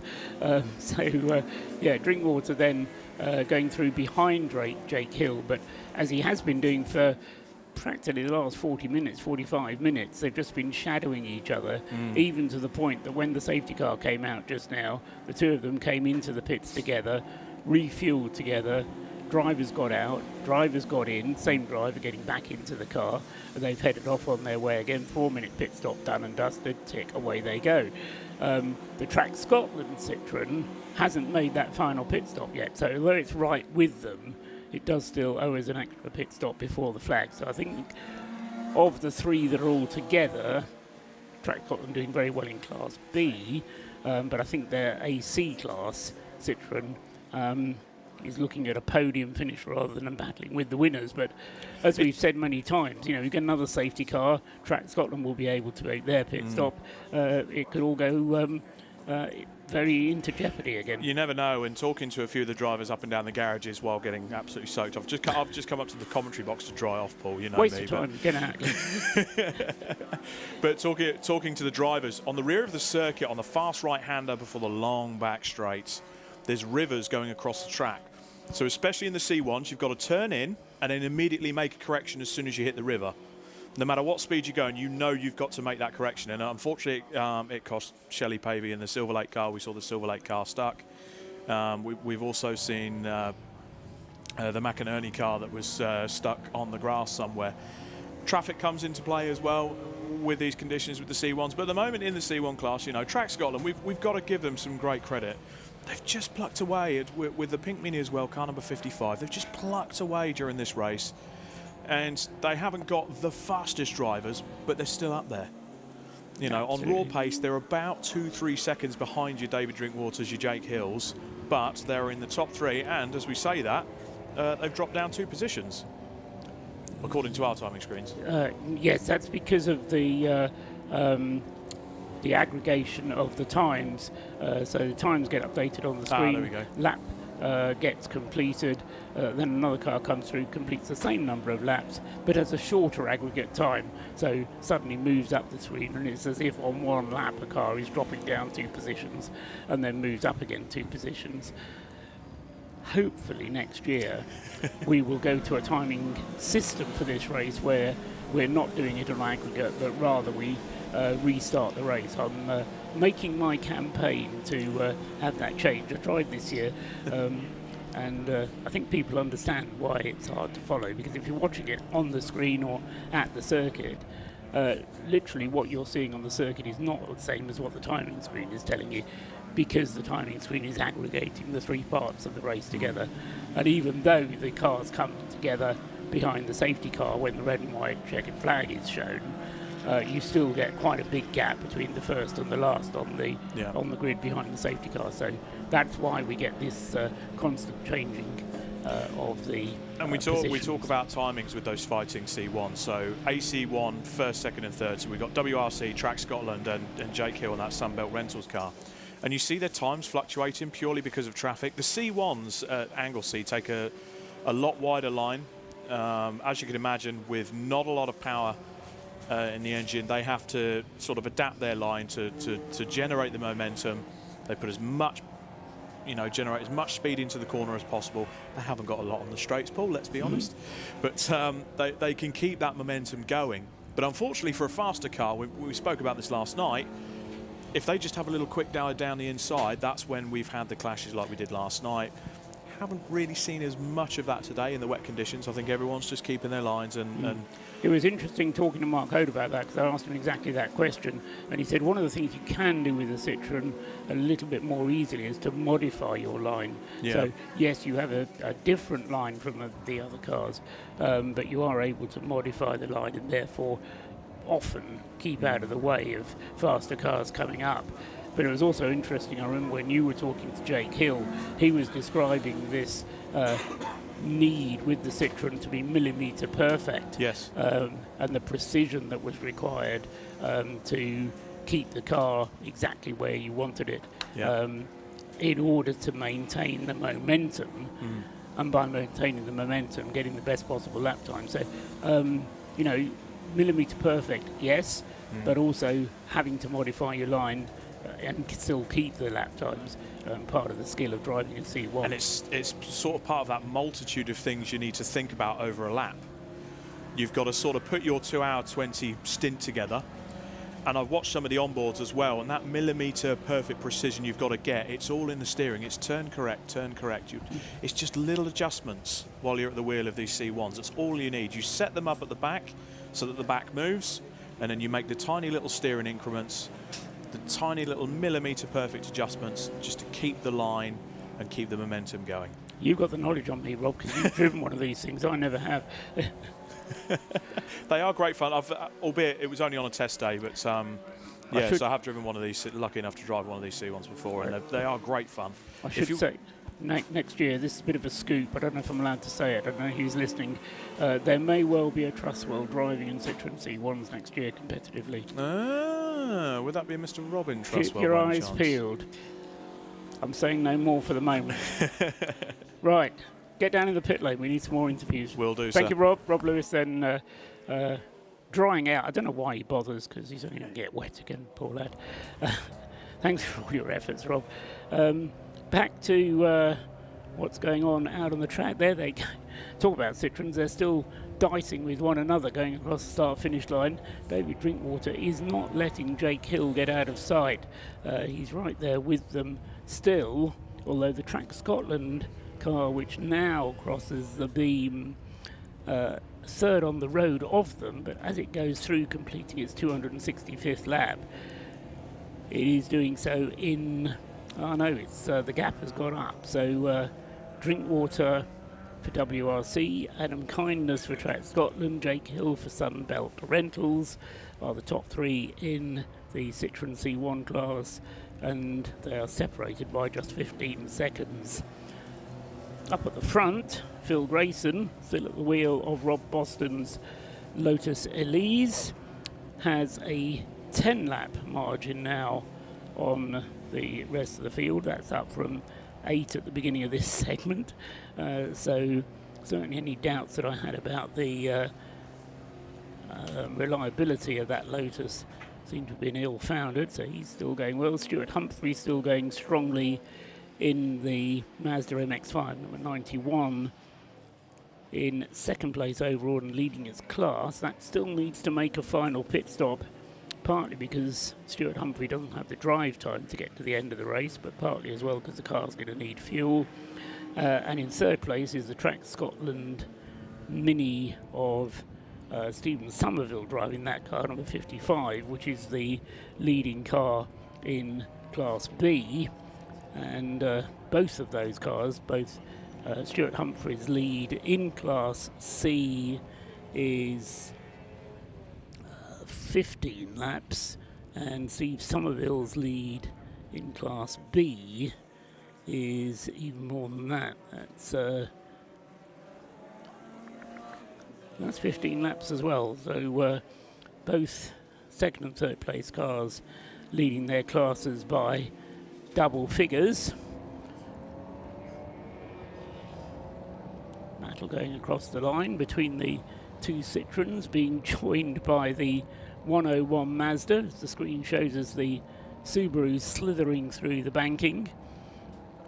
That's not the banking, that's a hairpin. Looking at it in the gloom. Scott Woodwis is back in the chair next to me, where it always amazes me, Scott, how towards the end of the Race of Remembrance you sort of think there's a long way to go. You look at the screen and you suddenly realise that you're getting into the last slog. An hour 42 minutes then remaining. As far as the battles for the classes is concerned, really it's only the Citroen C1 class which is exciting us, but what's been impressive, isn't it, has been the performance of the Class B and C leaders to establish such a large margin over their nearest class competitors. Yeah, you're not wrong. I think I was like mentioned as well was the fact you said that we think there's a long way to go and we've got 1 hour 42 minutes. It's the difference of obviously starting a race at 3 o'clock rather than starting the next part at 9 a.m. and the thing you've got a long way to go. So that's the illusion, which I think is all too easy to get sucked into. And we have talked a lot about the fact that the Class B and C leaders have done so, and that kind of harks me back to what I've said before about when you look at some of the series that BRSCC run, like Club Sport Trophy and like Super Sport Endurance, where yes, you have the fastest cars on paper. For example, in Club Sport, like we had yesterday for the support race, the fastest cars out there are the Class A cars, which are 235 brake horsepower per tonne maximum. That's the cap for the power to weight ratio. But a well-driven and well-put-together B-class car can get up there and cause, to use the term, it can put itself as the proverbial cat amongst the pigeons in terms of being able to kind of get up there and do a good job. And also a very clever pit strategy in the Super Sport, for example. I've seen cars that even have been as low down as Clubman A, like a Clubman A car compared to the Pro class cars, in the 3 pro classes can be up there quite high because they have a decent pace. The driver's a handy peddler, the car's well sorted, and they've got a good strategy that works for them in terms of just running a good, solid, strong pace and a good speed, which others maybe in faster cars might not have because the driver behind the wheel of a slower car can just pedal it better. So it's and any attrition at all in a race, we see the number 8 breakdancer racing Asda RX-8 quickly will spin its way back onto the road after briefly going off the road. Just see the little turf of dirt that came up on the grass where it's had a spin at the corkscrew, but that's carried on, so the RX-8 continue with no dramas. But in terms of watching it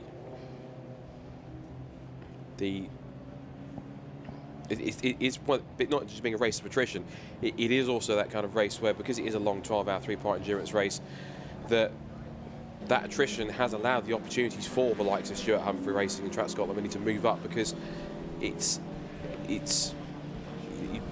you complete, sounds obvious, you complete one lap at a time. And there's a phrase I heard once before that Alan Moffat once said. We said, if you're not there on the last one, all the others count for nothing. So yeah, you've got to be on the last lap in order to make it count. And just getting to the finish in a race like this is an achievement in itself. So yes, this is obviously, we're long past the days of, obviously not to make you feel older, but back in the days of Le Mans when it was pretty much, you had you had like a 5-car entry, Jaguar for example, 3 would go off in a distance and be the quicker cars, and the 2 would hang back in case the fast drivers wanted to switch. Yep. But that day's gone now. It's kind of, you have to kind of go pretty much as fast as you can, sensibly, for the entire duration of the race. Absolutely, and I suppose the other aspect to the performance is the way that the power to weight ratio works. In conditions like this, a more powerful, heavier car isn't necessarily going to stand you in good stead. No doubt. Conditions like this, more power can actually lead to more problems. So I think that's part of the reason why we've got these Class B and C cars so far up the race order. The Citroen C1 battle is continuing on the track. I've just been looking at the Rob Boston Lotus, which I thought always seemed to be flashing its lights at cars ahead of it. But I think actually the car has been set up just so that the car's lights flash all the time. I don't believe that they ever go on full. Have a look at the 43 going around the circuit, Scott, see what you think. Oh, yeah. But I think the car actually has the lights flashing all the time. The flashlight has somehow got stuck, and it never stops flashing.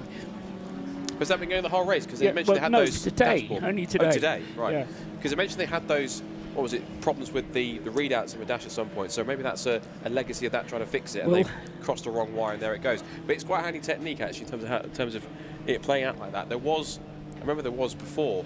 I learned about when the GT86 was first coming out. There was a team that's quite well respected in terms of running Toyota MR2s or running Toyota race cars, Rogue Motorsport, and they were building a GT86 race car, like a wide-body GT86 race car. And one thing I learned about it when they were building the kind of prototype for it was they had a little system programmed when they lifted off the throttle, or the throttle went below 5%, where the brake lights would automatically come on. Even though you weren't applying the brakes would come on to give you the illusion of the drivers that it was braking into a corner earlier than they actually were. So I don't know how much they used it, if they actually used it, but if there was a clever bit of ingenious trick to make sure you could put your drivers off a little bit, which is quite interesting. So I found that quite fascinating. Yeah, very much so. Stuart Humphrey is into the pits, getting a wipe of the windscreen. Now, whether this is an unscheduled stop, they haven't put any fuel in. No, it's just to get that windscreen fixed on the Mazda. So Stuart Humphrey into the pits, and a short pit stop, so that's not one of his mandatory 6 pit stops, that's a short pit stop, just because Stuart Humphrey couldn't see anything.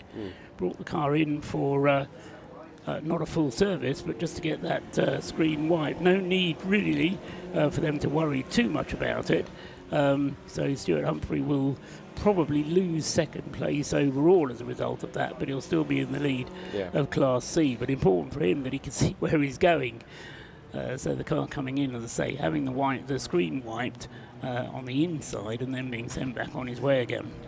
Yeah, I feel like I'll have to vacate again because we have another guest. So I'll I'll resume my role of standing, and I'll make way for a moment. Thank you, Scott, but you're not relieved because you still have to watch and observe and keep track of what's going on. So whilst Scott clears the chair, I'm going to invite Neil McMillan onto the guest chair here in the box. That chair's been occupied by many people, Neil, over the course of the weekend. You're here as a Mission Motorsport volunteer. That's correct, yep. You're a face that's familiar because we meet every year here at the Race of Remembrance. Yes, indeed.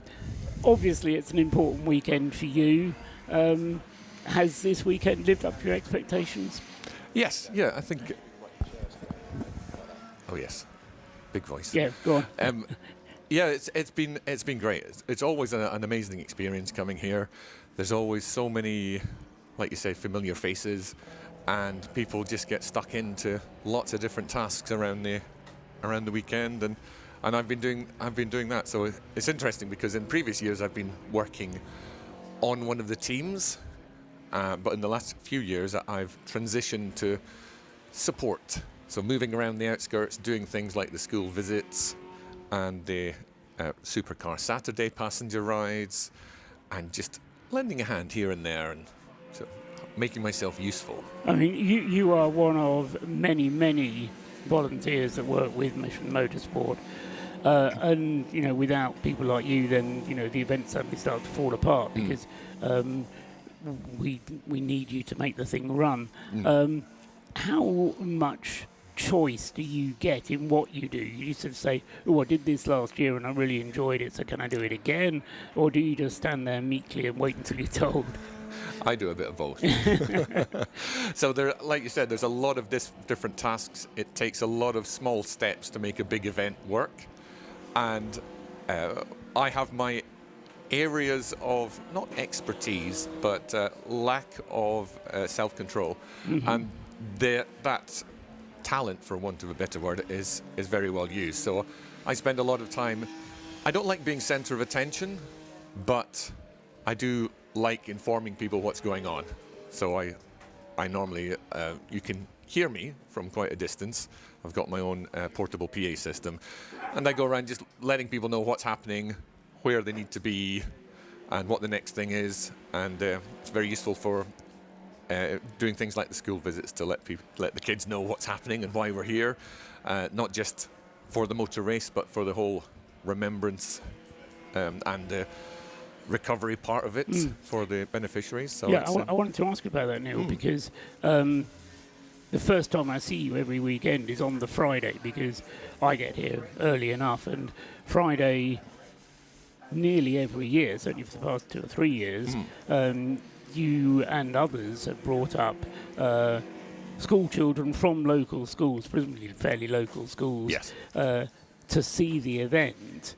But again, you must be presenting them with more than just Anglesey and what motorsport's about, but also telling them a little bit about Mission Motorsport and what they're doing. Is that right? Absolutely. And it's very good because it integrates with what they're already learning about remembrance. So the primary schools that come to visit, they seem to alternate each year. So last year we had Rosnager Primary, and this year it's Valley Primary. And the kids already know about remembrance. So they understand the concept of thinking about people who have died for the good of the country, for our safety, and remembering them. But for a lot of them, it's quite an abstract concept because, of course, they're so young. They don't know anyone who's fought in a war.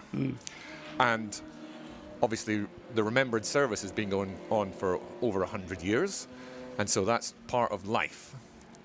But to be able to link it directly to tangible people that they can meet, that they can be introduced to, it does bring home the lessons. It applies the lessons that they're already learning in school. So when they first come in, I ask them what they know about remembrance, and some of them can formulate a description that's very concise and very accurate. And that much I don't have to teach them. That's already been done at the school. And so it's more a case of applying that lesson to real people that they can meet within the the concept or the context of the race here. And it's been very useful, particularly on Friday, so we were able to introduce them to some current and former serving members of the armed forces, some of whom have had injuries as a result of their service, and it was good to get them. So we had Dan Elliott met us in the scrutineering bay. Dan has one prosthetic limb and he wears shorts. So I asked the kids, what do you see about Dan that's different? And they're saying, oh, he's very tall and he's got a high-vis vest on. I'm like, yes, anything else? And then we had a very interesting discussion about how his prosthetic limb works and the materials it's made of. And then we went on a little mission around the circuit, going to visit various places, looking for carbon fiber, because of course the exterior of his limb is carbon fiber. So that part of the weekend is always good fun. It's interesting to get the reactions from the kids and encourage them to ask questions, as well as just informing them what's happening and encouraging them about motorsport. And of course, for you as the leader of the group and as a Mission Motorsport volunteer, I mean, I've done a little bit of volunteering myself, not as much as I should perhaps, but it's enormously fulfilling on a personal level for yourself as well, isn't it, I'm sure? Absolutely. I always tell people that the best thing I can do for my mental health and my personal well-being is to help other people. It's not my mission in life, but it's something that means a lot to me, just to be useful. And like I said to you earlier, these events are made up of lots of little tiny steps, little jobs. If you see something that needs doing, just we'll go ahead and doing it. A lot of people get in their minds, particularly with charities like Mission Motorsport, that have a transformational effect on people, in some cases life-changing. But that doesn't mean that every volunteer that turns up has to do something transformational or life-changing. The most important thing about volunteering is turning up. Your presence is more important than your experience or your talents or how loud you can talk. And it's been really good for me in the last few years to help out with Mission Motorsport and to do the fun things. I almost feel guilty sometimes because I turn up to events like this and it's a lot of fun. There are a lot of people that I love here and we have a really good time. And at the same time, it's obviously part of the race, retrain, recover system that Mission Motorsport have established. And so we're doing good, but we're not doing anything dramatic or amazing. It's just lots of little bits that all come together and work for the good of everyone. Are you involved in other Mission Motorsport activities during the course of the year, or is it purely the Race of Remembrance? Yes, I'm not in the right budgetary class or income level to be able to afford to go racing myself or do track days. So I get my motorsport fix from going to Mission Motorsport events, and generally I'm in the pit lane, whether it's something like Supercar Saturday and arranging passenger rides for people, or similar things at different circuits like Goodwood and Silverstone. So obviously in February every year we have the National Transition event, where over 1,000 service leavers will come to what's effectively a very big job fair, where lots of companies are looking for people that have the skills that they've acquired during their service, and I'm the entertainment. So I'm working in the pit lane with many track cars that are generously come along to help us out, and so we try to get 1,000 people into cars to do passenger rides around the full Grand Prix circuit, which is an amazing thing to be able to plug into something that is very vocationally focused, to also have that entertainment side of things. And similarly, we have events at Goodwood, so I always try to get down to the Goodwood circuit for the Merritt Cox Memorial, which again is very much more focused on the track side of things and giving passenger rides to beneficiaries. And again, we've got a fantastic selection of cars that come along to help us with that. So you keep yourself busy with Mission Motorsport? I do, yes. Good. It's good. It's a lot of people, for various important reasons, can't dedicate as much time as I can. I'm in the stage of life where my children that were obviously very small are now growing up, They're much more independent, so I don't have that same requirement or responsibility. Just give them the money and tell them to get on with it. Most of it's logistical. Right. So I turn up, I take my children from point A to point B so they can be sociable with other people. But so I have that, and I have enough flexibility in my work. A lot of companies nowadays offer volunteering days to their staff members, and so I've been taking advantage of that, and then I add holidays on top to try and get to as many events as I can during the year. Because you certainly, from what you've been describing, seem to travel the breadth and the width of the country. So yeah, you get to a lot of places. Yes, when I can, and when I'm not waylaid by work reasons, I can do as much as I can. Where are you based? You don't sound as though you're from Wales. I'm not from Wales, I'm from Scotland, and as someone mentioned to me earlier, I have to say purple burglar alarm, just to prove that I can say it. Can you say that, Paul? No, never had to. It's an unusual requirement. I always have a yellow burglar I'm alarm. originally from Scotland. Right. I moved down to Northamptonshire 27 years ago, so I work for Nissan. Okay. So I work for the R&D side of Nissan as an aeroacoustics engineer. So, of course, Mission Motorsport is built around motorsport and the wider automotive industry, and so I can offer a little bit of insight into what it's like to work for an automotive company, and it's a good point in the country. Northampton is pretty central, so it allows me to travel to events across the country. Good. Neil, it's been great talking to you. Thank you for your volunteering. Thank you. I know that you are only one of many, many volunteers. Hundreds. So if you pass on our thanks to yourself, we've thanked the marshals, we've thanked various other people that are involved. Yes. I likened it earlier on to the different services. We all have our part to play, and Neil, you're playing yours very well indeed. We thank you for your continued volunteering, and keep the Mission Motorsport flag flying. Absolutely. And of course, we're always eager to meet new volunteers. Yes, just look up Mission Motorsport, and I'm sure there's a contact us button. So do that. And once I'm thinking of places on the screen where you might want to donate to Mission Motorsport, there's a link as well there on the TV screen. Absolutely. So you can missionmotorsport.org. missionmotorsport.org is the website, and there is a telephone number that you can text donations to as well on the screen. So thank you, Neil. Yep, thank you. And as I say, we'll, if not before, we'll see you at the same place next time. Next year. Same time. Yes, thank you. Great. Thanks very much indeed then. Neil, one of our volunteers for Mission Motorsport, mind the rubber duck, playing an important role. Don't worry. And Scott Woodward can now return to the hot seat, because whilst we were talking to Neil there, I wasn't paying complete attention. I did notice that we didn't get any safety cars, which is a good thing. I noticed that back into the pits again has come the DKS Motorsport Caterham, but this time it looks more like a routine service for that car, the 99 Caterham, just having fuel put into it.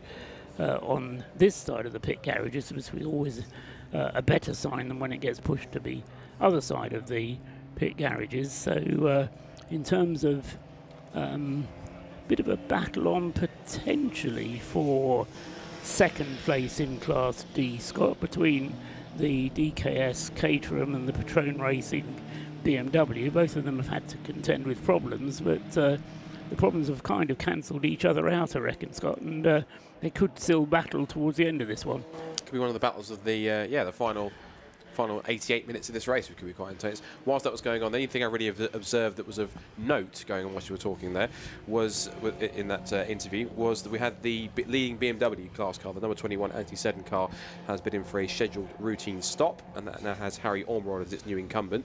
So that now he's headed out, and it still remains in 6th position overall, although just about 3 laps behind it now is the Yggdrasil number 9 BMW that's quietly cropped up. In fact, 6th, 7th and 8th is now occupied by the top 3 in the BMWs in 6th, 7th and 8th overall, which is pretty impressive.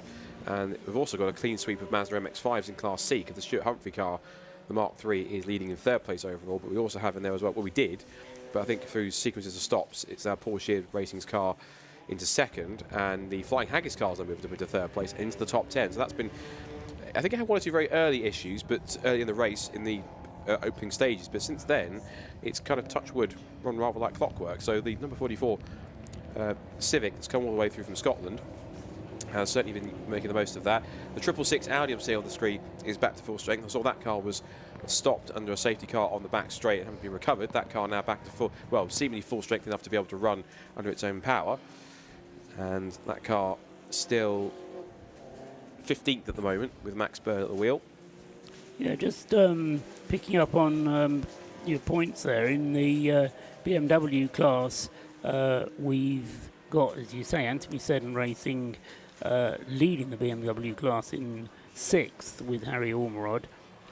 Freddie Tatum in 7th with the Yggdrasil car in 2nd place in the BMW class, and then Matabubu, Steve Richardson in 3rd. They are laps apart, but 2nd in the Class C, the Mazda, 2 Mazdas and the Flying Honda, the Flying Haggis Honda Civic, are all on the same number of laps completed. So Porsche Racing, Nick Dughill with the number 4, David Reed in the Flying Haggis Racing Honda Civic, number 44, and then the Merlu Motorsport Mazda, number 47, all on 287 laps completed at the moment, 20 seconds separating the 3 of them. And there is, I think, there is a Porsche Mazda MX-5 in the vicinity of the Civic, but I think it's the number 4 car rather than 3, because the 3 is grey and a hard top, and number 4 is white with no hard top on it, and I think they're quite close to each other. So I got a little confused, but once I remembered it's aggregate, and to the top of that, then there are more than one Porsche Mazda MX-5 out there. I think it's, yeah, that's the car there. That is a Porsche one, but it's not the number 3 that's the Flying Haggis car is trying to chase, and they're still, as they came across the line. But actually what's also interspersed in here as well is the fact this is not just for battles for position in terms of second, third and fourth in Class C, but they're also interfering a little bit with the overall position of the Matabubu 3 Racing BMW, which is still trying to catch where it can. It's got, well, it's got 5 laps to try and catch this, so drastic happens. But in terms of overall position, it's possibly going to determine where the Matabubu car ends up, because across the line last time on aggregate, the 2 cars here, 8th and 9th, the Porsche Mazda and the Matabubu BMW, separated by, on aggregate, 0.2 per second. That's one of the closest margins I've seen on aggregate timing yet, which is quite fun to see. Yeah, it's very difficult when you see the timing screen showing you a gap of 0.2, and then you look out of the window or look on the TV screen to see those cars and find them not 0.2 apart, because, as I say, it's the aggregate which we're looking at on the TSL timing screen. Just notice as well, in the back of us we were talking there, we talked about where those 2 Porsche Mazda MX-5s are. They've now found each other because they're right there together. There goes they're right there in the shop, the Civic.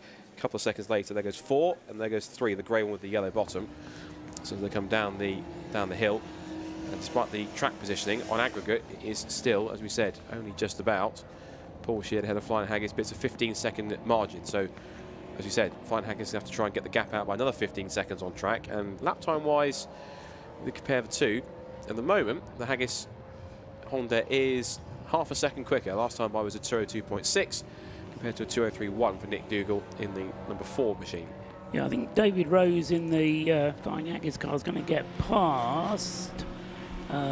Yes, he has done the Mazda on the road, and the pair of them now coming up to try and put a lap on Jake Hill, who's still driving flat out in the Citroen C1. So battles kind of one of the Super Performance Citroen C1 coming into view from a different angle from which it would normally come into view. Makes me think it ran very wide on the exit of the final turn, but it got it back on the circuit, having gone very wide.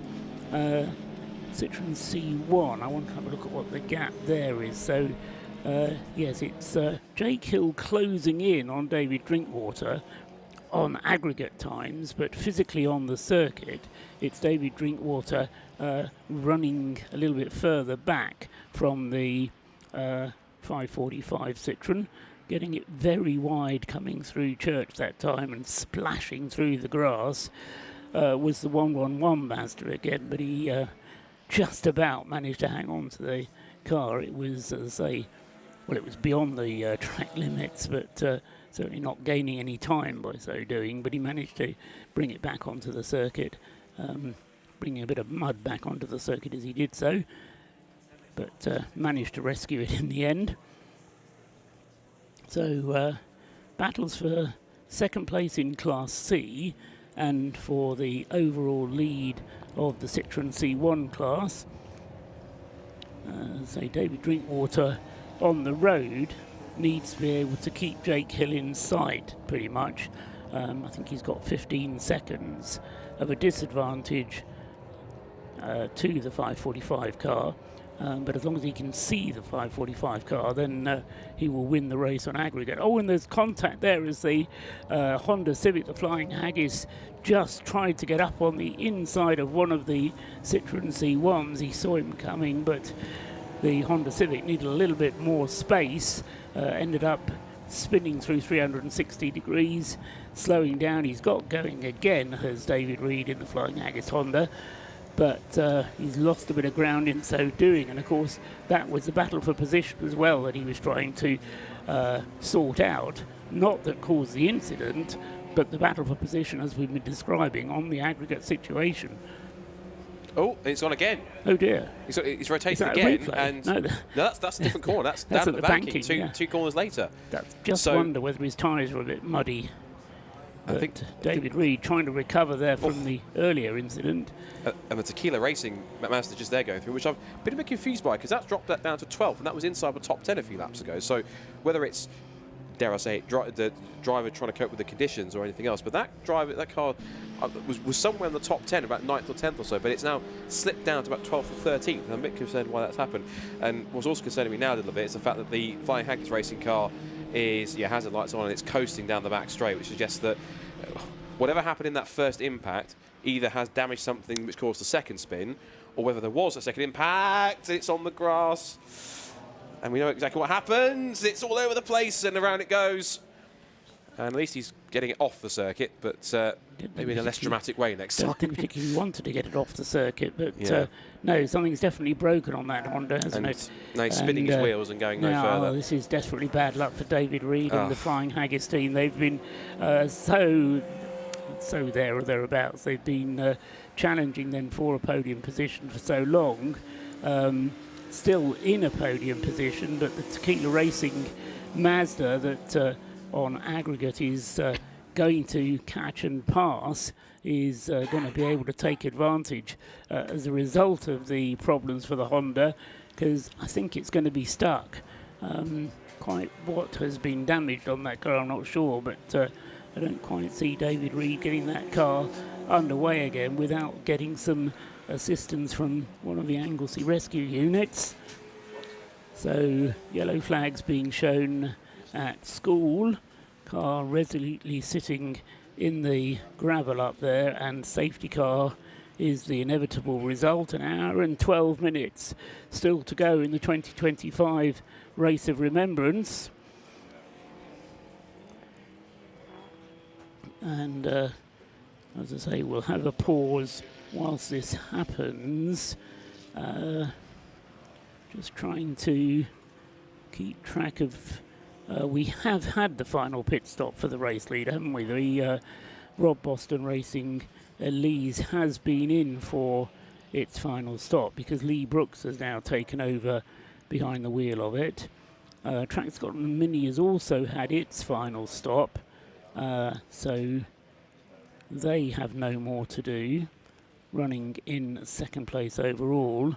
The Stuart Humphrey Racing Mazda has also made its final stop in the meantime and is in third place overall, and the car has now been handed back to Tom Walpole, and that's in third place overall. Fourth has just become Tom McEwing in the second place Class D car, who's moved ahead of the Patrone Racing car. They are a lap apart now, so the DKS Caterham is fourth and second in class. Patrone Racing with 48 Lee Brown back to third in class and fifth overall. Into the pits comes Hammy Ormerod with the Anthony Seddon Racing BMW. This is for its last pit stop, and he has 2 laps of an advantage over Freddie Tatum in the Yggdrasil car. So those are the top positions. As far as the battle for second in Class C, the screen shuffles itself and Paul Sheard's Mazda moves up to second in Class C, and now, yes, we've got an all-Mazda lockout in Class C, because now Tequila Racing with John Yorga moves up into third place in Class C. Down into the pit lane, Rob Lewis can bring us some more information, so down to you, Rob. I did try and have a chat with the Anthony Seddon racing team and the boss himself, Anthony Seddon, on what is a fantastic performance for his BMW 116s. He's a bit shy at the moment. He's quite busy getting stuff packed away, ready for the off. I have managed to grab Mike Harris from the current leading WRC developments car that Dave Drinkwater's out in at the moment. Mike, how was your stint, first of all? It's good, yeah. I was out last night. I'd done just over 2 hours, and I started this morning. Yeah, good. Last night, yeah, good solid times, just kept on the pace, one of the quickest cars out there. Then I started this morning behind the safety car, unfortunately got hit by BMW under safety car as well. It took me off at Rocket, but managed to save it, and we pitted, and so it just cut my stint short this morning. But we're leaving David out because it's his car.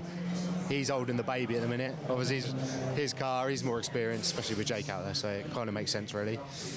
It's always nice for you to come out. I mean, you've actually got a good podium here before when the C1 Club last raced here a few years ago. Yeah, brilliant. Yeah, I love great track. Bit more challenging with this weather in the colder, but no, superb. Yeah, great event. And a great event to be a part of. What does Race of Remembrance kind of mean to you? So yeah, it's just nice. Obviously, it's nice. It ties in with racing. So yeah, always a good event to come to. Of racing and Remembrance. It's long may it continue. And no pressure on Dave Drinkwater, but he is up against a British touring car champion. How do you rate his chances? Well, we shall see, but I'm confident. Definitely. We'll leave him holding the baby. Definitely leave him holding the baby. Now, because he's done the irreparable sin, I've got to grab this man here, Mr. Robin Welsh, Mr. C1 Racing himself. Robin, you've had a good weekend with your class, haven't you? We had loads of fun. Have we had a good weekend? No, because I'm not in the Poppy car like I should be. And we just had a load of bad luck. 558's been going well. Silver Lake team actually been on point, so that's all been good. But yeah, we've not got the result we're hoping for. But hey, you know what? Interim C1s as well. Was it 13 C1s? Yeah, 13 C1s in the class, and everyone's been really good. So they're working as a family like we try to, which is brilliant. So yeah, very, very happy. Chris Harris was actually saying last night he fancies to go in one. You're going to go and rugby tackle him? Yeah, as soon as he gets out of the car, I'll find him. We'll get him in the car. I think we'd probably get him in a 3 hour with David Drinkwater. That'd work, wouldn't it? Yeah, I think so. I think Colin Hode wants to sneak him in the Cat DT car. Yeah, no, he's not going to do that. I chatted him up last night with the Harris cars thing as well. Very nice, very nice. Yeah, let's get him. Come and have a chat. Always happy to have new people out. Touring car drivers, Chris Harris. Any big names are happy with that. That's all good. Fantastic. Even Mike Harris. Even Mike Harris. Well, guys, great to have the C1s out at Race of Remembrance. So this is the battle that we've been talking about that's heating up in the AC1 class between WRC Developments and between Jake Hill in that Sunbelt Rentals car. Don't forget Track Scotland as well. They've been formidable. I'm going to make my way down to the Scottish contingents and find out what happened to that Honda Civic that's getting recovered. Yes, you've got a very full pit lane at the moment, Rob, because a number of cars been in during that safety car interlude, including Chris Harris, who brought the 101 Mazda into the pits, and it's going out again now. And I'm just wondering whether Chris Harris has actually swapped. Yes, he has. It's gone back to Danny Graham. So if you want to, having spoken to Michael Harris, who's no relation to Chris Harris, incidentally, at least not to my knowledge, yeah, so Chris Harris is just out of the Mazda MX-5 at that end of the pit lane. Flying Haggis have the ignominy of having their Honda Civic returned, as Rob suggested, with potentially some damage. It's where is it? You can see the recovery units coming back. The track is just about clear, and I suspect the Honda Civic must have made it back to the garage already. So as and when Rob can catch up with them or with Chris Harris, then he will let us know. I'm watching the safety car going up the Tom Price straight at the moment. Oh yes, in fact on the screen, if I look at what the TV pictures are telling me, the Honda Civic is into the garage and is having work done on it. Hope our cameraman stays out of the way, and feverish activity going on there. But sadly for Flying Haggis, it's not been the end to the race that they would want. Just over an hour still to go. The safety car makes its way back down from the hairpin into the bus stop, lights off, pulls into the pit lane. Once again, the Rob Boston Racing looks ahead now with Lee Brooks behind the wheel, with clear track ahead, and in the Stuart Humphrey racing car now, Tom Walpole doing the driving in second place, and the Mazda giving the Lotus a bit of a run for the money there as it goes up towards the banking, out of the banking coming back down towards Church. The Mazda possibly puts its nose ahead. No, yes, it has put its nose ahead, so the Mazda is ahead. There's a bit of a turn up because the Rob Boston Racing car, Lee Brooks, not hanging around, but Tom Walpole, he did a great stint last night, didn't he, Scott? Did Tom Walpole? And obviously revelling in these damp conditions, the Mazda, going very nicely indeed, has put itself not into the lead of the race, but into the lead at least of this safety car restart. Yeah, I'm more fascinated by these massive patches of standing water, almost these rivers running across the track, considering how much rain we've had throughout this morning and this afternoon's part, as we're already getting towards code. It's already almost 2 o'clock in the afternoon, so it's about an hour to go. And it's a cliche phrase, but time flies when you're having fun, particularly Race of Remembrance. We are already an hour away from finishing this race, which is always quite an emotional moment for many people, particularly just getting to the finish, or if you win, you get a podium. It's always been hard fought. Oh, they're going to go 3 wide, almost back straight. There was 2 of the BMWs putting a lap on one of the C1s, and there was almost 3 wide through the kink at School Curve up towards Rocket, but they all backed out. Well, one of the BMWs backed out of it, realising that 3 into 1 was not going to go in that situation at that part of the circuit. So they stayed back for a moment. The race leader is making his way out of the hairpin and down the short straight back towards the left hand at bus stop.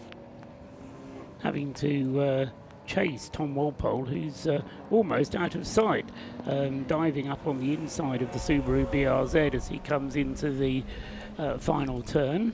So Tom Walpole with the Mazda. It's very much a Mazda MX-5 Plus, that, isn't it, with the huge rear wing on the back.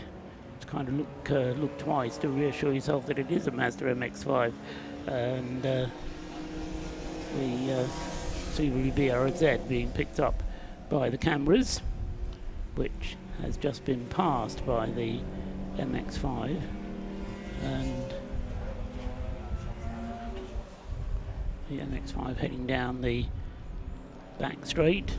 Subaru BRZ just putting onto the back straight, and Lee Brooks with the race leading Rob Boston Lotus about to go past the Subaru BRZ. Does so now, but no need for risk from Lee Brooks. The gap still 9 laps, so hasn't extended it so much in this segment of the race as earlier on. But Lee Brooks then with this Lotus Elise, whether it's the very car that Rob Boston has used here in the past, I'm not actually sure, but they've sorted out the lights on the Lotus. I've noticed that. They're no longer flashing, so the buttons come unstuck. Yeah, quite flick it often enough and eventually it'll indeed. John, it's coincidental. I was thinking about exactly the same thing, whether or not that is the same car. It's just another Gen 1 Lotus Elise that he's built up. But I was going to use a cliche phrase, if it is the same car, but it quite literally is a bit of a phoenix from the flames, isn't it? I'll see myself out. that was terrible, but anyway. But it harks back to the difficult sight we saw of that car it was something simple. I think it was a stone going through a radiator and oil cooler, one of the two, that kind of set off the fire that put that car out of the race prematurely. So the fact they've managed to, in the last year, put that car back to where it should be, or just grab a new Gen 1 Lotus Elise from somewhere, and Rob Boston waves his hand, does his magic, and produces a race-winning car once again. Or at least a car capable of winning the race. It's not quite there yet. It's still got a minute, an hour and a minute to go to confirm that fact. Don't count any chickens yet. Rob Boston, you may be wondering what he himself is not participating in this year's race. I think it was his intention to do so. He and Peter Mansfield, he was telling me this on Friday, he and Peter Mansfield had a car entered, which they were going to share. They just needed a third driver. And he said, do you know what, I couldn't even find a third driver. I said, your address book's not big enough. He said, no, I phoned 30 people and none of them were able to do it. Wow. Next year, if you fancy doing the Race of Remembrance, make sure Rob Boston knows who you are, where you can find him. And there may be a chance for you to compete in the Race of Remembrance, because although it's a Rob Boston car, as I say, Rob and Peter Mansfield, who are regular competitors at the Race of Remembrance, and Peter Mansfield, a former winner with Rob Boston of the overall Heroes Trophy here at Anglesey. As I say, regular competitors, guaranteed to be quick, and as I say, by rights they would have been competing this year, but at the moment Rob lending his preparation skills and organisational skills to running of the car. He's even been hanging out the pit board over the course of the weekend, so he's been busy down there. And as I say, without counting any chickens, the car has run pretty faultlessly. Apart from the penalties they picked up along the way, they've dealt with the problems that they've had and kept going. Now, the Honda Civic Flying Haggis looks like it might be getting ready to come out again, Scott. That's good news. Yeah, that was a pleasant sight to see. It's now out of the garage. Whatever the issue was on the... Looks like it was the left front they were looking at and working on, but they have done that. We also saw as well briefly whilst we were in the same vicinity, the number 8 Brake Nazi Racing Mazda Mazda RX-8 also got wheeled out of the garage and back into the race as we have now headed into the final hour. They're just taking the time to go ahead and refuel the car in order to get it back out there for the final hour or so. So, yeah, the Honda Civic having fuel put into it. Normally, the rule is to put the fuel in last because everything's cooled down. I think Rob Lewis's mic is working because he wants to talk to us. So Rob Lewis, we can see on the screen there, is down there with the Flying Haggis Honda, which is, as I was just saying, getting its fuel got told off by the officials on the pit. So Flying Haggis Racing, they've gone into the wall. There was contact with a C1 that came round the outside of the Civic. That then tapped him into a spin. And unfortunately, you got collected by another car, didn't you? Yeah, it was just at the last corner there. I just went up the inside of C1. He obviously never seen me, but it's so difficult, the conditions here today. This is my 5th time here, and that is by worst, I think the worst I've seen. The spray is just incredible, especially after a safety car when all the cars are bunched up. You can't see a thing. Can't see a thing, but you're still holding yourselves well out there. I mean, last night we didn't want to put the commentator's curse on it, but the Flying Haggis was going well. It was going really well because I think we were a wee bit punching above where we really should be. And I'd done quite a long stint there, and I was really hoping that, because I think my times were pretty good actually. So yeah, it's a bit disappointing to have sort of finished like that, but keeps going in for the last hour or so, and we'll get it over the line. It'll all be good. You guys love coming here every year, and the team spirit, we saw it last night with the lights up glasses. I've still got the pair, and it's just astounding. Just you keep those. Back next year with the same car? We've got an option, another car next year, but we'll keep that quiet for now. Oh, come on, tell Rob. There's the TWP guys used an MX-5 years ago. Yes. It's now been bought by Keith that's in the car. Okay, so it might be a move to an MX-5 on the cards. We might run 2 cars, we might run 1 car, but there'll be some. We'll be here. We'll be here. Fantastic. It's always great to see you here at Race of Remembrance. I just want to say thanks to the marshals out here, because they must be drenched. It is incredibly bad out there today, and they're standing away up the top of the rocket, and yeah, hats off to them. Well done. Absolutely formidable there. So that is your Flying Haggis racing team there. Good to have the team there in the background. I'll try and sort out our countdown into the pit lane segments. Meanwhile, back to the box. Well done, Rob Lewis down there with David Reed from the Flying Haggis team, and as he says, Keith Rowe is about to take the car back out onto the track. Unfortunately, what was looking like a potential podium for the Flying Haggis team, they've dropped back to 5th place now in the class. I don't think they're going to drop any further down than 5th, because the next car back is quite a long way back. So it's the Exposure Lights Mazda, which is the next one back, and he's the further 4 laps behind. So I think that will be as far down as they drop, but desperately disappointing after such a good run from that Flying Haggis car. Nice to see something a little bit different, and saying that they might run a Mazda MX-5. Whilst Mazda's ideally suited to the Race of Remembrance, it's nice to have the variety that the Honda Civic provides. True, but as we talk about them, the Flying Haggis car apparently has had a spin again. It looks like it's up at the Rocket Complex.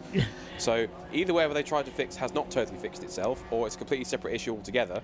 But they are ailing around a little bit. Keith Rowe's just getting used to the conditions. It was interesting. Feeling it out. Yeah, David Reed saying that conditions as bad as he's ever seen them, and he's a regular competitor in the Race of Remembrance, so knows whereof he speaks. And yeah, I can certainly confirm that yeah, I mean, part of the trouble is the spray in these conditions, and the clerk of the course is now asking drivers to put their lights on, which isn't necessarily so that they can see in the murk, it's so that other people can see them coming. Now, for a lot, you were making this point earlier on, Scott, they've removed their light bars, which they used for high visibility during the night time. Yeah. So putting lights on is just a case of putting regular headlights on. Yeah, just for regular visibility and just for visibility of other cars around you, because in particular, when you've got the spray around you, I think it's not necessarily for fading light, because there is no fading light, because in the middle of the day, it is more quite simply, I think, to help aid in areas where there is more standing water or more spray with a bunch of cars around you, to help identify that yes, there are cars behind you. Because of course, if you have no headlights on, you're lost in a wall of spray, and then all of a sudden, if that car behind with no headlights loses your braking point, then you can't see them from behind, so it's completely unexpected. So it's just a safety precaution, not necessarily a light in terms of natural light precautions. Yeah. It's more just to make sure that you're aware you've got other cars around you. So that other cars can see you rather than you being able to see your way necessarily. Keith Rose has adjusted his driving appropriately to the conditions, politest way I can put it, and is now circulating in a routine fashion. My eye is drawn to the 101 Mazda MX-5. I'm sure we'll mention it again before the end of the race, but the 101 going through and completing another lap. As I said earlier on, that car has had a driver change in the last 10 or 15 minutes, because Chris Harris has now handed it over to Danny Graham, but for another 52 3/4 minutes, that car looking on schedule to complete its 11th Race of Remembrance here at Anglesey this weekend. The 101 Mazda having competed in every Race of Remembrance that there has been, and not only competed in every one, but finished every one, and is now coming back out of the banking down towards Church. As I say, Chris Harris having, I think he may have wanted to drive it to the end of the race, but during last night's racing, we had another safety car, and Chris deciding that it would be strategically clever to bring the car into the pits, which took the team slightly by surprise, but he shortened his stint and possibly did the same thing again in giving Danny Graham the chance to take it over.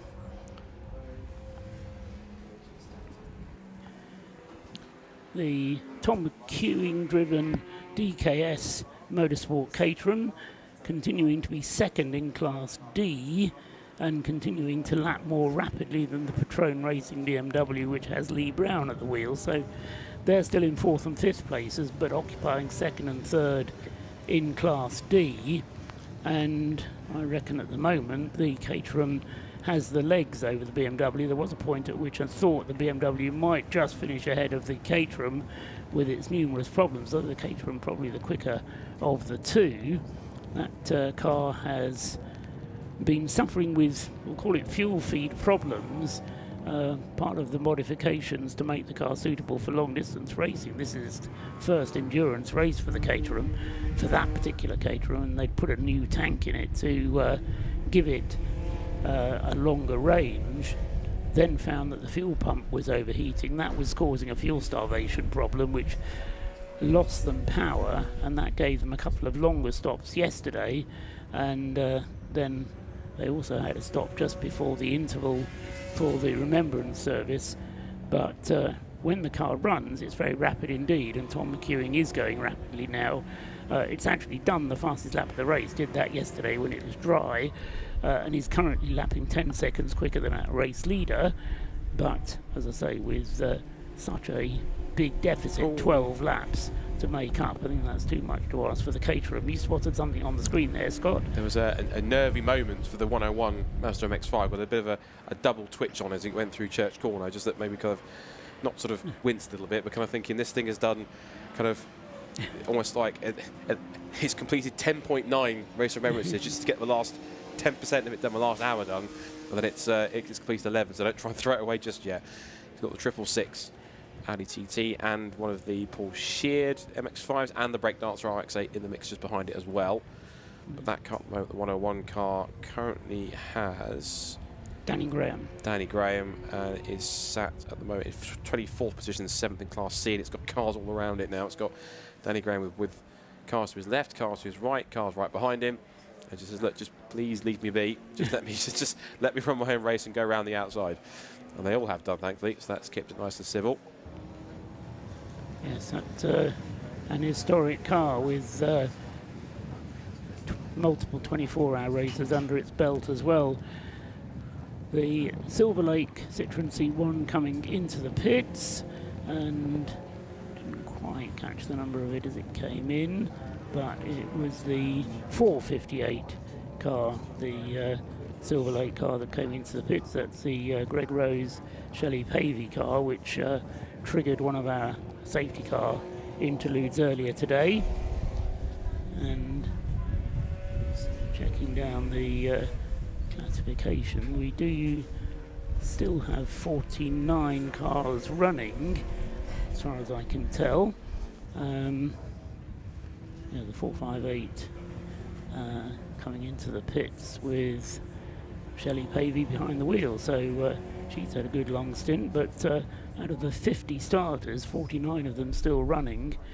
I'm going to set Scott another of those little trivia questions that I keep on throwing at him. Go on. Which is I like it when you tackle the rate like that. Highest finishing rate out of 50 starters. Have we ever had 49 finishers before? Just thinking back, I'm not sure that we've had such the opposite of a high rate, a low rate of attrition, certainly that I can remember.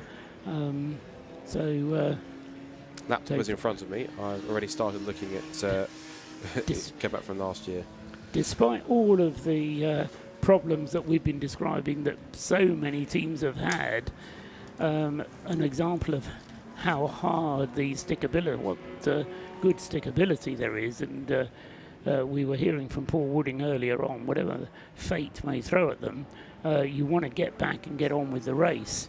And as I say, to my mind, they've done a tremendous job of so doing and keeping, for the majority of them, the cars running for that time. So one thing I have a problem with here is that I'm looking at the results from last year. Yes. There isn't actually a classified retirement.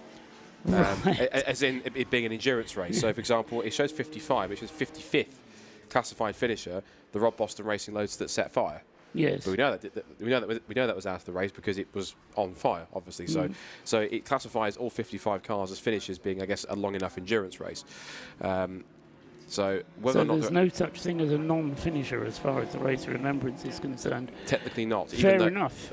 Even though we can't have essentially a retirement in the 23 Pure Track Renault Clio, I think there's such a rule in endurance racing, which I'm not sure if it's been written out of Motorsport UK or not, where essentially any starter of an endurance race of a particular length upwards is classified as a finisher, apparently. So in that sense, there were 55 starters. I'll show you. So 55 starters. And 55th is the Rob Boston Racing Sam Heading, Ben Brooks, Peter Mansfield Lotus that we had last year. Yes, you can clearly tell that it wasn't running at the finish. And the Fiat Panda as well wasn't a finisher last year because that ground to a halt before the end of the race. It has it from that race in 39th position though. So appreciate you watching on the camera. It's just us looking at a laptop screen that you can't see. But the Lomas Panda just down here in 39th. Now it's 51. Yeah. Running at the finish is not a requirement to be classified. That's fine. Seemingly not. Well, but which is part of James Cameron's mission anyway, which is to say that participation is everything. But there is a sense of pride in being able to bring your car to the finish of the race. And currently in this race at least, the only one who hasn't achieved that is the Pure Track Renault Clio, which, as I say, by now will be wrapped up in tarpaulins and be on the track, be in its truck, I would imagine. But apart from that, as I say, 49 cars still driving round and round. 45 minutes, 3/4 of an hour remain. Lee Brooks, I should say, now at the wheel of the leading number 43 Lotus Elise. Turns through Target and heads off on another lap. He is now on his 327th lap.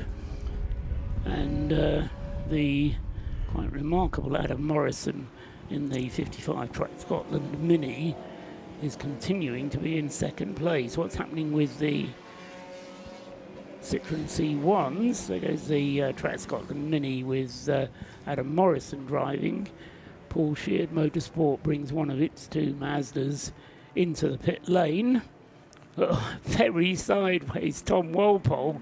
That was a good 5-second drift from Walpole then as he came through the final corner, holding the car in a lovely, lovely drift. It's so difficult to do that, having tried myself, to get just the right amount of opposite lock on and get it on just quickly enough so that the car then doesn't start fishtailing on you and swing back and you end up going off on the outside rather than on the inside where you were headed first.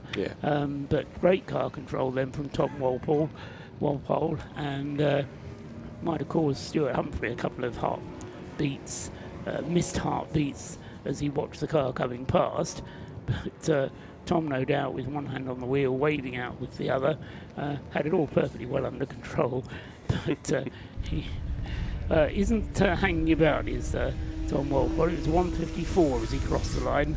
Let me tell you, that's 6 seconds quicker than Lee Brooks is lapping in the leading Lotus Elise. So that distracted me from looking out for the Citroen C1s, which I will now try and do. Pay attention. Oh, there they are. They're going on the back straight. Jake Hill has a Citroen C1 length with David Drinkwater breathing down the hatchback of the Citroen C1, heading up into Rocket at the moment. 458 is Jake Hill's number. 586 is David Drinkwater. And as I've said before, even if Jake Hill finishes on the road ahead of David Drinkwater, as long as David Drinkwater is less than 15 seconds behind, he will win the race on aggregate. The both of them, as far as our calculations up here are concerned, have enough fuel to get them to the end of the race. They've both completed their 6 mandatory pit stops.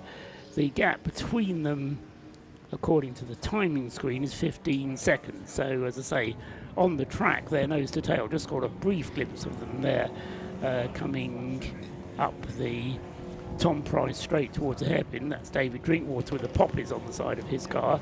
He's chasing Jake Hill. stop and go penalty for 306, which is the M8S Racing Citroen C1. It's not the first penalty for that car. The two Citroens. Oh, and a big fishtail there from Jake Hill. He's struggling for control of the car there, whilst David Drinkwater chases him down. You know, I think David would actually like to win this one on the road as well as winning it on aggregate, because he's chasing Jake around, and I think he fancies his chances of getting past the British Touring Car Champion Jake Hill. So, as I say, the gap on aggregate between them is 15 seconds, so David Drinkwater doesn't have to pass Jake Hill, but it would help his cause if he did, no doubt. I think the 101 Mazda MX-5 had a spin up at the banking, because there was a yellow flag going into the banking as we watched the two C1s, and then as the camera panned round and they came through the shot, the 101 MX-5 just appeared and it was there with them. So I think there's a spin for the 101, but it's carried on trouble-free, which is obviously handy given that that's Chris Harris's car. You did describe a near moment from that car a moment ago, didn't you, Scott? Because yes, Chris Harris's car, but Danny Graham now at the wheel of it, and yes. He was getting it a little bit edgy earlier on. Rob Lewis has joined us up in the box to dry out again, and he's enjoying this battle of the C1s. As I say, I'm just wondering whether David Drinkwater is actually trying to get past, or if he knows that as long as he stays slap up behind Jake Hill, he'll probably just put Jake under more pressure and worry him as they come out of Peel. I think he just wants the bragging rights of passing and beating on physically on track a British Touring Car Champion. He's going to try and take that any day of the week, isn't he? And he's a racing driver. If he doesn't go for it, then, you know, it's not the whole Senna quote, but at the same time, it's kind of very sideways through the hairpin. Either they're listening or Jake's pushing as hard as he dares, but David's putting the pressure on. Now they're going to be side by side in the approach towards the bus stop, wheel to wheel. This isn't going to change where they are position-wise in the timing screen, but of course, there's going to be some bragging rights at play here between these two. Down towards the bus stop they come. It is Drinkwater on driver's right on the outside, Jake Hill on the inside. They come through with left-hander. Hill doesn't show him the edge of the road, but he slots in neatly enough, and Drinkwater realised there wasn't going to be room on the outside to make that stick. So he's back into line, back into the toe towards target once again. And try again next time, I think is the phrase.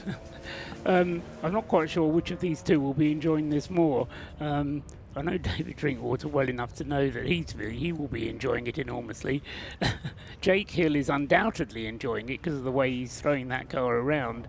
I just get the impression now, I'm going to try and do some interrogation of Rob Lewis's eyebrows as I pose this question, but I just get the impression that Jake Hill's car is a little bit more skittish. It's a little bit more on the edge of adhesion all the time, whereas David Drinkwater just sitting behind just seems a little bit more stable, the car. So just wonder if they've got slightly different setups on the two cars.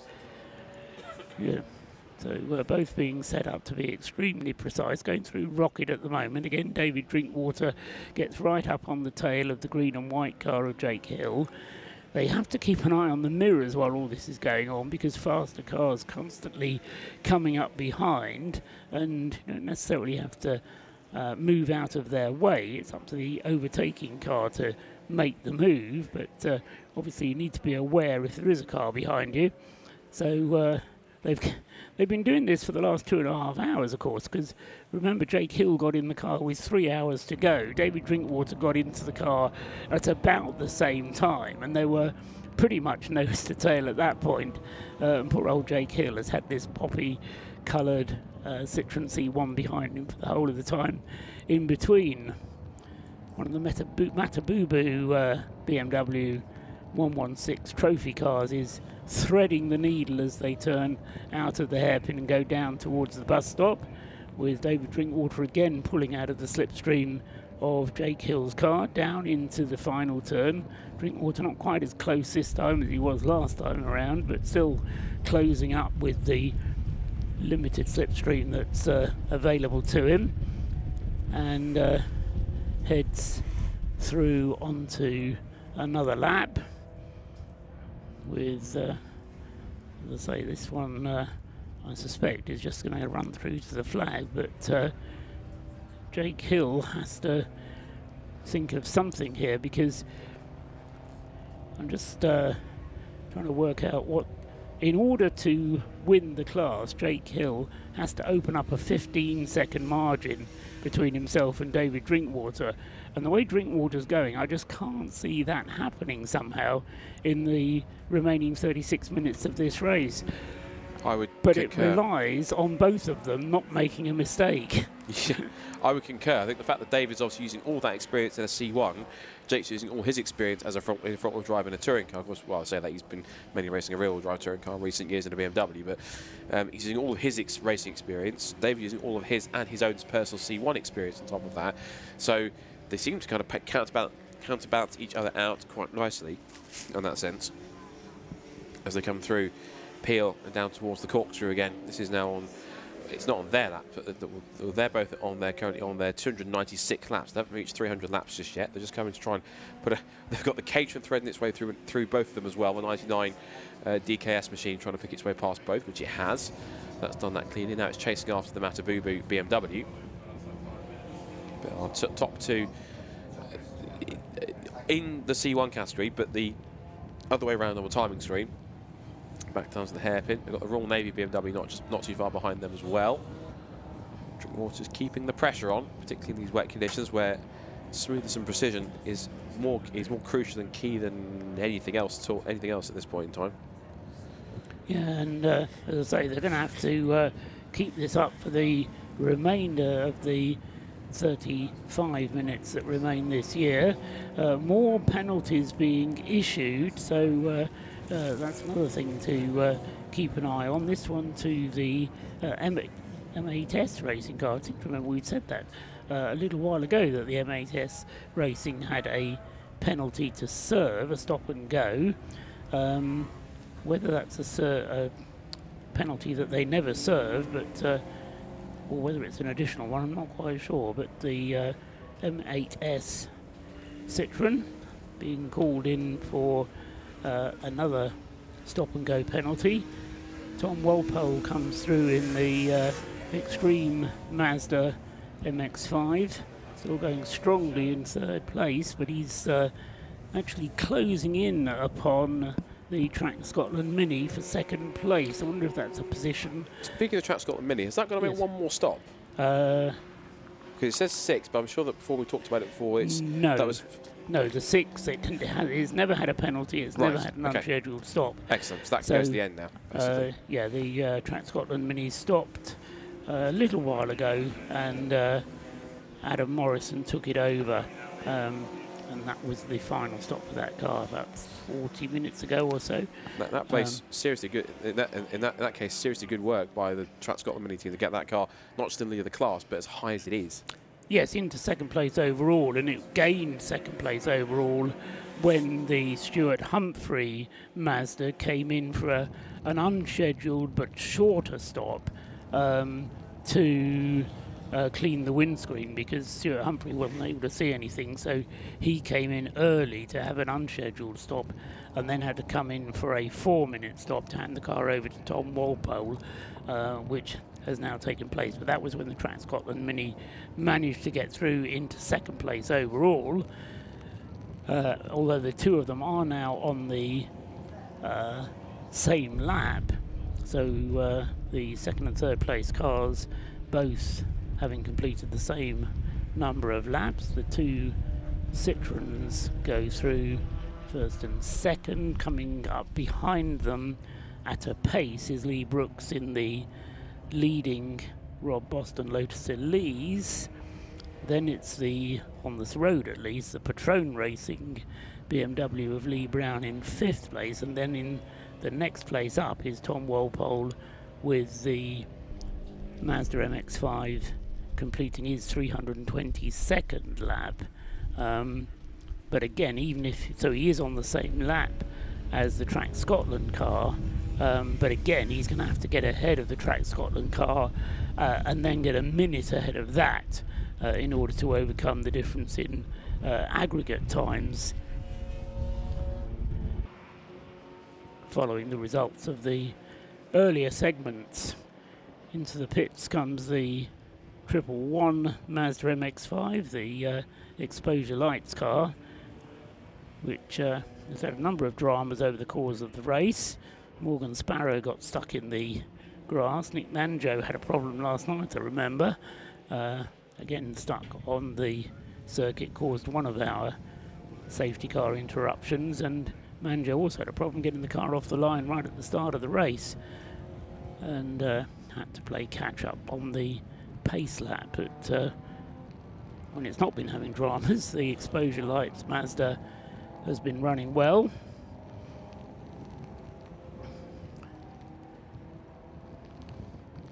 The leader, Lee Brooks, making his way past the two Citroens up at the hairpin, and Jake Hill making room as Lee Brooks comes hammering back down the straight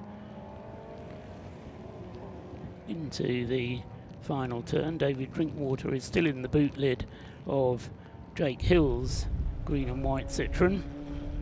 So those two go through nose to tail. I think that's inevitable that is going to finish like that, unless, as I said before, one of them makes a mistake, but I think that's unlikely from either Jake Hill or David Drinkwater. Who else would you rather have in your cars to ensure the cars get to the finish? It's a good question, isn't it? Trying to ponder which one's which. Which one's which. I think, I say Jake brings the touring car experience. He's got some GTs, but at the same time, whoa, there's a sideways moment there all the way through Church Corner. I'd probably say I'll stick my neck out. Jake is an excellent driver. He's a British touring car champion, and he's going to GTs. That being said, local knowledge, particularly of a series and cars, counts for a lot. And ultimately, if you want to try and hit the ground running, you want somebody who understands these cars from the get-go. So I completely acknowledge and accept Jake's talent as being a British touring car champion, but for me, as he's sliding it around over at the Rocket Complex, for me, if you ask your first choice, Drinkwater. I pick David first. Yeah, I mean, as I say, in the battle between the two of them, Jake Hill clearly has the legs and has been. If David Drinkwater was going to pass, he would have done so by now. But as I say, the thought of Jake Hill actually disappearing 15 seconds up the road, I can't quite see that happening somehow.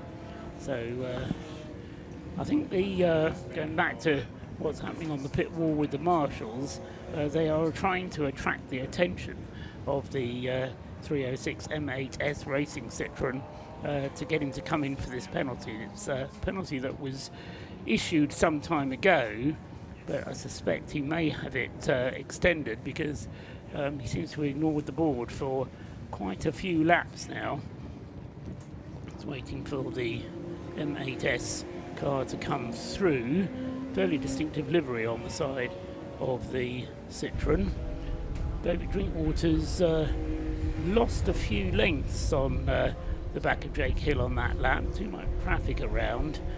And be interesting to see whether, once the traffic disperses, whether Drinkwater's able to catch up with Jake once again. Jake Hill keeping the traffic behind him there. Of course, the trouble is, a fast Citroen C1 can actually be as quick as some slower cars driven in, although they run in the other classes, faster classes in theory, take a little bit more driving to get through. And of course, as you mentioned, rain is a massive factor. Of course, rain is a performance lever in many cases, and those Citroen C1s, I think, to fit that point, is going to be able to put the power it does have down compared to some of the bigger, faster cars who can only use a percentage of it. You do what we're pointing at a yellow flag. I'm pointing at the 306, which is coming through now, yes. Being advised that his penalty, getting a very dark look from the marshal at the pit wall, who's been hanging out the stop and go penalty board at him for 6 or 7 laps now. I think he's going to throw the stop and go penalty board at him next time around. It's just lads the windscreen. Please listen. In now. Yes, it's a thankless task enough being a start line marshal without having drivers not paying any attention to you.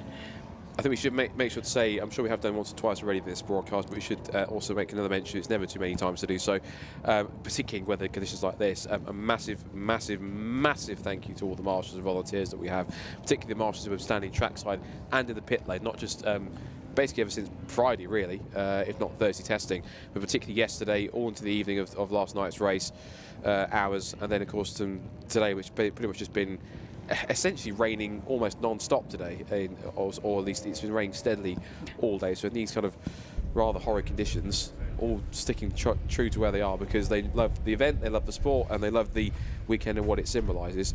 Each and every one of them, thank you very much for giving your weekend to be a part of this.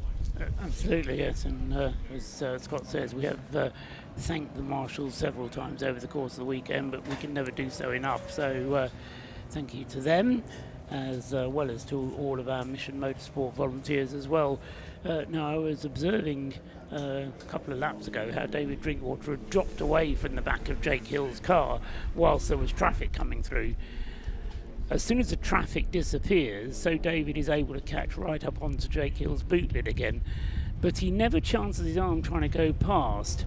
Now, I'm not saying that he would have to chance his arm going past, but he is content just to sit there, and I think David Drinkwater understands the situation and isn't necessarily, I'm going to prove myself wrong as he does it, I was going to say isn't necessarily going to push his way past Jake Hill, but every so often he gets so that he kind of overlaps two wheels, his front with the rears of Jake Hill's Citroen, and all of a sudden he looks like he is actually very interested in going past, but once again Jake Hill just holds sway at the front.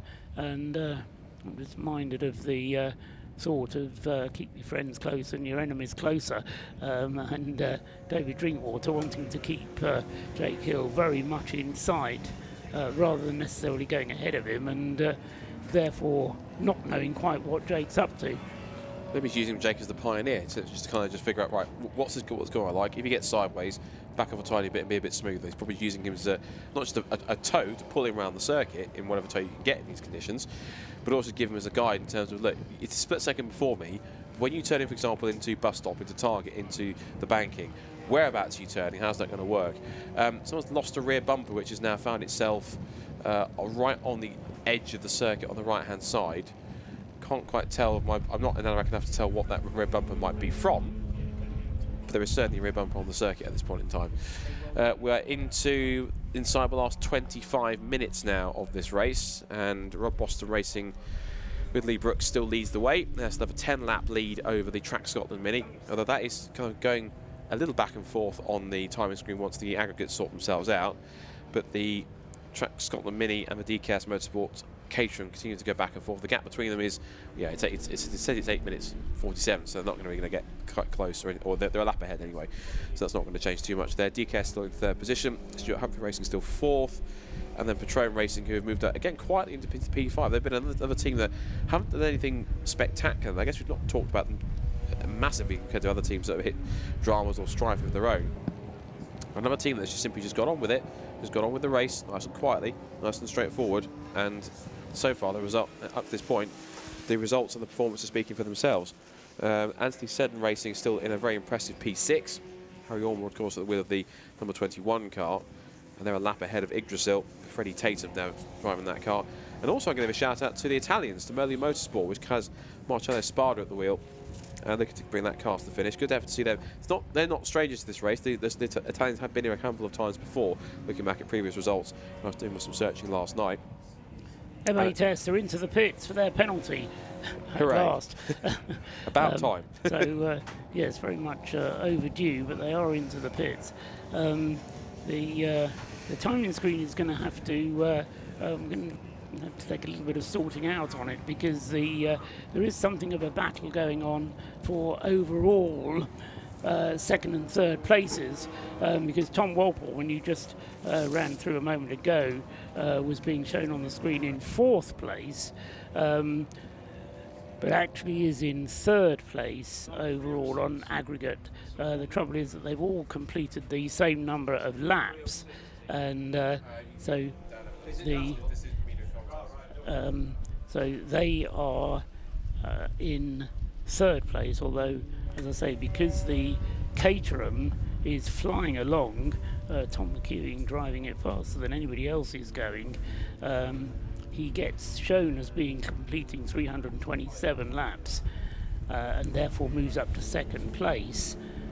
But because he completed his 327 laps first, but in a total aggregate time of more than the Track Scotland Mini and the Stuart Humphreys car, then the timing screen will change every time they go through. So it is still Adam Morrison in second place, and comfortably so, ahead of Tom Walpole with the Stuart Humphrey Mazda, which is still in third place. And that position, as I say, has changed as a result of Stuart Humphrey's need to come in and clean the screen. But that's the top three. And then Tom McEwing with the DKS Caterham, although he's flying, is doing so back in third place and is actually a lap behind the Track Scotland Mini and the Stuart Humphrey Mazda. Right, it took a little while to sort that out, but it was a slightly confusing situation. The rain, I mean, it's getting worse, Scott, isn't it? Looking at what's happening to the weather, the spray is certainly getting more. I genuinely was going to say, there's still no let up in the weather, so we kind of thought the same thing at the same time. But yeah, you just look at the conditions. It has been. I think it's getting worse rather than no let up. I think the worst I've ever seen it here at Anglesey was a 2CV 24-hour race where the view out to sea was genuinely. You can still see some of the sea here. The entire view here was just a wall of grey, and there was so much rain that swept in very quickly. I think it started moving when there was still some tarmac on here where the cones were. It was moving cones, like how much strong the wind was at one point. It was moving them across. They had to stop the race a couple of times because of how severe the weather was. This is probably, since 2 years ago, probably the wettest I've seen Race of Remembrance. But it's November, it's the UK, so I think if you come into this race and kind of expecting good weather, you kind of have a glutton for punishment, I think, in terms of what you're actually going to get in that sense. Although, of course, we were blessed with some decent weather yesterday, so it wasn't too bad, although it's still quite chilly, which is that's the thing. So at least the sun was shining. Yes, that's your free latest weather forecast before we get back to regular proceedings. Less than 20 minutes to go then. Here on screen is your race leader, number 43, the Rob Boston Racing Lotus Elise, making habit of this, aren't they? They've won this race several times before, and if they can stay on the straight and narrow for the next 19 minutes plus a lap, they will be holding on to take another victory, and it'll certainly be, I think, it'll feel like for them a lot like redemption for missing out on what would have been, I'm certain, them contending for yet another victory last year, had Aaron Stone not led to what caused the fire. Yes, I'll add to that in the sense that Rob Boston Racing, yes, previous winners, I think on 3 occasions, driving various Lotus Elises, that if this car should win this weekend, it would be the first time that a Rob Boston Lotus Elise has won without Rob Boston being on the driving crew. Ah, okay. Lee Brooks, Ben Brooks, and the third driver of that group, Phil Grayson, yes, they've been managed by Rob Boston, and his team have been involved in the preparation of the car and the servicing of the car through the pit stops. But Rob himself has not been able to contribute by driving the car, but I'm sure he will be just as delighted with the win should it happen. But as I say, from his point of view, it'll be a win without his driving contribution. Just seeing the Track Scotland Citroen going through in third place there. Still in third place in its class. Craig Dillon is at the wheel of it, and yes, I think they are pretty certain of finishing in third place, because the next Citroen up in the Citroen AC1 class is quite a long way back, and it's another WRC car. So WRC not only are challenging for the lead of the Citroen C1 class, but they are also securing fourth place in the Citroen C1 class.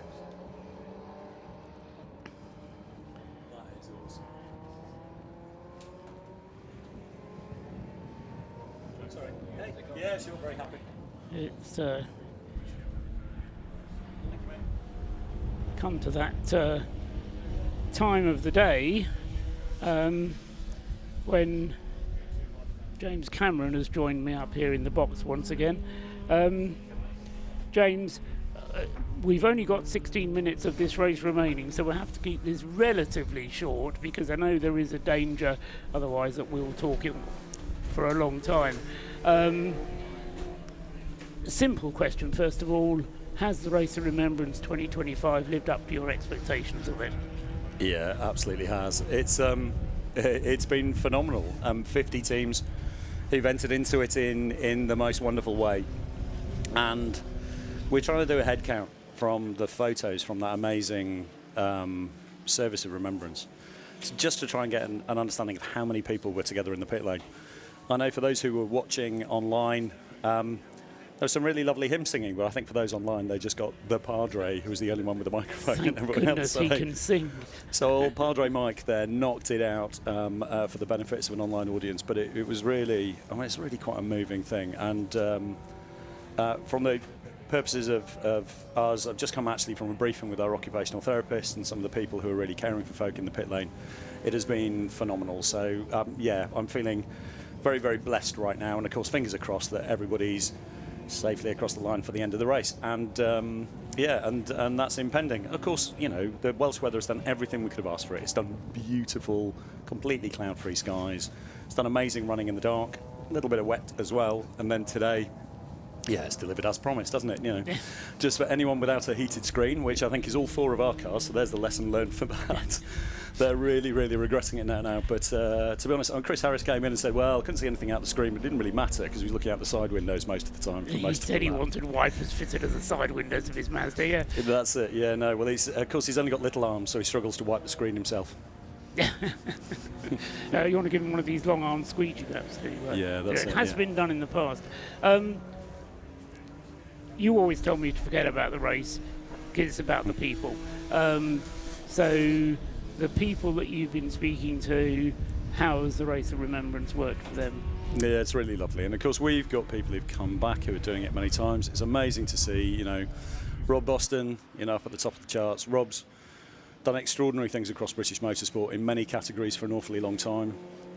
It's brilliant to see the likes of, you know, Drinkwater there leading Jake Hill, you know, into the last bits of the race. It's absolutely fantastic. And then we've got novice crosses on the back of actually 5 cars that we're running out here, 4 of us and 1 others, 2 who contain people for whom this is the first time they've ever raced. 3 of them are out there now and are actually going to come across the line, and that feeling for them is going to be something they will remember for the rest of their lives. It will stay with them. You know, there are many days in life, but not many for them are going to be like this, and that's a wonderful thing. And for you as the organiser, creator, the brains behind this, I mean, it must be difficult because you do this every year, and yet you have to bring the enthusiasm back every year, and yet it just happens somehow. Do you find yourself having to kick yourself and say, come on, I've got to get things happening again because it isn't going to happen unless? Well, the short answer is yes. I mean, you're absolutely right. You know, this is the 11th time of turning the handle on this, but it's the excitement of others is infectious. So you have this formula which you turn the handle on. It's a lot of work to be able to get us here. You know, there's quite a lot of risk. You get it wrong on the way in order to be able to do it, and you turn the handle. But then you start to get, you know, I get messages from people 6 months out telling me how much they're looking forward to Race of Remembrance. They've got new ideas for their livery, or they're doing sort of that, and how much they're looking forward to it. And you start to cotton on, you know, and you start to catch that up in yourself, and you remember just how cool it is. This year has been phenomenal. There's all sorts of reasons why we remember an A400 fly past on the Friday. That was incredibly cool. You know, buzzing the tower here, you know, mid-qualifying. That was really cool. Great having Chris Harris back here. You know, I think for us and having him in the middle of our pit thing, he's not a massively public persona or any of those things. Lots of people know him, but you know, he's you know, rightly a you know, quite a private individual. But he's fantastic, with the blokes and girls who are there, and you know, he's I hope he's not listening, because they absolutely adore him for it. He has been, you know, there's a lot of weight put on celebrity, but it's not about that. It's something different with Chris, and it's entirely authentic, and it's been a privilege having him back. Yeah, I mean, I worked with Chris when he was just a racing driver. Yeah. And now he thinks, yeah, as you say, celebrity kind of comes into it. But no, a tremendous enthusiast.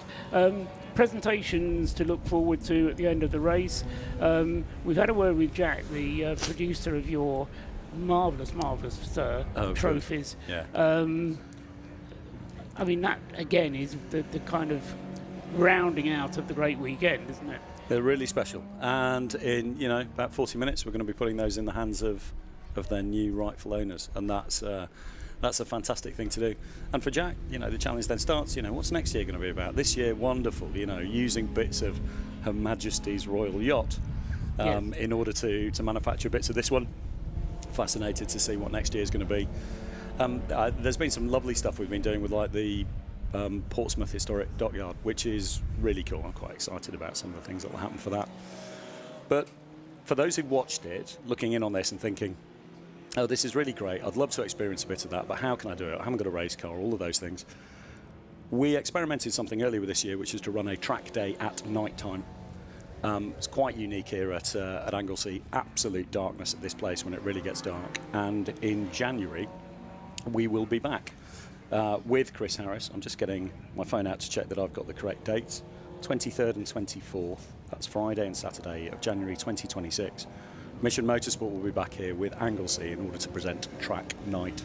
Amazing opportunity for people to do a track day in the dark. Details presumably available on the Mission Motorsport website. Well, at some point they will be. Right, okay. But not right now. Meantime, phone James Cameron. So it's kind of, watch this space, absolutely. So if you want to ask me about it personally, I'll be up Snowdon tomorrow, so by all means, if you hang around the summit, at some point you'll see me. Final message to everybody for the Race of Remembrance, at least from the race part of Race of Remembrance. I know you'll say something at the end during the presentations. Yeah, of course. And a huge thank you to the teams and everybody who's down in the pit lanes, who's helping make all of this work. Their hard work helps this whole thing go round. I love the interaction, the way that people help each other. Last night we had people doing 12-hour car journeys in order to pick up parts for cars, to get them back here, to get them out on the track.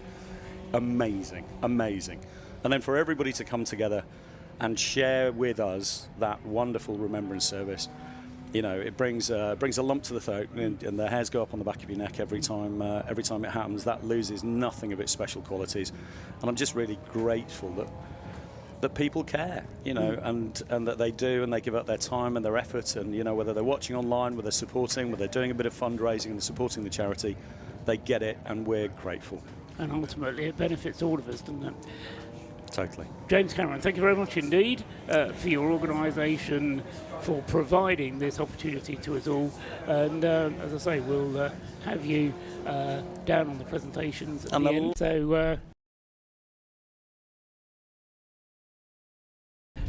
and the brains behind the whole operation. That's time is ticking away. 7.5 minutes is all that remain on the clock, and the Rob Boston car of Lee Brooks still leads the way by 9 laps. So in fairness, the gap hasn't really extended very much in this last portion, but with conditions for the most part in this segment having been fairly horrible, Lee Brooks's task has been mainly to keep the car on the road.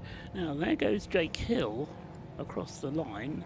Where is David Drinkwater? He's dropped back quite a lot, I would say.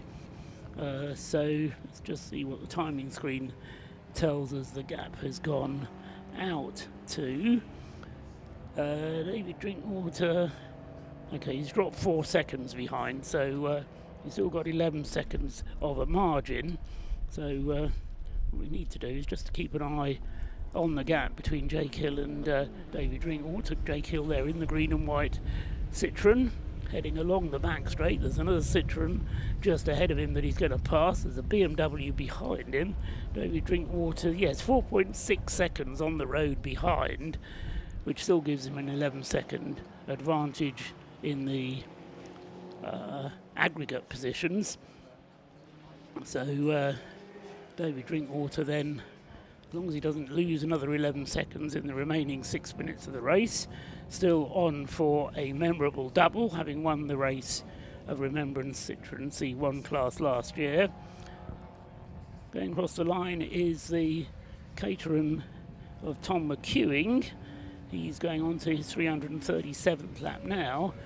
Just misfortune for him that he's lost so much time in the earlier portions of the race, because ultimately he is going to be classified in, actually I may have to change that, because although Stuart Humphrey has gone through completing the same number of laps, Tom McEwing is now actually ahead of both of them on the road. So the Mini Cooper has also gone through from Track Scotland, and so up into second place overall in the last 20 minutes or so of the race.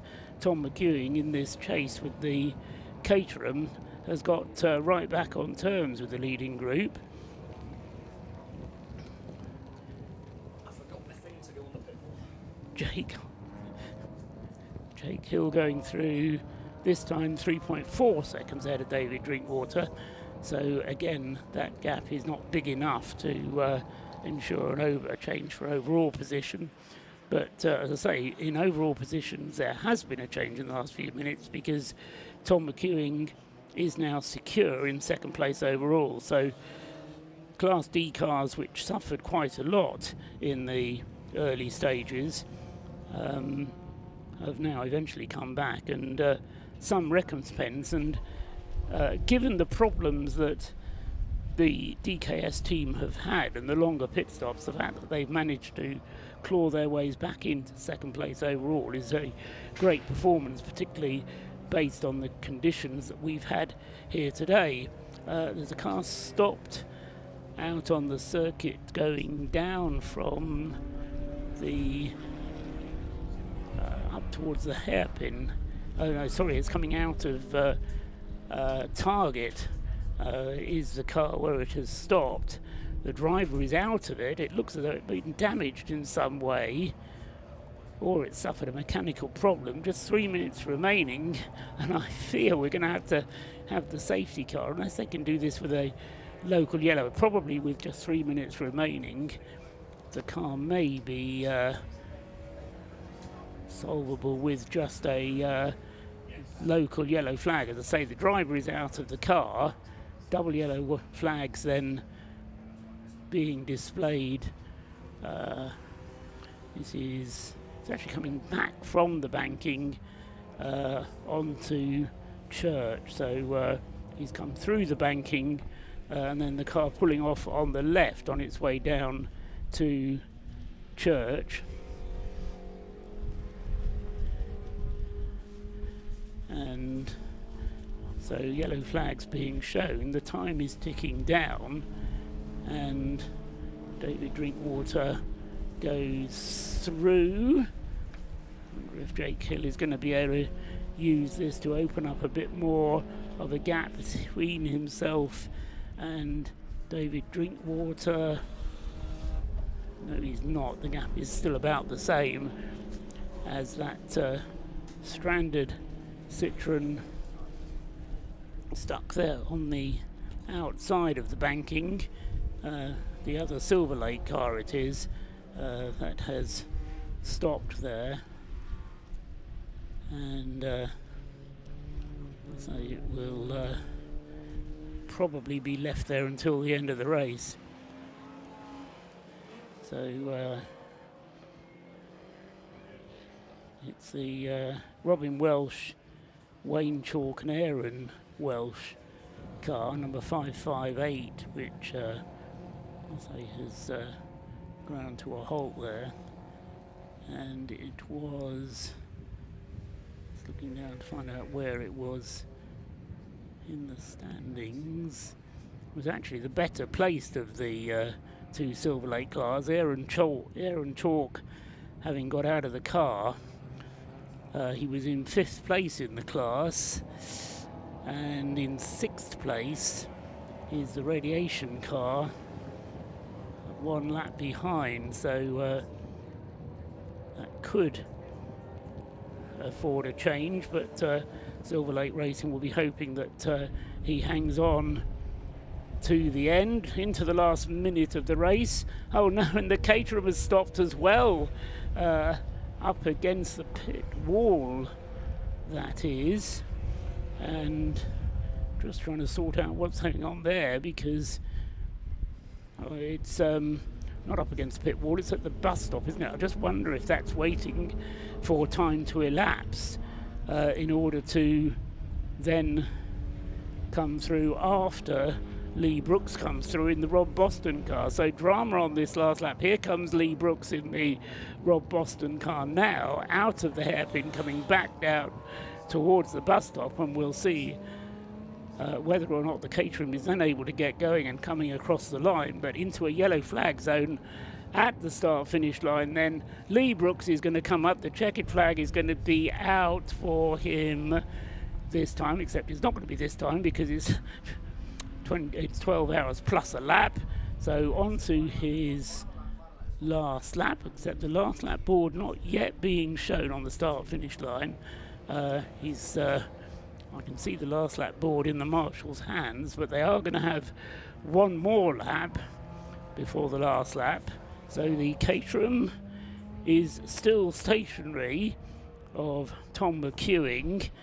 As I say, that's up against the wall of the pit lane. Lee Brooks making his way through. Aaron Chalk is, Radiation Racing car is on the same lap as Aaron Chalk, so Radiation Racing is going to be able to use this extra lap to, I think, take 5th place away in the Citroën C1 class. No doubt at all that the Class C is going to go to the Stuart Humphrey Racing Mazda MX-5 of Tom Walpole, and 2nd place overall, and the winning Class B is going to go to Adam Morrison and the Track Scotland Mini Team car number 55, which is in an absolutely stupendous run without a single problem, I think, as far as Track Scotland is concerned. The Lee Brooks Lotus then makes his way up towards the hairpin, up the Tom Price straight towards the hairpin for the last time. Still slower traffic up ahead of him to contend with, and through he goes, through the hairpin, back down the straight towards the bus stop. This time the last lap board will be shown as Tom Walpole goes through onto his penultimate lap. Lee Brooks comes through now. The pit wall raises its arms, and the Caterham still sits there up against the pit wall waiting for the checkered flag. Whether he's low on fuel, I'm not sure, but the Caterham then is going... Actually, now this could be crucial, because on 336 laps, the Patrone Racing BMW is 1 lap shy of the DKS Caterham. So it's all going to come down to the aggregate results for these cars. Lee Brooks on his last lap then, having had an absolutely, I'll say, fault-free run. They've had some penalties that they've had to absorb. They had some difficulties with the electronics on the car yesterday, but the car has run absolutely flawlessly today. Rob Boston Racing with Lee Brooks, with Ben Brooks, and the third driver of the car, Phil Grayson, all doing their part. Rob Boston doing his part in running the team, and the rest of the Rob Boston Racing crew working together to get the car through to the finish.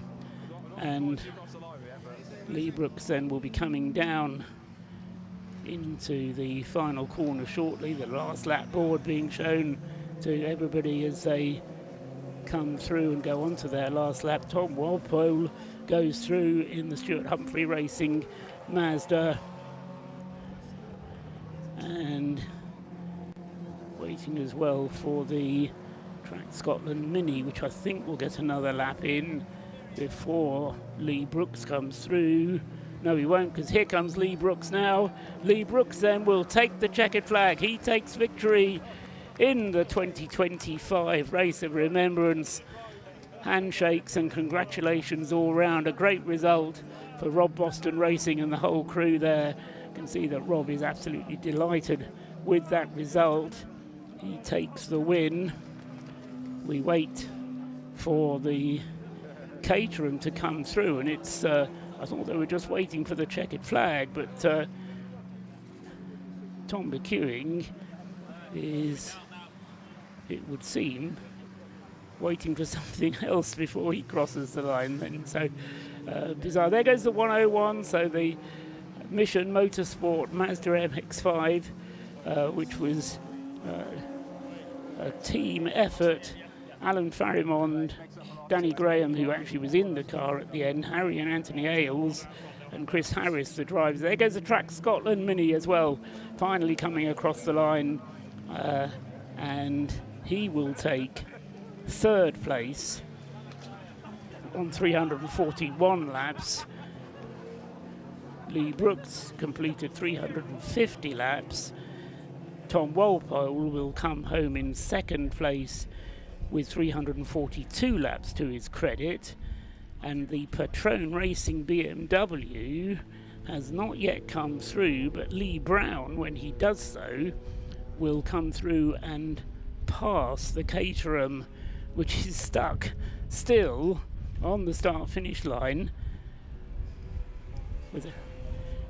So we'll just talk Lee Brown across the line at the finish as well. The other Mission Motorsport Mazda number 29 comes across, hand out of the car aloft for that. Here comes the Patrone Racing BMW then, and that is going to pass the Caterham on the last lap of the race and take the position.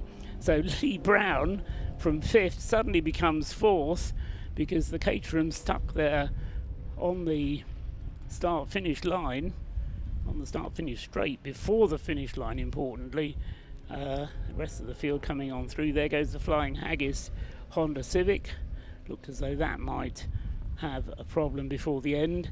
The battle of the C1s going in the end to WRC Developments, with David Drinkwater finishing 4.3 seconds ahead of Jake Hill, who gave everything he had in the last part there and pulled away significantly from David, but wasn't able to establish the 15 seconds that was required in order to take the position. So David Drinkwater takes the place as far as Class AC1 is concerned. Stuart Humphrey Racing win Class C. Track Scotland Mini wins Class B. The BMW class goes to the Harry Ormerod-driven Anthony Seddon Racing BMW, and the only other car class winner is the AC1 class, the WRC Developments. David Drinkwater winning the Citroens. Down in the pit lane with the winners are Rob Lewis and Scott Woodwis. And that was that. That was Race of Remembrance 2025, Scott. What a race that was, and what a dominant performance by Rob Boston Racing. I think that makes up for last year when it was a hole in the oil cooler. There was something along those lines that saw them come out of the race. But they've come back, they've built themselves back stronger. They've come back to a race they've won, I think, 3 times before. Make it 4 now, and what when they did it, even leading by 7-8 laps overnight, extended the lead to the next couple of parts, and came home in only their true fashion. So credit to Rob Boston and the rest of the crew and what they've done, and incredible stuff once again for those to be successful. I think the first few cars are coming in. I think this podium, which we might be able to show you, but it's going to be absolutely right because there's so many cheers, celebrations, lots of applause for good reason because it's that kind of race, it's that kind of event. I think we're both buzzing because it's absolutely magnificent. So. The camaraderie up and down the pit lane, they were absolutely buzzing on the pit wall. Let's bring in Rob Boston himself. Rob, congratulations, well done. You bring in Ben as well. Bring in the team. You guys love this race. How good does it feel to win it? It's the annual pilgrimage. It's UK motorsport at its finest. It's got so much emotion behind it. It's it's the event of the year.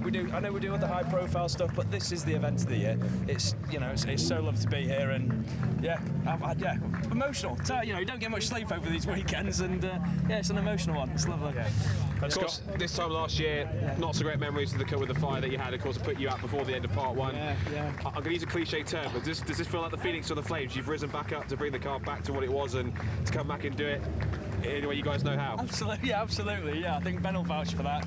Ben was with us last year, and in fact, it was you were in the car. Yeah, I was in it. I was in it for the fire. Had to make a hasty retreat as the flame engulfed him inside the cockpit as well. So, yeah. I shouldn't put you off. No, exactly. No, what a result. Coming back from the fire, and we've had a challenging year. It's the first year we've been running with Rob and the team. They've done a mega job. We've learnt the car. They've learnt the car. We've come here and done this, and it's magnificent. We couldn't have asked for more, and just stoked to be here. Where's this victory rank compared to the ones that you had previously? Is it one of the best? Is it one of the toughest? How would you rank it? Well, can I say on this one? Yeah, absolutely. This is the first one where we've won where I haven't been in the driver lineup. Yes, so I can say this is probably more satisfying, I must admit, because I've done this vicariously, and I must admit the emotions are just as strong. Yeah, they really are. It feels great. It feels great. Yeah, is it the most soggy win? I'm not sure that it is actually. No, it's normally pretty soggy, isn't it? But it is. We've got a WhatsApp group, and I pinged through the trophy from 2015 and said, "No pressure, folks." But decade on. 10 years ago we won this race, and we're coming back to do it again, and we have done so. Just magnificent. So happy. Yeah. Well. Brilliant performance. I'm almost speechless, but congratulations there. They are your winners of the Race of Remembrance 2025. Let's go for a short wander, Scott. I want to catch up with our second place. I want to catch up with the Mazda that is Stuart Humphrey Racing. What an absolute textbook performance from them. Lower power car, lower class, got on with the job, got it done. And they weren't the only ones, because we'll get to them short in a minute, but I think we've got a couple more of the cars coming in behind us, but that was one of the stories of the race, is that you had some of the cars in lower classes, because typically it's Class D or the relay class that dominated, the Caterhams, the Lotuses, the BMWs. This race showed some of the lower class cars to come to the fore, because this was a race, as we talked about, one of the words of this race was attrition. So much attrition in this race in terms of not cars going out or falling by the wayside with issues, but coming in problems, spins, incidents, safety cars, and it was a race where some of the initial favourites, the cars that started on the front row of the grid, the first few rows, we called it right at the start from the beginning. There was the definitive favourite in this, because anything could happen, and it did. And so cars like Stuart Humphreys, and also as well the track stop in the mini, which we'll get to on as well. ES Motorsport, the Elise blew a drive shaft. And others like got up in the top end. Anthony Seddon BMW that won BMW class as well. That's up there in the top end. 3 of the BMWs in the top 10. But that's probably the most unpredictable and slightly topsy-turvy and unexpected top 10s, I think, in Race of Remembrance ever, do I dare say. I dare say. Should we do it again next year, Scott? I'm down if you are. Definitely. Thanks to everyone here this weekend, from the likes of Mission Motorsport, the BRSCC, and I'm sure Scott can hand away the rest of the plaudits before we hand back up to Paul. Yeah, just thanks to every single one of our teams and drivers. Everyone's been involved volunteering with our beneficiaries as well. Everyone who was here with the observation of the Remembrance service that you saw as well. Lots of celebration going on. That's the Italian team getting a podium in their class as well. Thanks to, again, can't say it enough, all the marshals. Amazing job from everyone involved in them. We love British marshals, the best in the world, and they all come here in the pouring rain for the sport they love and for the event they love as well. Thanks to everyone at BRSCC, everyone that's watched you at home, all our production guys, everyone at Alpha Live to put the stream together, all the partners and sponsors, particularly Devonti Tyres and Vera Tools as well for supporting Mission Motorsport. And thank you to Mission Motorsport and to Major James Cameron and to everyone involved in his team putting this all together and working in collaboration with BRSCC to make it as successful as it has been. And that is Race of Remembrance 2025. So from myself, Scott Woodward, from Rob Lewis, and from the legend that is Paul Trustwell, and all of us here at Anglesey, that's it. For us, at least, the motorsport season's over. I think all we can say is that we can go and hibernate and wait for 2026, but I'm certain if it's as good as this one, we can't wait. Thanks for watching. Have a great winter and great Christmas and New Year, and we'll see you once again in 2026 in November for Race of Remembrance, so you can take the top spot and the Perseverance Trophy right then. Bye for now.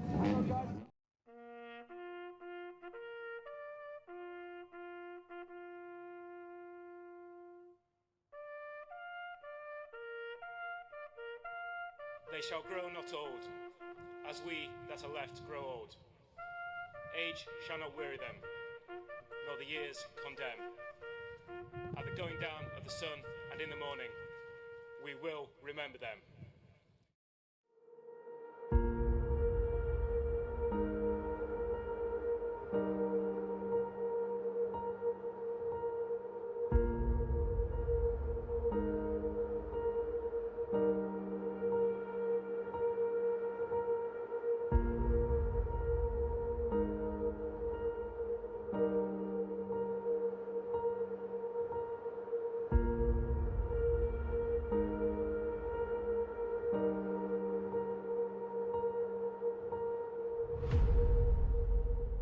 Let's go